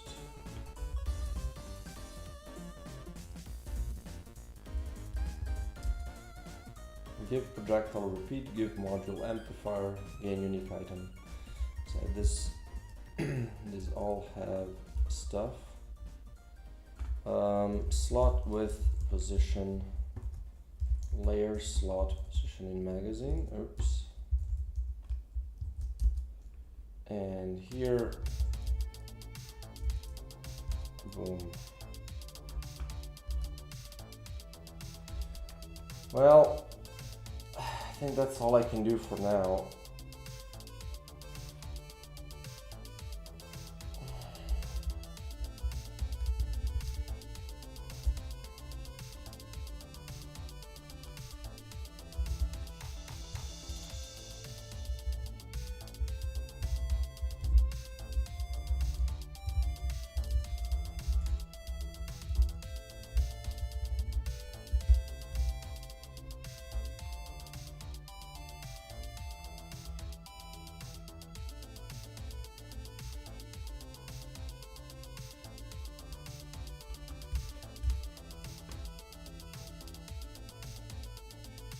It is what it is, you know?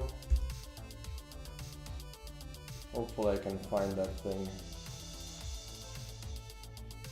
Anyway, let's fix the biome info. So copy this, paste it to the shroom, so we have all the events. Okay, next. Back to items, back to cool shit. Let's start from the beginning now that I have kind of a different idea of what can be a starting item and what not. Starting items like every 10th bullet is shoot twice. Yeah, that one's kind of whatever. Starting at all projectiles deal 50% less damage but gain 10% whenever projectile of the same type is shot. This one is interesting because I think you want to build stuff around this, right? You kind of,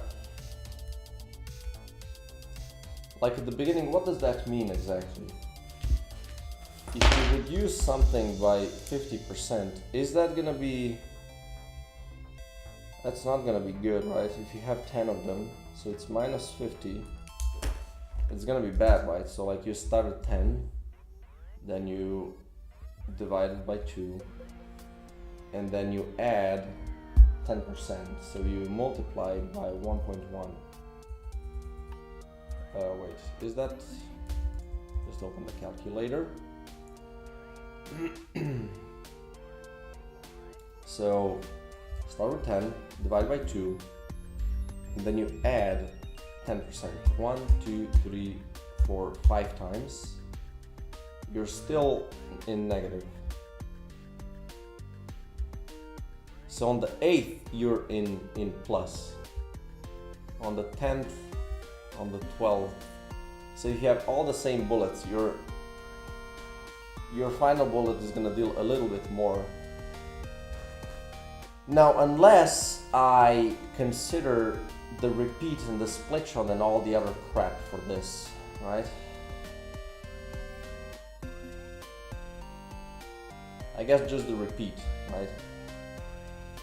So the repeat would make this insane. It's an interesting one. It's an interesting one. I'm gonna color it interesting. Let's make this interesting. Right? Interesting.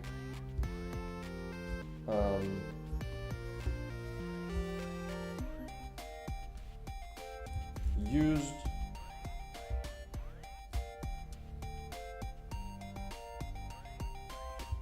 Is normal item.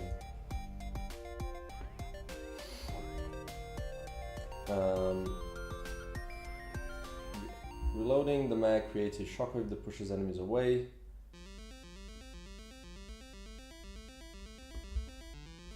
Killing non-critter enemies with melee attacks has a chance to spawn scrap. This one is way too dangerous, I think. More HP, kind of whatever. Reloading with unspent bullets lowers your ability cooldown by the amount of unspent bullets. But all those bullets do less damage. This one is convoluted a little bit. Healing Martians have a chance to only increase your max HP, but start with less HP. and less mushrooms spawn.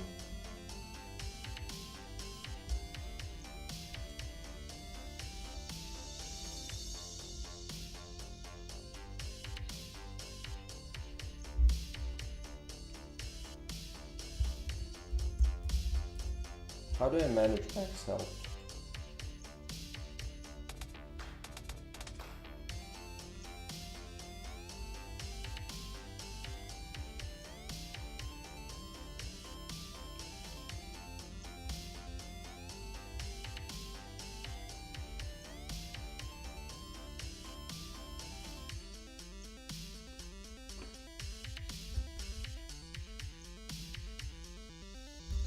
This.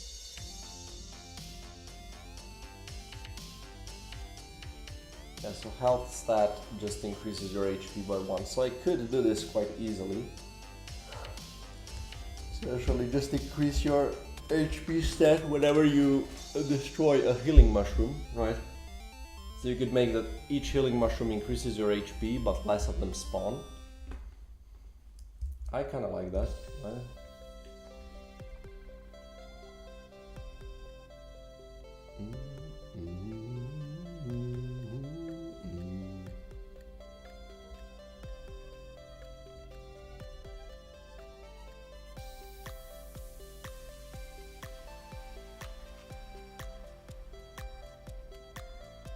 Is that a thing? Or is that too harsh? Healing mushrooms have a chance to...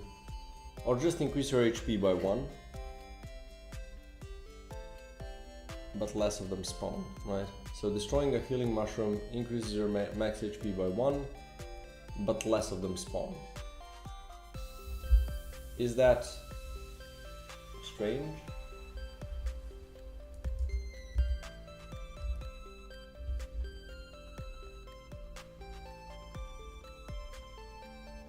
So,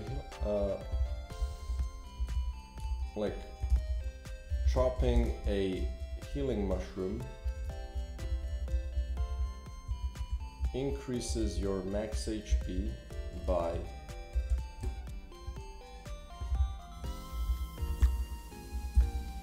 a number, but not start with less, but less mushrooms spawn.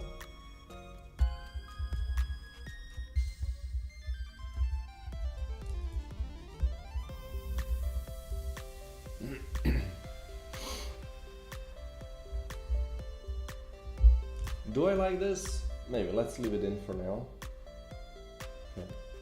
Whenever you reload an empty magazine, shoot a homing projectile. This is just weird. Each time you use your ability, the last bullet type used becomes stronger. Again, convoluted. Starting near walls boosts fire rate by 20. I do like this one, it's kind of interesting. How hard would it be to check this?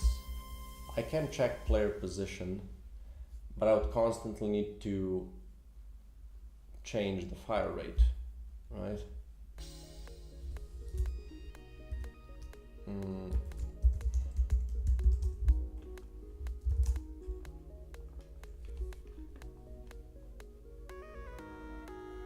Shoot cooldown.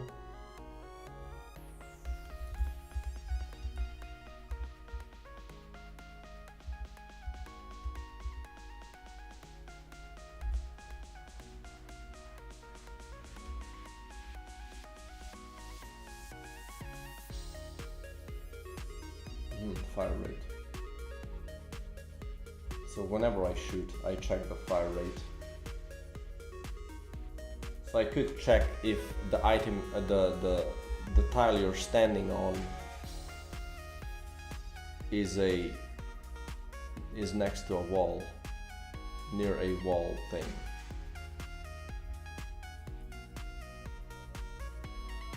I could just get the nearest wall and check how far you are away from it, and if you're close enough, right?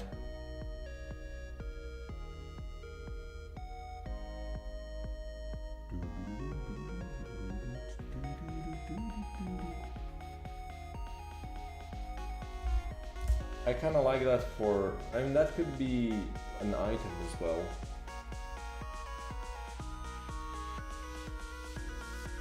But it is, you know, you do want to stay near walls, so you might want to build differently.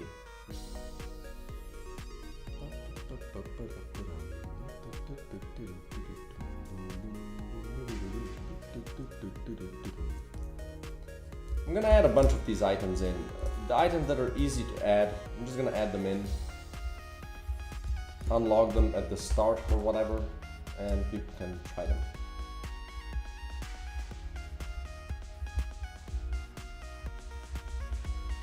Let's do, you know, it's gonna be num again.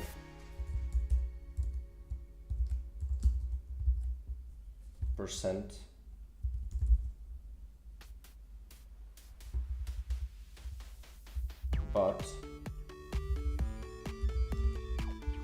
But fire rate drops. I have a call. Just a second.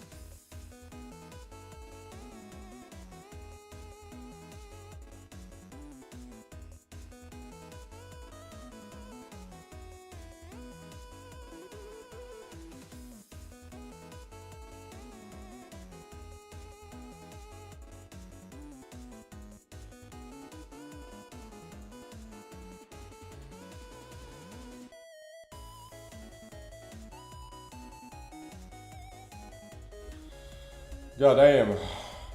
Anyway, standing near walls boosts fire rate by percent, but fire rate drops by some percent if away from them. Standing near wall boosts fire rate by 3%.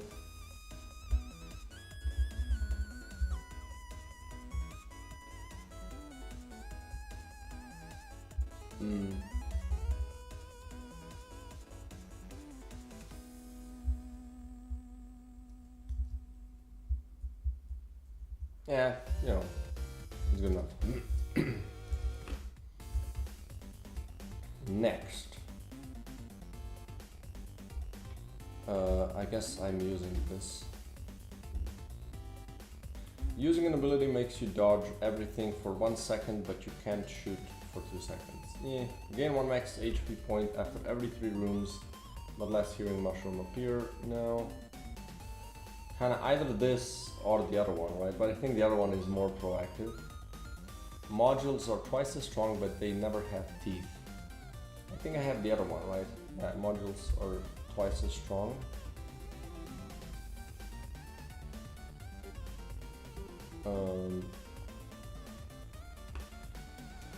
Don't I have this? Yeah, I do. Okay. Reloading fires your whole magazine in a circle around you. This is just kind of wacky. Start with 1 max HP, but gain 1 max HP whenever you clear a room without taking damage. This one is again really wonky. I mean, is it though? It's kind of more...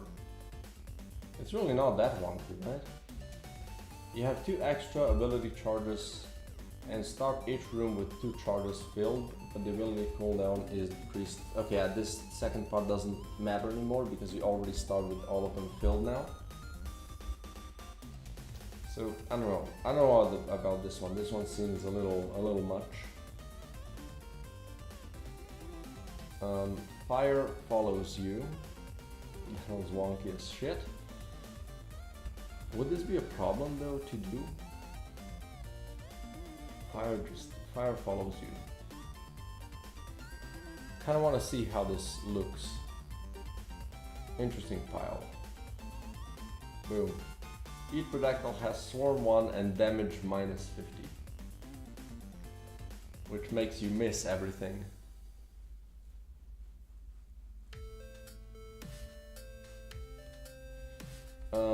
There are more paths in the hive and more random as to what can appear in them. Probably not. Every odd bugged bullet is skipped, but every even one is shot twice. What in the convolution is this? Maybe starting for melee build, okay. Melee attacks can be charged. It does something based on... No. Starting item, if using battery, chopping blue mushrooms drops blobs that recharge your energy. I definitely need to make this one, right? Making items that work with specific outfits. And this one could be unlocked as, you know, just by default. Or as soon as you have the first energy-based outfit.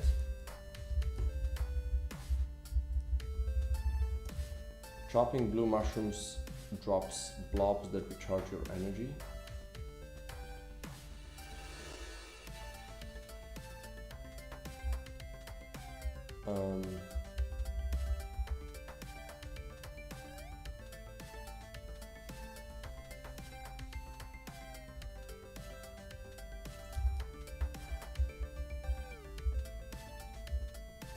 Like, let's say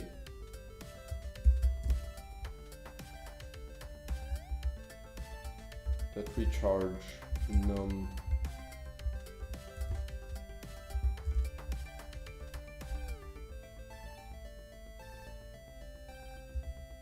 something like that. Blop.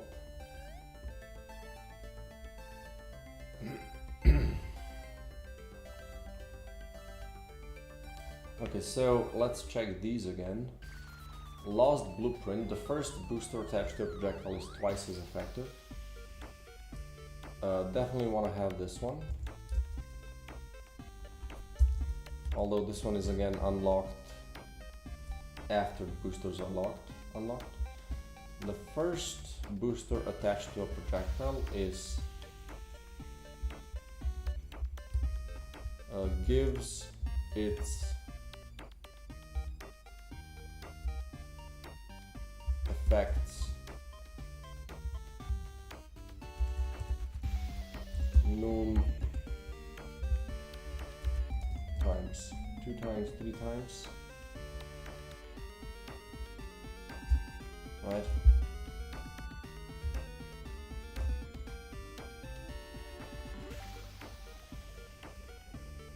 You may spend goo instead of ability charges. This one is really wacky.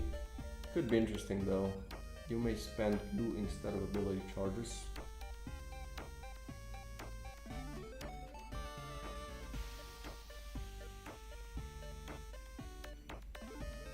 How would that be tracked? Like if you don't have energy?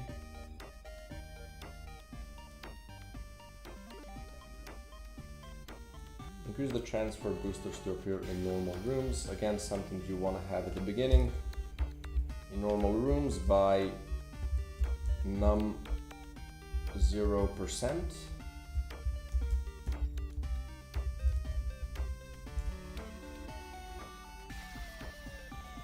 Gain 1 additional item when choosing items. Love this one. Again, I think it's really cool.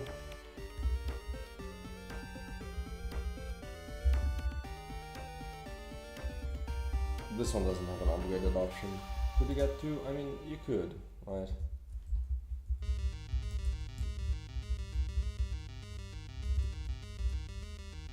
I'm choosing items. Whenever a goo bullet is dropped, it transforms into a booster. This one is really cool again, I think. Definitely need to have it.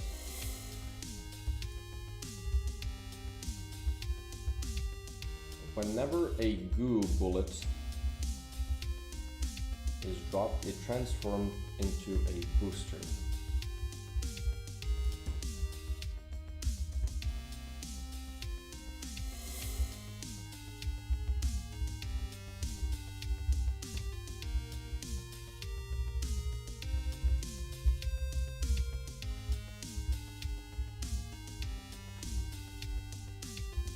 Into a booster,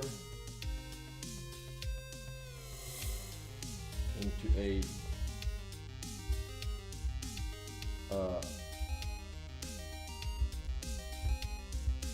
tier num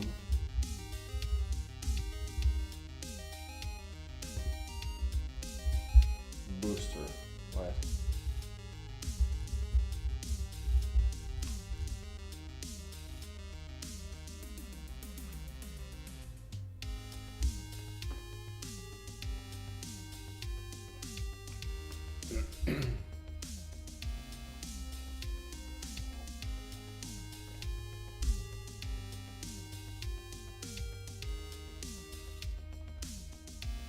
Using HP for abilities is also interesting.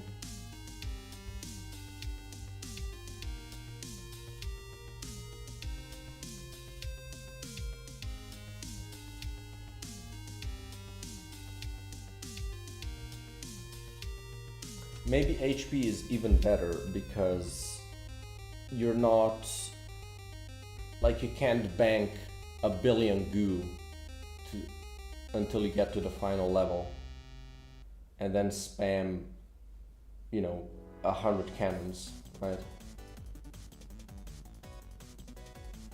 I mean, would that be a problem though, you know?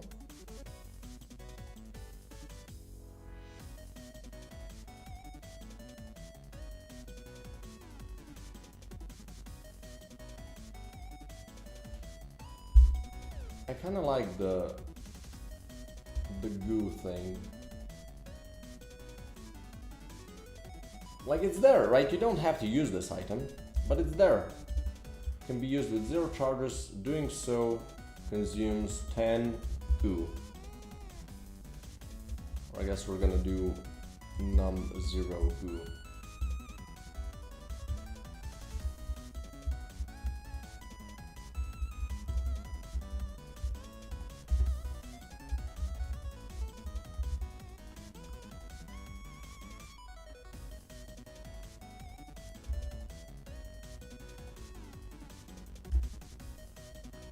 Right. So that's this one.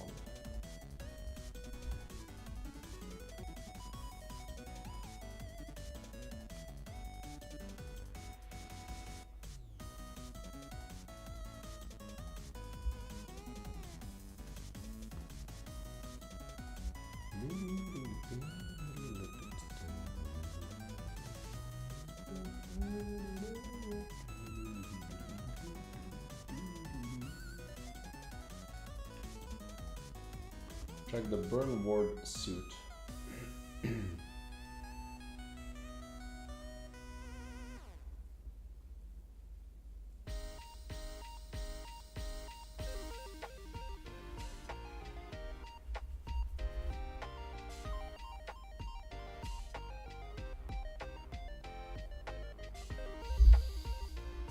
Okay, so that's like how many new starting items? Oh, that's a lot of starting items, geez. 1, 2, 3, 4, 5, 6, 7, 8, 9, 10, 11, 12, 13, 14, 15. So I can see if some of these can become normal items as well, right? I can really kind of go about, okay, which of these should be a starting item and which of these can be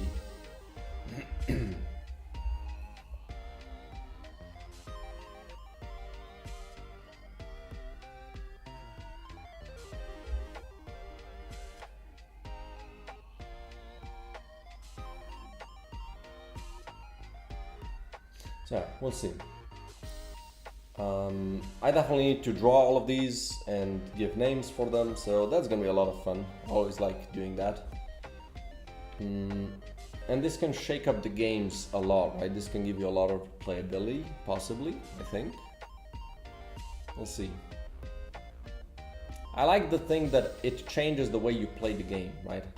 That's the thing that's really interesting to me. Anyway, I think I'm gonna finish it off here today. It's been quite a long stream, and I need to take a little bit of a break.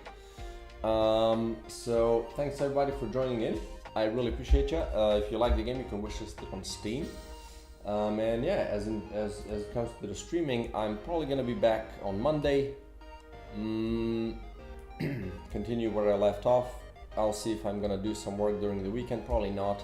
Trying to really not work during the weekends. Maybe I might do some stuff today. Maybe try to think of the items at least, like the names and how they would look like, so that I can then draw on Monday. That would be nice. And then we can also think of the, okay, what's on the next week's thing? I need to do these items. I need to make quests for the characters, and then I need to populate the relationship upgrades with these starting items. I can make the really cool ones unlockable, like that you have to purchase them.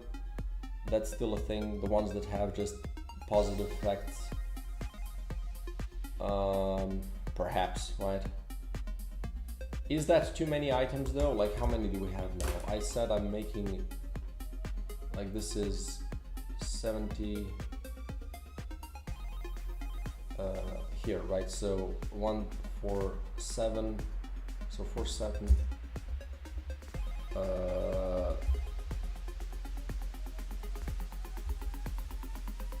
so like 15 new items, right?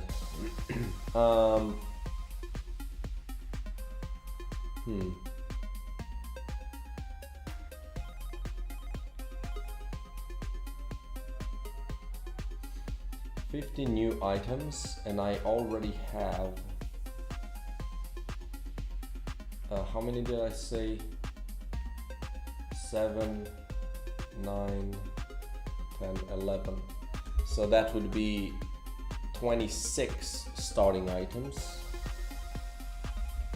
I guess this one too, 27. Then I can see if I want to make some of these unlockable during the run. Some of these can definitely be, I think, ones that you get during the run. So that's gonna be good. I can just kind of do a little bit of swapping around. Essentially, starting items should be ones that really make sense that you get them at the beginning, or that it's really important that you get to the beginning. And the ones that might have a downside, right?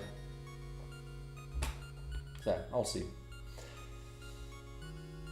26, and I have 15 slots for when to unlock them. Oh, that's not true though, because not all of these are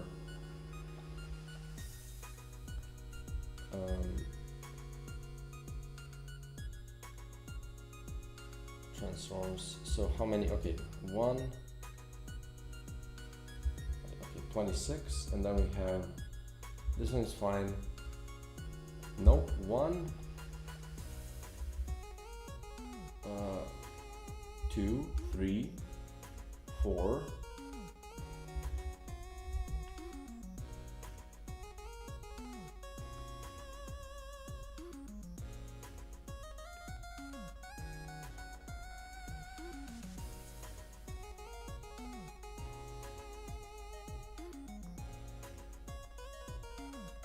So 4 less, so 22 essentially, because those have to be unlocked differently or from the beginning.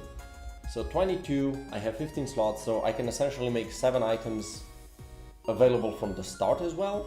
That could be a thing, right? I should definitely make some items for other suits as well. That would be cool. So something to do with fire, I guess. I guess just the fire is in effect.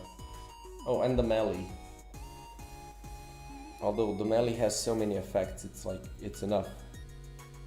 Maybe just something to do with the heat suits. Maybe just increase the max heat amount or something like that. That could be a thing. Although that's always something that you can just get during the run, and it would be interesting. Right? Anyway. Like I said, I'm calling it here today. Thanks for watching. You can wish this the game on Steam, and see you on Monday, hopefully. Peace.